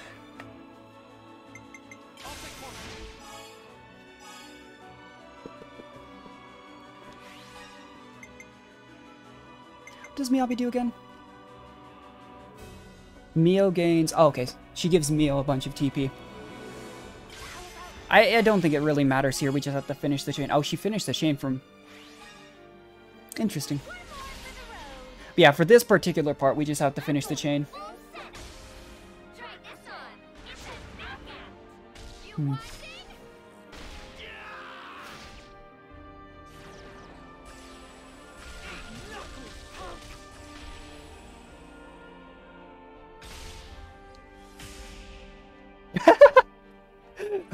What a...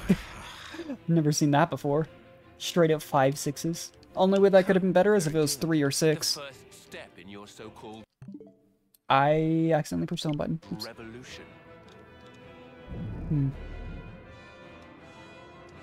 Yeah, we even have to watch him regenerate his shield.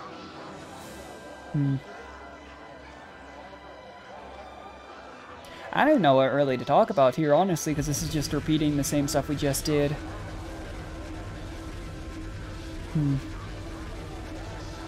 Yeah, the sound design here, though, is really good for putting you at edge, I guess, is one thing I wanted to mention. Just like, it's like almost like a static, not quite like just generic white static, you know, from like an old school TV. But when he regenerates that shield, it's a little bit disconcerting.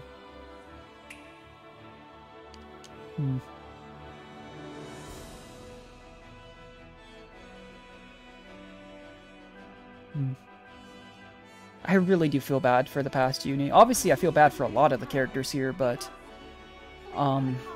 for so many things that they've been through. But ever since we saw that scene, and just seeing like uni, especially it being, you know, uni, experiencing that trauma of realizing, and the fact that it was actually Consul D, and then she had to run into him again. You could argue that Mio having the memories, and at this point you think Noah also might potentially have the memories of N, based on the way they did all that stuff. But just makes you really feel for her, you know? But I'd have to imagine Uni's probably a pretty well-liked character. I want to try this again, though. Okay, that's good to know. So if we do the 35 attacker, as well as Miyabi, she does finish the chain right there. I also get the feeling, though, that if we do the 30 attacker based on numbers there, she might still finish it. The issue is it gives you that, like, 125% bonus on the attacker. So we'll test that out on the third one here. Because that's just important stuff to know for the actual fights coming ahead.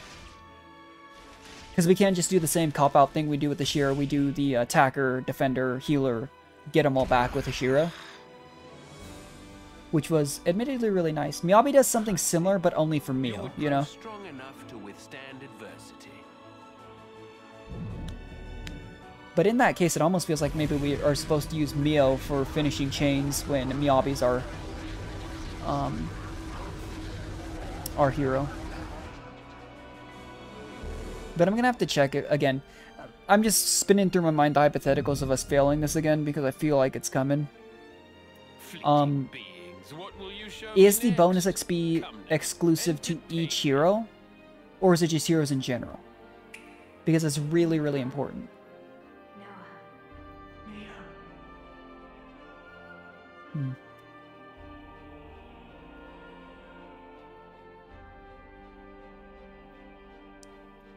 Interesting.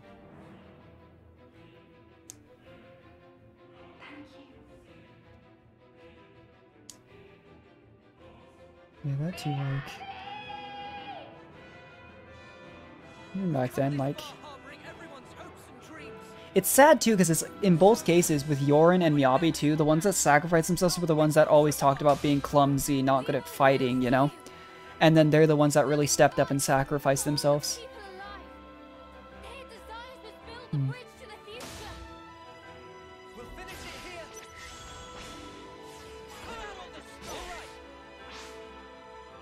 But let me test this.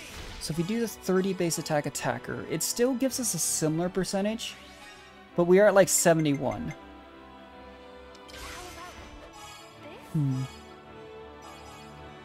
It does. By 2%, I guess, technically. That's good to know, because I feel like you always want to lead with an attacker, but that means potentially we just don't use... maybe we just let Miyabi finish the first chain, and then...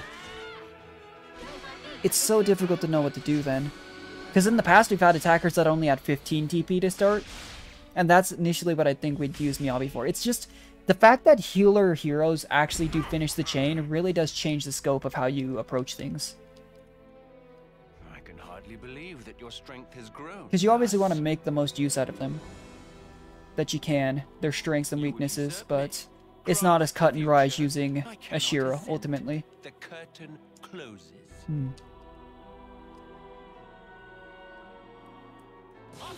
Alright, here we go.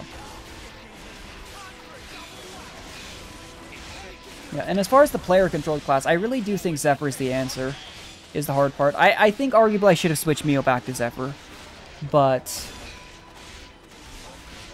Like, even if we went and did our Ascension quest for the other classes we're using right now, so Fiona's class and Ashira's class, I'd still have to do off-stream grinding to get those classes actually ranked up to make that worth it.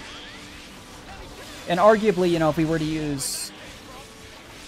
I mean, the only two heroes I think that we have ascended would be attackers, and I don't think bringing an attacking hero here is the answer. I actually think that would be actively bad.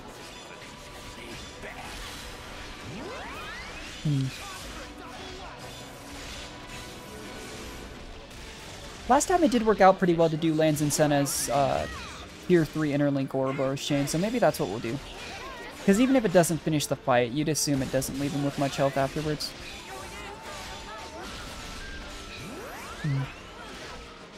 You just see Miyabi playing her flute in the middle of everything.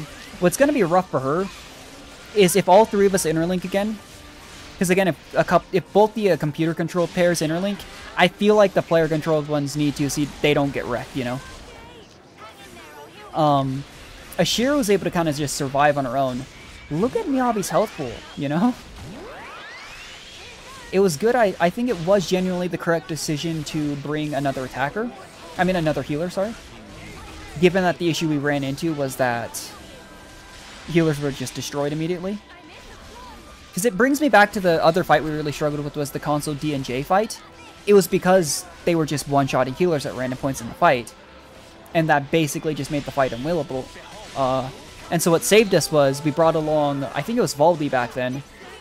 And then we relied on, you know, oh, and I guess Miyabi also lets us use Burst. But we really relied on allowing maybe one healer even just be an interlink and then protecting them when the other healers got one shot. Yeah, I think the answer here is now that we know that just an attacker, the opening attacker and Miyabi finish the chain, we'll just do this. Finish that first chain with just these two. It won't be a great chain, it's obviously just over 100%. But now that we know that's kind of unavoidable. Because it's 150% you get 2 characters, 200 you get 3. So either way, we should still theoretically get that first attacker back. That and it doesn't matter when we're doing Ouroboros chain, the double chain, you know. But that's just what's going through my head for the actual Zed Infinity fight.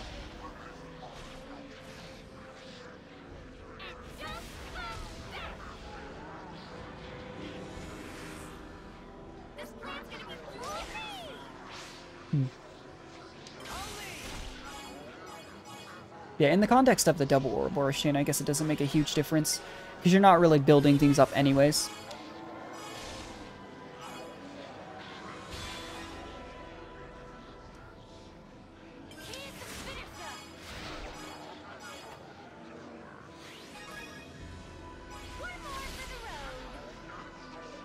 Think it is over? You are wrong! Hopefully this finishes the fight. Like I keep saying, it just doesn't feel like it does that much damage by comparison.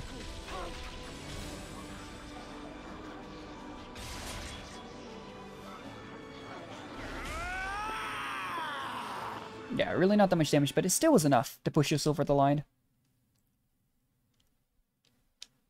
Oh, okay, we can. Okay, I was gonna be really sad. I just saw the pause thing come up and I was like, oh no. But hopefully this takes us just straight to the fight. Because overall, that's not the worst thing. Yeah, okay. It's not the worst thing in the world. That still took, like, I think, based on stream time, like 20 minutes to get back to this point. But it wasn't a full-on, like, 40 plus, you know, from the cutscenes. Ah! Yeah, look at how much damage. That just chunked our healers.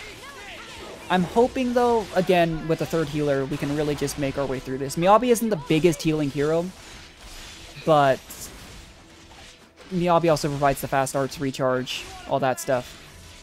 And I really do think that'll help us get, like, chain attack faster and such. Which is why I chose her to bring along.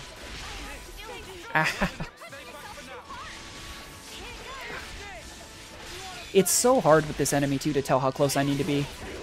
Because our allies are clearly just choosing to stand based on where they're putting down, like, the uni-circles. They're trying to stand about the max distance. Which is annoying for the melee users. Kind of crazy, though, that Zephyr gives us over 9k health. Well, ultimately, the issue hasn't been Zephyr dying, it's been us losing the other two. I think what I might do here is actually save Interlink, though, and the logic here is, if Lands and Senna with Miyabi on the field can stay alive, that means that if we get to a point where I feel like we're going to go down without chain attacks, these two can Interlink and save Senna as a healer, if the other two potentially get one shot.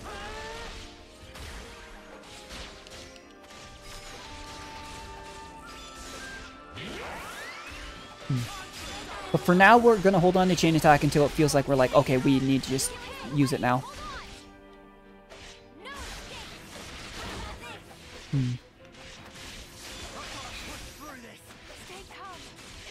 Makes me wonder, though, for challenge mode, should I be bringing a Shira? Should I be bringing another tank? Should I be bringing, you know, another healer? Because this isn't going so bad. Okay, I'm just going to off that. Only Lance is really missing HP, but Lance is our main tank and the character we're actively controlling. But it makes you wonder for challenge mode, for really hard fights, you know, will this be a similar issue? Or just really hard to tell, what hero I should be bringing. That didn't even finish. Really? I was just talking about during those forced Ouroboros chains about trying to strategize around using Miyabi, and then she didn't even finish the chain using the exact same two people. I don't get it. I really don't. We got a Bravo off that, though. Gave us those two back. The problem is, it gave us back Miyabi, not Mio, and Miyabi's big thing is that she allows us to. I'm going to greed here. Because again, only Lance is missing HP. I do want to go for the full heal, though, because Lance has so much HP that it, I don't know if Uni can heal him to full. Just doing the normal chain. But again, we still have Interlink on Lance and Senna. So if I get to a point where everyone gets chunked, that's when we immediately panic, pop our Interlink and save Senna. I don't know if we stay in Interlink if that's the case, so we might actually pop into Interlink, use a couple arts, and then switch out. Because we can do the burst topple launch, it looked like on the head, but it doesn't actually, like, stop him from doing anything, if that makes sense.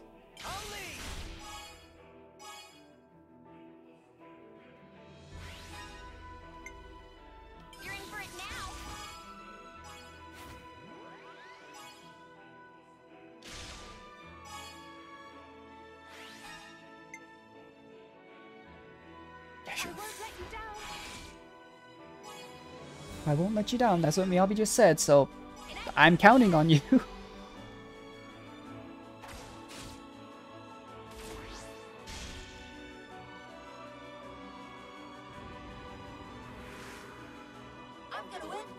Alright, brilliant ascension. Yeah, we only did, I think, one rotation with Uni there, but it's still only... I really hope this doesn't do, I think we're okay. Yeah, it's 80 doing 125%. That finishes the chain. You can see Uni heals out good chunk, but we would have had to use her, I think, 3 times during the chain attack if we didn't use Brilliant Ascension or Tyon's version to, and why not? Get one more random buff. But Zed's down to half. I think we had him below half, though, before. I don't remember where the bar was. I just remember being like, oh, both my healers are dead. We lose. It just stinks that it was on such a story-driven fight that we had to stay, you know, sit through so many more cutscenes. Because I was really, like, I mean, I was even contemplating it, because I was expecting it to happen. But I was really, really hoping that, you know, it'd just pop us out back in front of the Zed Infinity fight.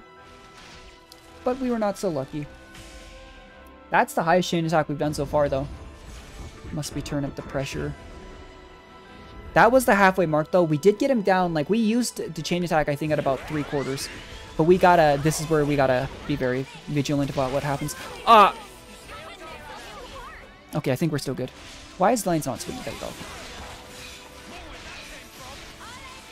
Again, just keep an eye on the healer's health in particular.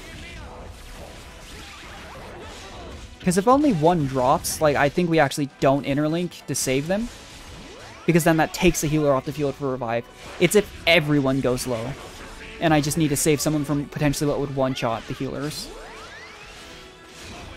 If that makes sense. I don't know if that even makes sense. I might just be talking nonsense. But just having the extra healing from Miyabi here seems to help. And ultimately, if we can just get one more chain attack, that should end the fight. So... Uh-oh. That sound scares me really bad. Yeah, I think we'll be okay. It looks like bringing Miyabi, even though she's several levels down on Ashira, seems to be the answer. Just having that extra healing presence and utility. Okay. Just interlink. They took out Miyabi. No one's on the field to revive Miyabi. But if we can just get to that chain attack, do double interlink here.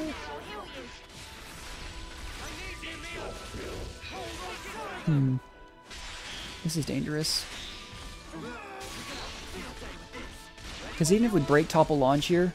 Okay, we won't have Miyabi here, but I'm just going to do this. This should end the fight. That was dangerous. That was scary. It really was. I was a little bit worried about that one. But we got it.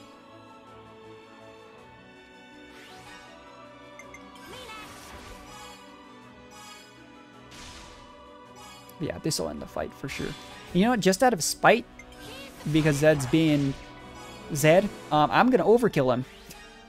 I'm going to do both Ouroboros chains just to prove a point. Because he just wasted like 30 minutes of my time.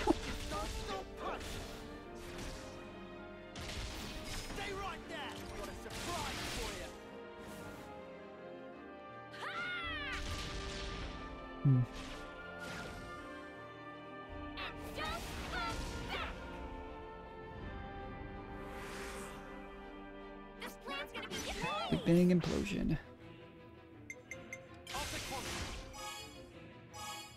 Oh. Awkward. I was seriously gonna just do every attack I could to prove a point. I just autopiloted there.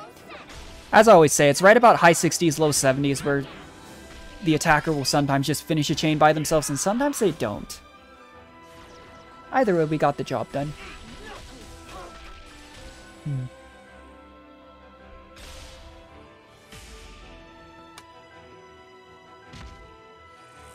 Thank goodness.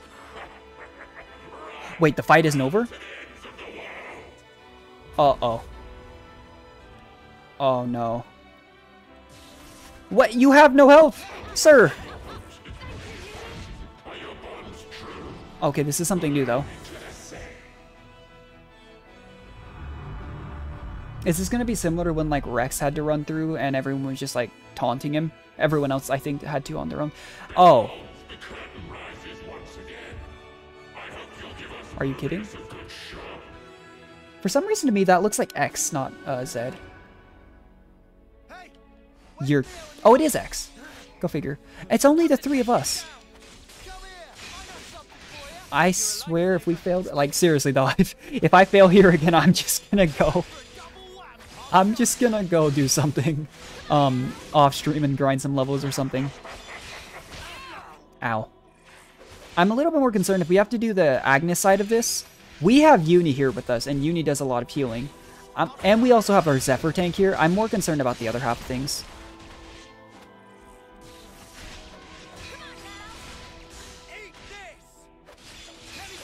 Because unless you time Ashira's, I mean the Lone Exile's block just right, potentially really dangerous. Uh-oh. Uni? I'm gonna need you to heal us. I'm gonna need you to get up and heal before they smack us down. Okay, we're good. That was horrifying. Saw everyone go down to 1 health and I'm like, oh no. Noah and the others are trapped. I must hurry to their rescue. Okay.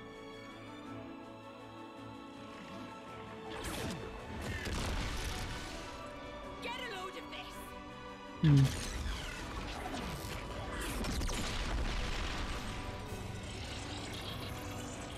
this. This last fight is not good for my heart. Because I literally know if I fail, I am doomed. I am sending you reinforcements.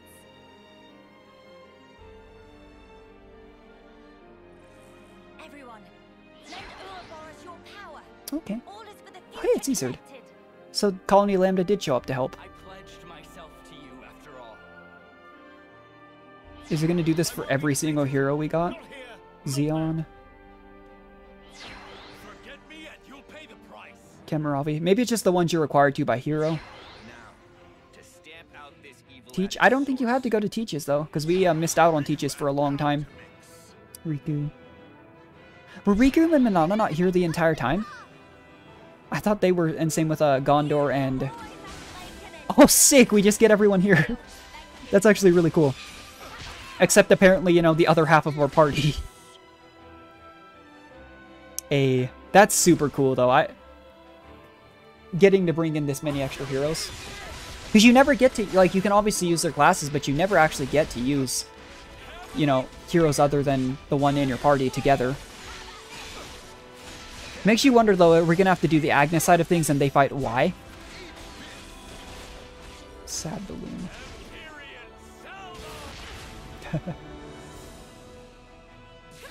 And they don't even have health bars, so we don't have to worry about them going down. We just have to not die ourselves. Like, Xion's giving us armor, but this is so cool.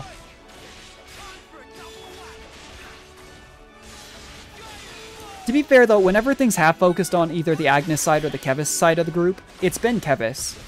So there's potential that we just don't, but I'd be a little disappointed at this point in the story. We had to just use Noah Uni lands again, but we didn't get the opportunity to just do the Agnes party. I get that again. That was like the party we started with, but...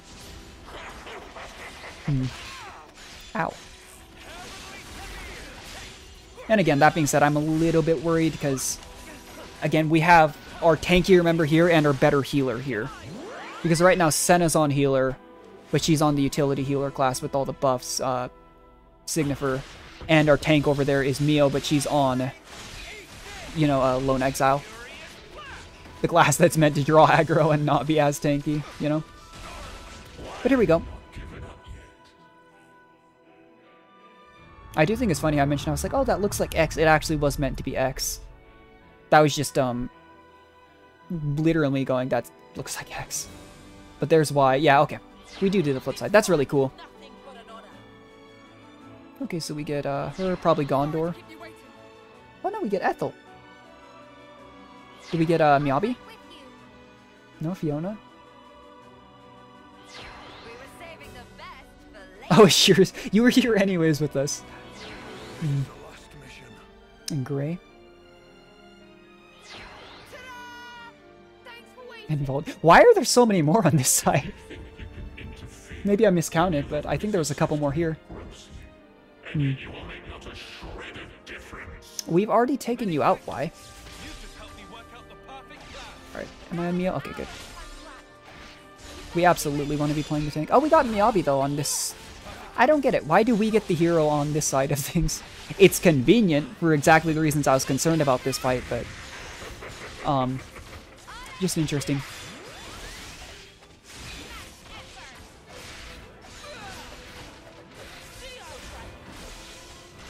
It is really strange, though, only having 3 or 4 characters to play with at a time.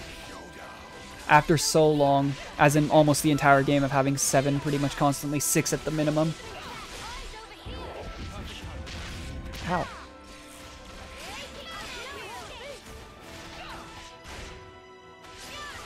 Thankfully, this seems to be a bit more of like a story-driven thing, it's rather than a difficult thing, like that last Zed fight. Oh, and everyone's gonna do their special attacks. I don't know if the fight, looking at the health bar, we might not last long enough in the fight for, not us, Y, for everyone to do their special art attack.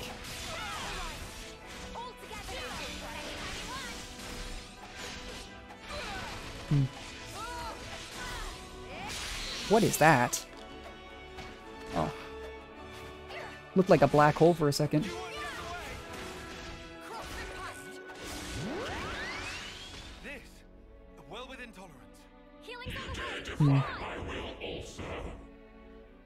Interesting.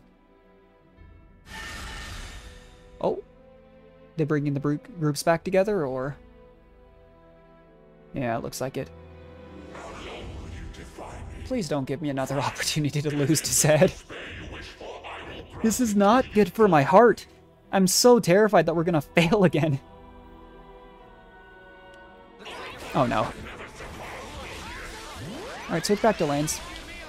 We played a lot of lanes recently, but Zephyr just seems like the best class for this, honestly. We'll do the save interlink on this pair as well, Strat. Just in case. Because you never know. Being able to pull one of the healers out of the fight might end up being really helpful. Might also just be pointless to be saving it. Same with the chain attack, but I just... I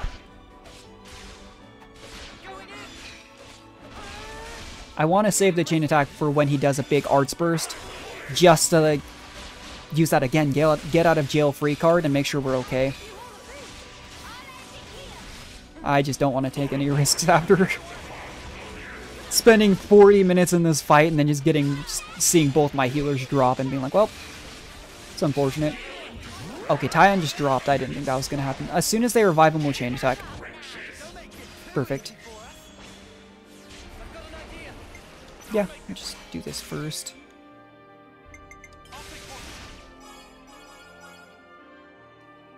Yeah, arguably, with the way things are going, maybe I should have just had Noah and Senna be attackers. I don't know, switch back to their original classes. Maybe not their original classes, but like their original roles. I wasn't going to put Tyon back on Tactician, because I'm not a fan of that class, but that might have been the way to go, too. Oh, we didn't get a 150 there. Not a big deal, but... Okay. So, do this. And in that case, we'll make sure to use... Our tanks are pretty topped off. So if we don't get Uni Tyon chain, it should be fine, because Uni should still, yeah, heal everyone. So in that case, maybe we'll just go for Noah Mio chain here. Assuming we even have enough characters left to... We should get Tyon reset, but cutting it a bit close. It's, again, part of the reason why I like using Ashira so much. She guarantees we get 3 characters built up for free. There's no characters. Yeah, we'll just go for this.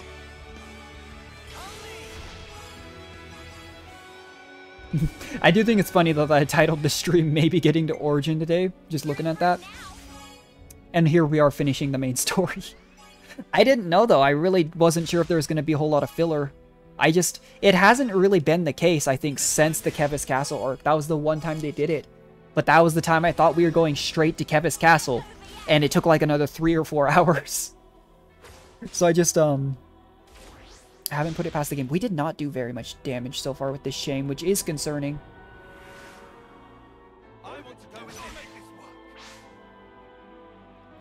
Yeah, I can't believe I didn't realize. I was so confused. But yeah, it really does seem to be the original healers have the same Ouroboros chain art. The original attackers, original defenders. Because that's what was confusing me. I was like, I know Tyon and Uni have the same. And then we saw that I think it was Lance and... No, we saw that Senna had the same as Noah. So I was sitting there like, okay, do both pairings have the same? It does make a lot of sense. I just can't believe I didn't realize it until this stream when I really kind of pinpointed that out. And I was like, oh. Huh.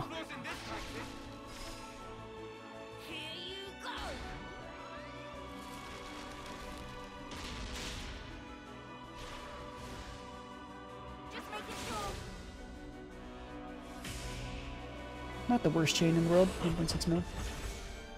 The problem is, last time we were able to punch through him straight to low health, and then finish things off with the last chain attack. Now if he goes into his other phases, we might be in danger. Uh-oh. Stop that. Let me move. Let me move. Okay. I don't think we need to panic going to Interlink yet, because we should be able to heal up. And that's the flip side too, is if we... Oh no. If we panic Interlink though here to pull Sen out of the fight, because everyone else is healed except Tyon now. Then if we do use our healing arts, then that person doesn't get healed. You know? You're okay, Miyabi. It'll be okay. And just as fast as possible. I really don't know how much it's helped because Zephyr does... It's hard to tell how much the Zephyr art, Miyabi art speed up is helping. The extra healers obviously helped. But Zephyr's a class that gets it back so fast anyways that we're not maybe actively noticing a difference. But I think it's also helped not only having the third healer, but getting the other healers' arts back faster. I really do think it's making a huge difference. Do I still think that for most average cases, Ashira might be a better feeling hero? Yes. But for a long, drawn-out fight like this, that you absolutely cannot fail, otherwise you waste a huge amount of time, I think this is the way to go. And it might change depending on, like, for example, if we were using a Troubadour and a Signifer, it might be a different healer. instead, to provide the main healing benefit that Medic Gunner is effectively doing right now. But either way, we have chain attack again, so we have that safety net. I'd like to whittle down Zed a little bit more, because I can't tell if he's going to have those phases again. Because last time he literally hit the third phase when he had no health left, you know? When he, at least when it pans in on the face and he says something. So just in case. I think we're okay. I panic when I see our healers drop below half. I have PTSD, I swear, at this point from just seeing all my healers just drop to 0 instantly and knowing I failed the fight.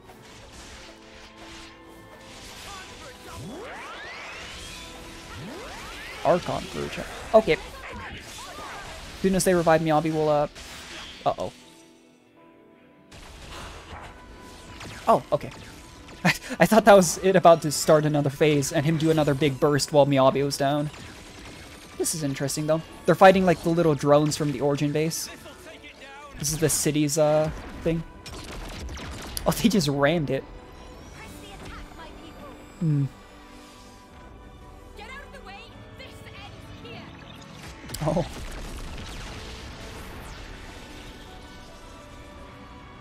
Even when Nia said, like, I'll get... Even her accent seemed to come back a little bit stronger, hilariously enough. When Melia said, like, you can drop the act. It's kind of funny. Oh! I'm still not gonna spoil what those 2 post-game classes were, but,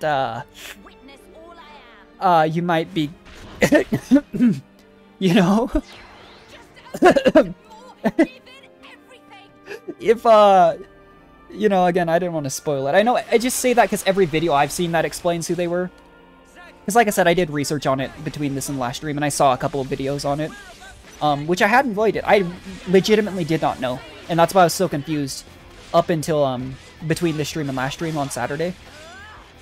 But, when I saw that, I was noticing that everybody who mentioned the 2 post-game heroes was giving a big spoiler warning, not doing that, so... Yeah, I was so confused, though. When we saw the class list and saw that they weren't on it, I was like, how can that possibly be? How can the, you know... Yeah, I mean, I've basically given it away at this point. It's nothing surprising. But I will probably title the next stream when we go grab them. Assuming, of course, we don't just get wiped here again. I will try to not title it outright, because... I didn't know, you know. I'd hate to spoil it for anyone else. Although, to be fair, again, if you're watching the VOD or the stream of us doing this, it's tantamount to the same thing. I don't know. I don't know when to use this chain attack because, again, it's my safety net. But now that, okay, we'll use it now. Oh. And for the record, you probably can guess which one's which, but one of them is an attacker, one of them is a healer. Let's try this. What really pushes me towards a lot of time feeling like I need to use...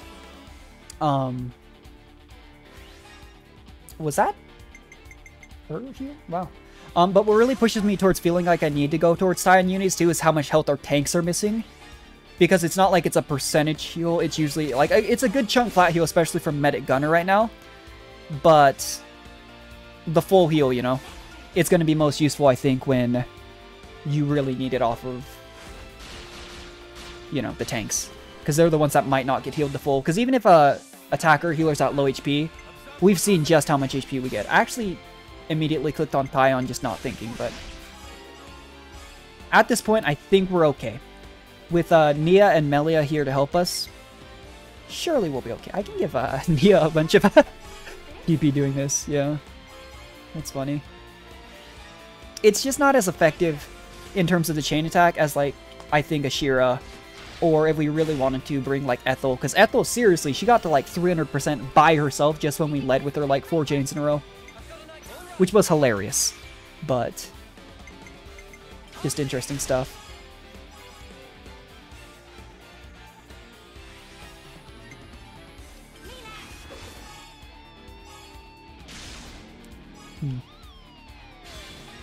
Yeah, I think I can just take a nice deep breath, a lot of weight off my shoulders, because I really don't think we'll be failing this fight. You know, knock on wood. But seriously, I was so sad. I was so sad. I was like, oh my gosh. Because I knew in my head, I was like, if it doesn't pop me out right in front of this fight again, I'm going to spend like another 20 minutes doing this.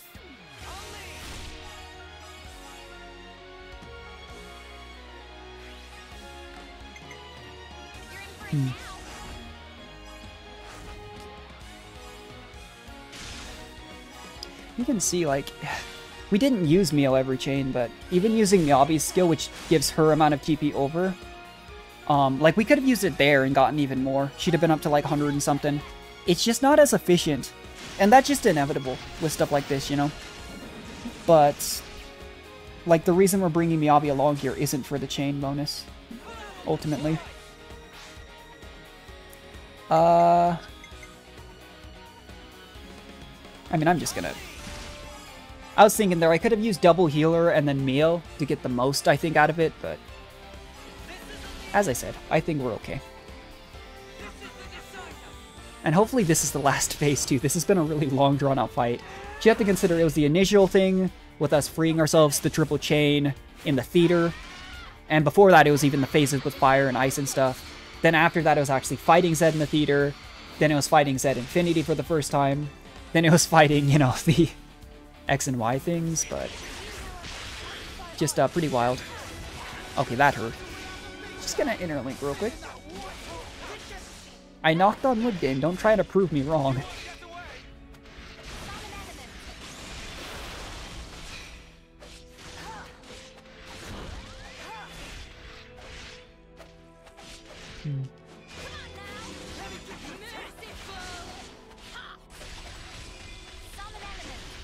Yeah, like I said, even being able to chain arts into each other, though, a big consequence, I think, of some of them. Not all of their attacks, but just like lands, I think, should show it. A lot of the attacks at Interlink take a very long time to go through. Like, sudden impact right there is pretty fast. The other two take a hot second. Oh, Senna went down.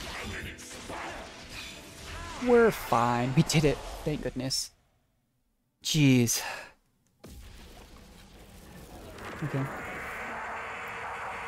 They're really, like, this is a Nintendo game. You're really trying to traumatize people, aren't you? That's all I gotta say, like. It's just funny. It's I honestly wonder if that's a meme, like the fact that this is a Nintendo game and the fact that people are cursing left and right. All this stuff, like. She's funny. Not knowing how tomorrow will turn out. How you will. But still, you can't just hold it in place. If you did that, you'd never change. You can't change the world like that. That's why I want to move on. We'll claim the future and shape it ourselves. And when you cannot choose, what then? In that desperate moment, who will be there to soothe you? The self is all that exists. As such, the only cure for in a sad way, though, it kind of just shows that Zed never really had anyone to rely on. The entire point of Ouroboros is that you're in a pair.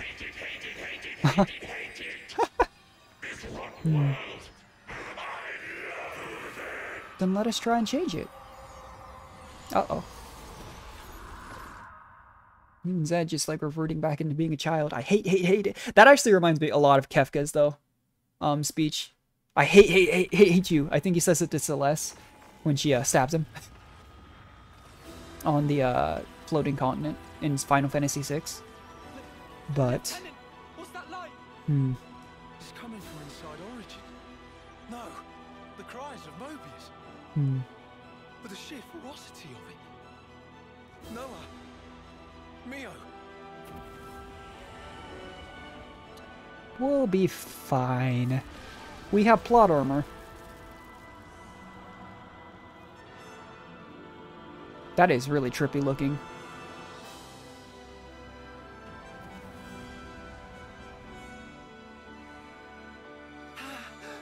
Oh, the Ouroboros eyes. And their pupils don't have the mix between Mobius and Ouroboros anymore. That's been a big thing for Mio for a while. Oh, And it's N and M. Maybe that's why they're separating their powers from them. And he's smiling. N! M! So he didn't disappear back then? He said he didn't. He said he was fine. They were inside, with us. Think about it. They're still really the same people. Yeah. And now they actually get to be together. From regret. Oh. Sorry. In a sad way.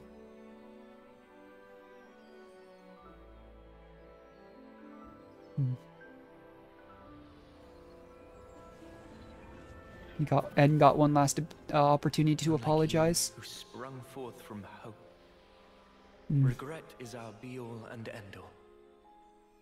If only we'd made the right choice. If only things had been different. Yeah. Blindly, we never tried to change ourselves, wishing only that the world would instead. And here's M taking some responsibility. Like, I kind of excused M, to be fair, when there's some argument to be made for that.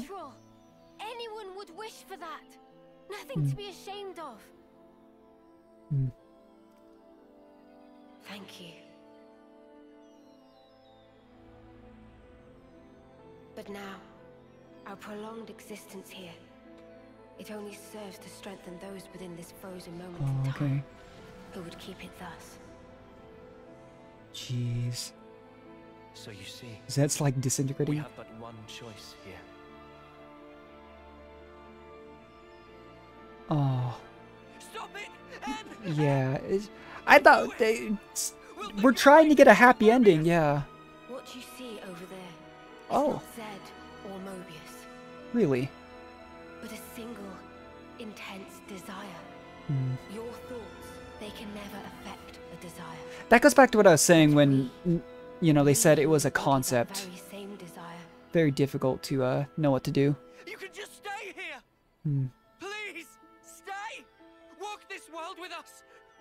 We can walk it together! Noah's right! You've done enough! Yeah, you don't have to sacrifice more. You could finally be here together! Such kindness. Oh. Your eyes, they brim with it. I ask myself, were our eyes the same on that day? I think they were, yeah. Man, that's really heart-wrenching. No. That they still wanted to save N and M after all this time. From different worlds, we were able to leave a life behind. It was a hope for the future. Yeah, seriously though, what happened to their kid? We still don't know. It was never really explained. And therefore, it's all good. Okay. It's bittersweet, but it's not. It is sad, but it's bittersweet. We'll certainly reach heights that we were unable to. Oh. You guys can surely make it. You can take our place in the future. Oh. I mean, naivety aside, if they didn't do this, how would you know? What would they have done? Seems to be the only way to have whatever this is doing, you know?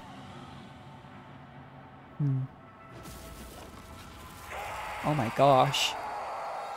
They literally turned into like a flying arrow and just blasted into the face of that thing. But, yeah, looks like things are working out.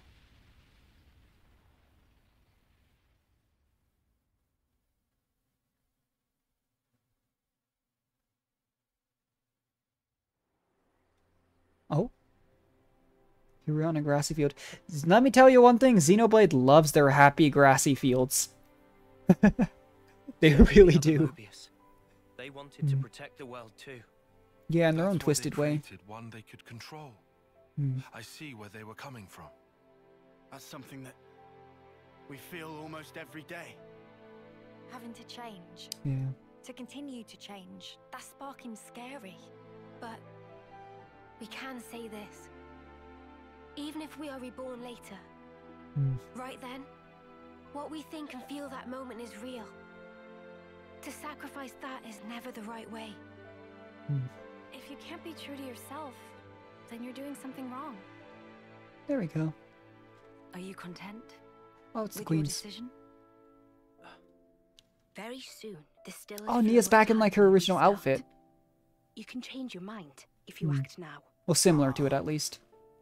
You did not just tell us to be promoted. Yeah, can you even imagine? Yeah. Noah?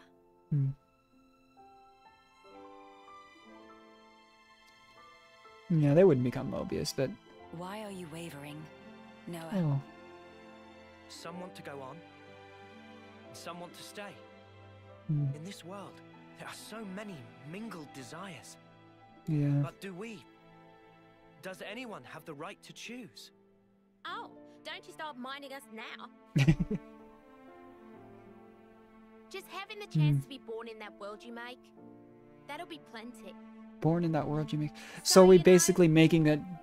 Since this world was like frozen...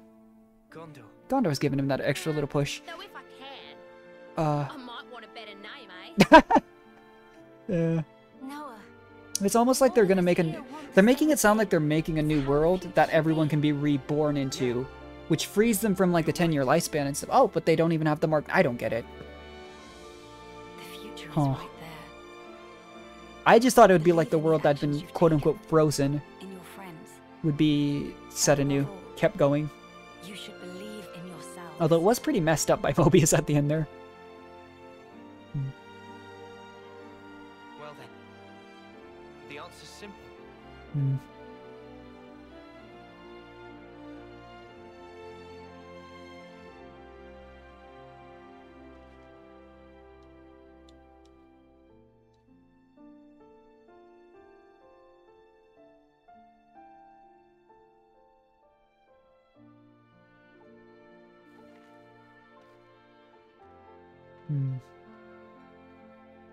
We just walk forward. To be fair, 2 did also kind of end with like a very, you know, oh, by the way, Pyre and Mithra came back type thing, you know? And then it just kind of faded out, and you assumed everyone got a happy ending. But I wonder what all they show here. Because it's really hard to tell what's going on with, like, again, are they making a whole new world? Because that's what Gondor was saying, the chance to be born in that new world you create. They made it sound like everybody was going to have that happen. But the mark for their, like, lifespans disappeared. So you would think they could just continue on, like I was saying, but it's still really, really cool. I find it interesting, though, that it really did, like, obviously the queens came back. I was expecting that. But I didn't know that Gondor and Monaco would randomly be here with us for a lot of the end. I guess they're, like, representing the city, the quote-unquote normal people in this, but still. The great sword. With the chunk still taken out of it. Jeez.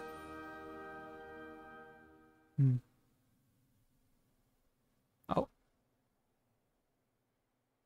What's going on now? I actually thought that was going to fade to black after that sunset and that was going to be the end. Noah, come on! Ain't got all day. Yeah. I know. Right with you. For a second there, I thought he was just going to huck Lucky 7 off the edge because he doesn't, quote-unquote, need it anymore. Still a very valuable sword.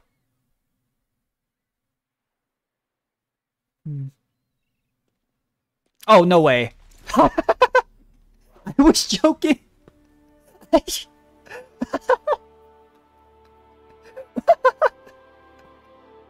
I was joking. I get the symbolism. I do. But I was joking, okay? Oh my gosh.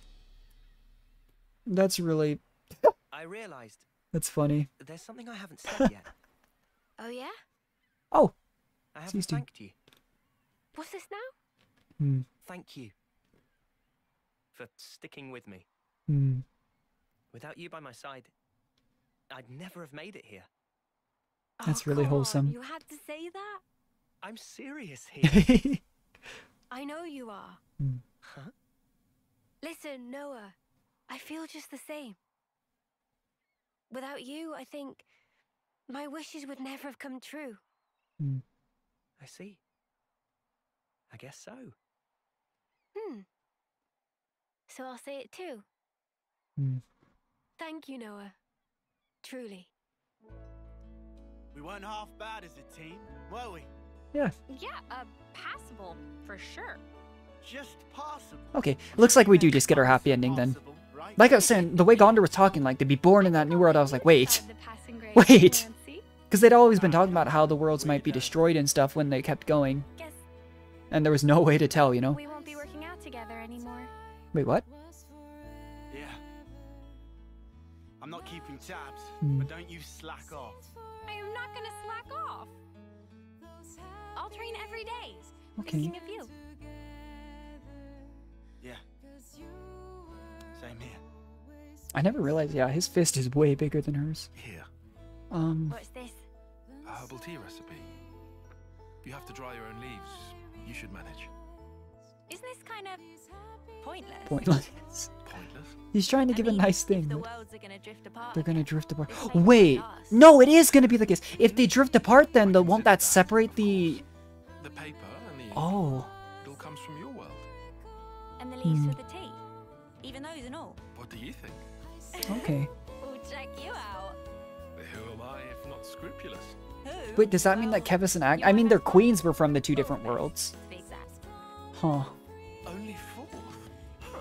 Only fourth. There's Noah and Lance. Did she count Joran? Why am I only listing guys? Just chill out. Why am I only listing guys? What's up? Is there a problem? At least put me second or even third. Fourth seems a little harsh. Fourth is my lucky number. I'll think about it. Number 4, but... Oh. They're acting like they're getting separate. What's going on? It is time. Yeah, I don't get it. They were talking about the world you create. Is it like the Kevis side under Melia was one of the two worlds? And then, yeah, and Agnes was the other, and so now that they're re-separating the worlds. Even if we're worlds apart, I swear I won't let Oh. go. Not ever. I'll always be with you. That's, Our feelings, forever interlinked. Huh. wherever we are. Yeah.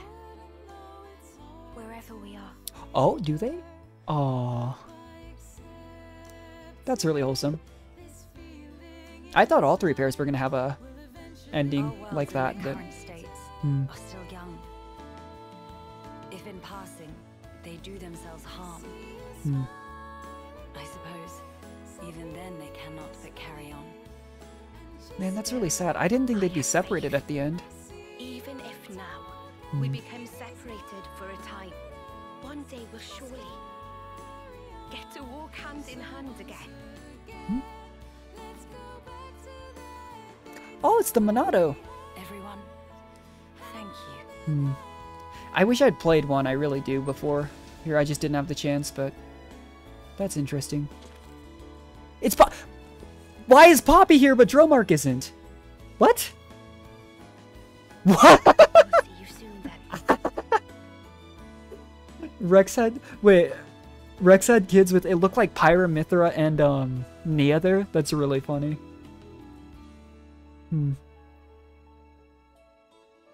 Interesting. That gives a bit of a conclusion to 2. But... What? Was Poppy in there then? I'm confused. Were they, like, left behind when the worlds collided? Was it... It's so hard to tell what's happening here. Oh, yeah, but the worlds are re-separating.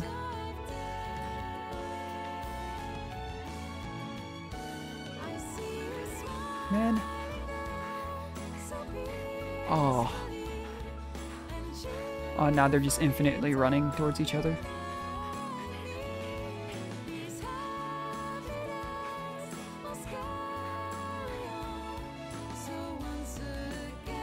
Riku's crying though.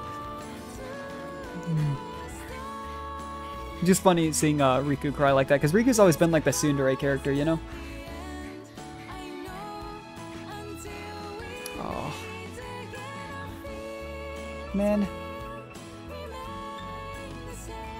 And the worlds quite literally separate. To be fair, what's to say that they... I'm just thinking like physically wise, I guess, but... I'll come see you, I promise. Hmm. Me too. Okay. One day. I promise. Yeah, all they gotta do is find some way to get to the other world, I suppose. I don't know how far the worlds were originally, but if they collided, they can't have been too far? Maybe? Being optimistic? This is the truth of our world. Memories melt in the morning light, and then a new day begins. It just completely disappears. Roads stretch out before us. That's really So many sad. paths. Which do you choose? That's up to you. Sometimes you might run astray. You'll stop, maybe cry in frustration. But you know, that's all right. For the roads, they go on without end. So look up, face forward, toward your chosen horizon. And just walk on. Dang, they really hit us with the bittersweet ending, didn't they? Huh.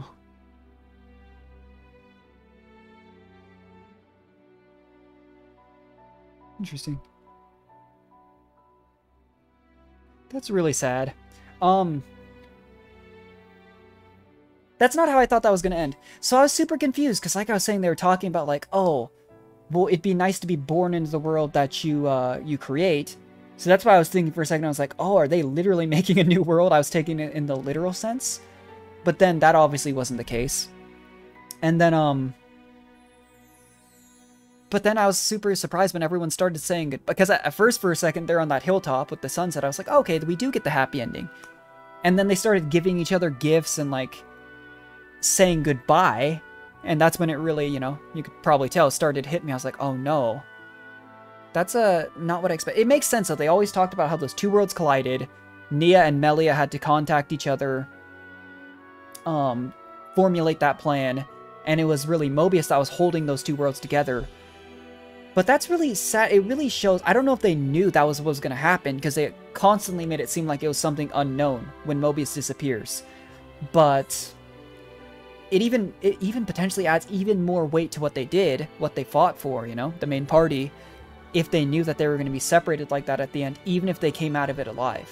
But I am also confused if Kevis and basically everyone from Melia, you know, including Noah Union Lands, ended up on one side. And then the people from Agnes, so everyone under Nia, you know, Mio, Tyon, and Senna ended up on the other side. And that's also explains a lot why there's such a racial divide in terms of, like, what races exist on each side of the war between Kevis and Agnes. Where did the city end up? That's my big next big question is, like, if the two worlds merged and that's what it was the city what was...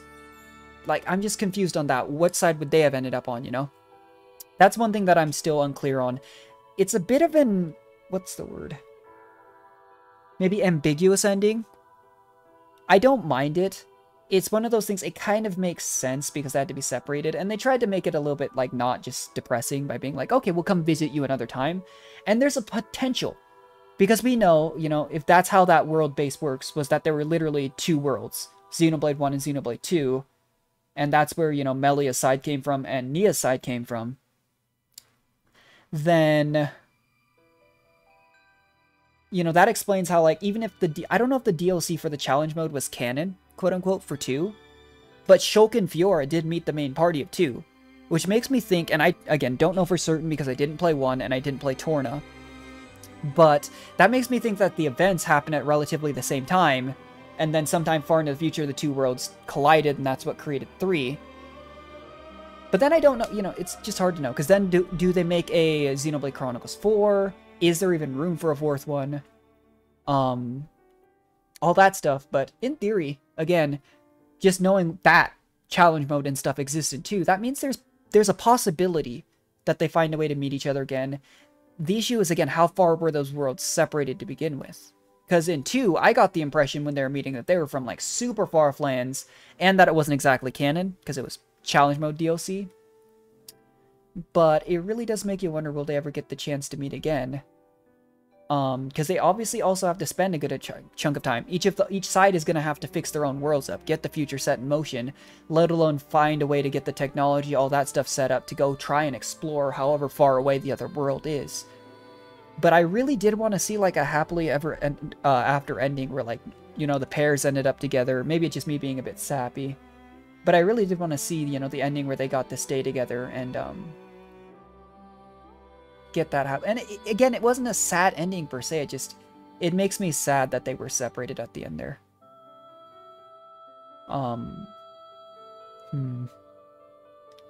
Definitely sad. We'll go ahead and skip the credits. I was wondering if the credits were gonna have, like, the post scenes like they do in a lot of games, where, like, they show even just, like, flashbacks of old scenes. But overall, setting levels at rest spots.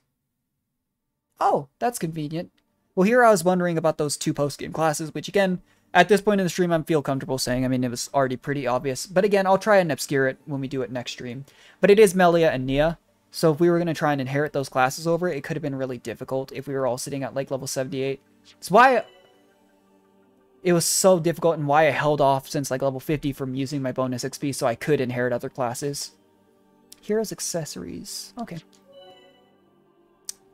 Clothing, sword fighter only. Okay, so I'm assuming that means sword fighter class can probably use the Monado visually. Interesting. On the book's closed now. So 75, pretty much 76 hours is what it took to complete the game. My lingering memories fade. My lingering memories fade. I no longer see your silhouette. Oh. Wait, do they forget each other? But hey, it's all right. I won't forget you. Not until we can meet again. Oh, you didn't have to. Oh. They didn't have to add that. That hurts. I was already a little bit bittersweet sad about that ending, but the fact that she says I can't even see your silhouette anymore makes me think that, like, you know, she can't even... It's been long enough that she potentially can't even remember them, you know? Because again, we just mentioned during the credits, you know, that they probably had to spend some time getting their world in order, spend some time figuring everything out before they could even think about traversing to meet each other again. But that just makes it even sadder, because, again, man, I didn't even... Oh. Dang, game, why you gotta... That makes me really sad. Setting levels at rest spots, but yeah. So at some point for the challenge mode in preparation, we'll want to go to max level. I'm assuming it'll be the same as 2, where you can only go to, like, 99, and then they'll just add in enemies above that level, because that's part of what gives it that extra challenge. Which is also what makes challenge battles take forever, but exactly like I was talking about, it does the same thing as it does with Malos in 2. With that final fight, it pops you right out before that, and we can continue doing that, and if we wanted to do a New Game Plus, we could then. But that being said, we're far from done with this game.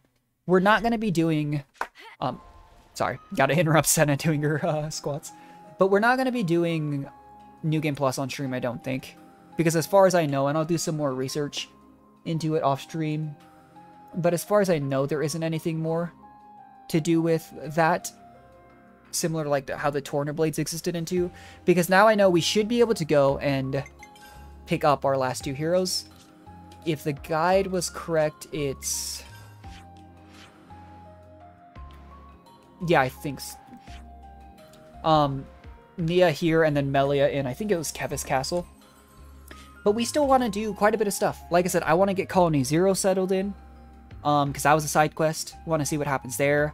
We'll open next stream getting Melia and Nia. And we'll also... I want to do, like, a Shira's Hero quest. Ascension quest. A few other things like that. We do have a ways to go. But either way, guys, I think I'm gonna go ahead and call the stream there. I had a lot of fun. Of course, I was really sad when we failed that the last fight against Zed Infinity or whatever I said. But honestly, knowing how many more phases there were beyond that, if we hadn't switched over to Miyabi, I think we really would have had a hard time beyond that anyways. We maybe could have done it, but it's fine. I'll catch you guys next time though. Bye.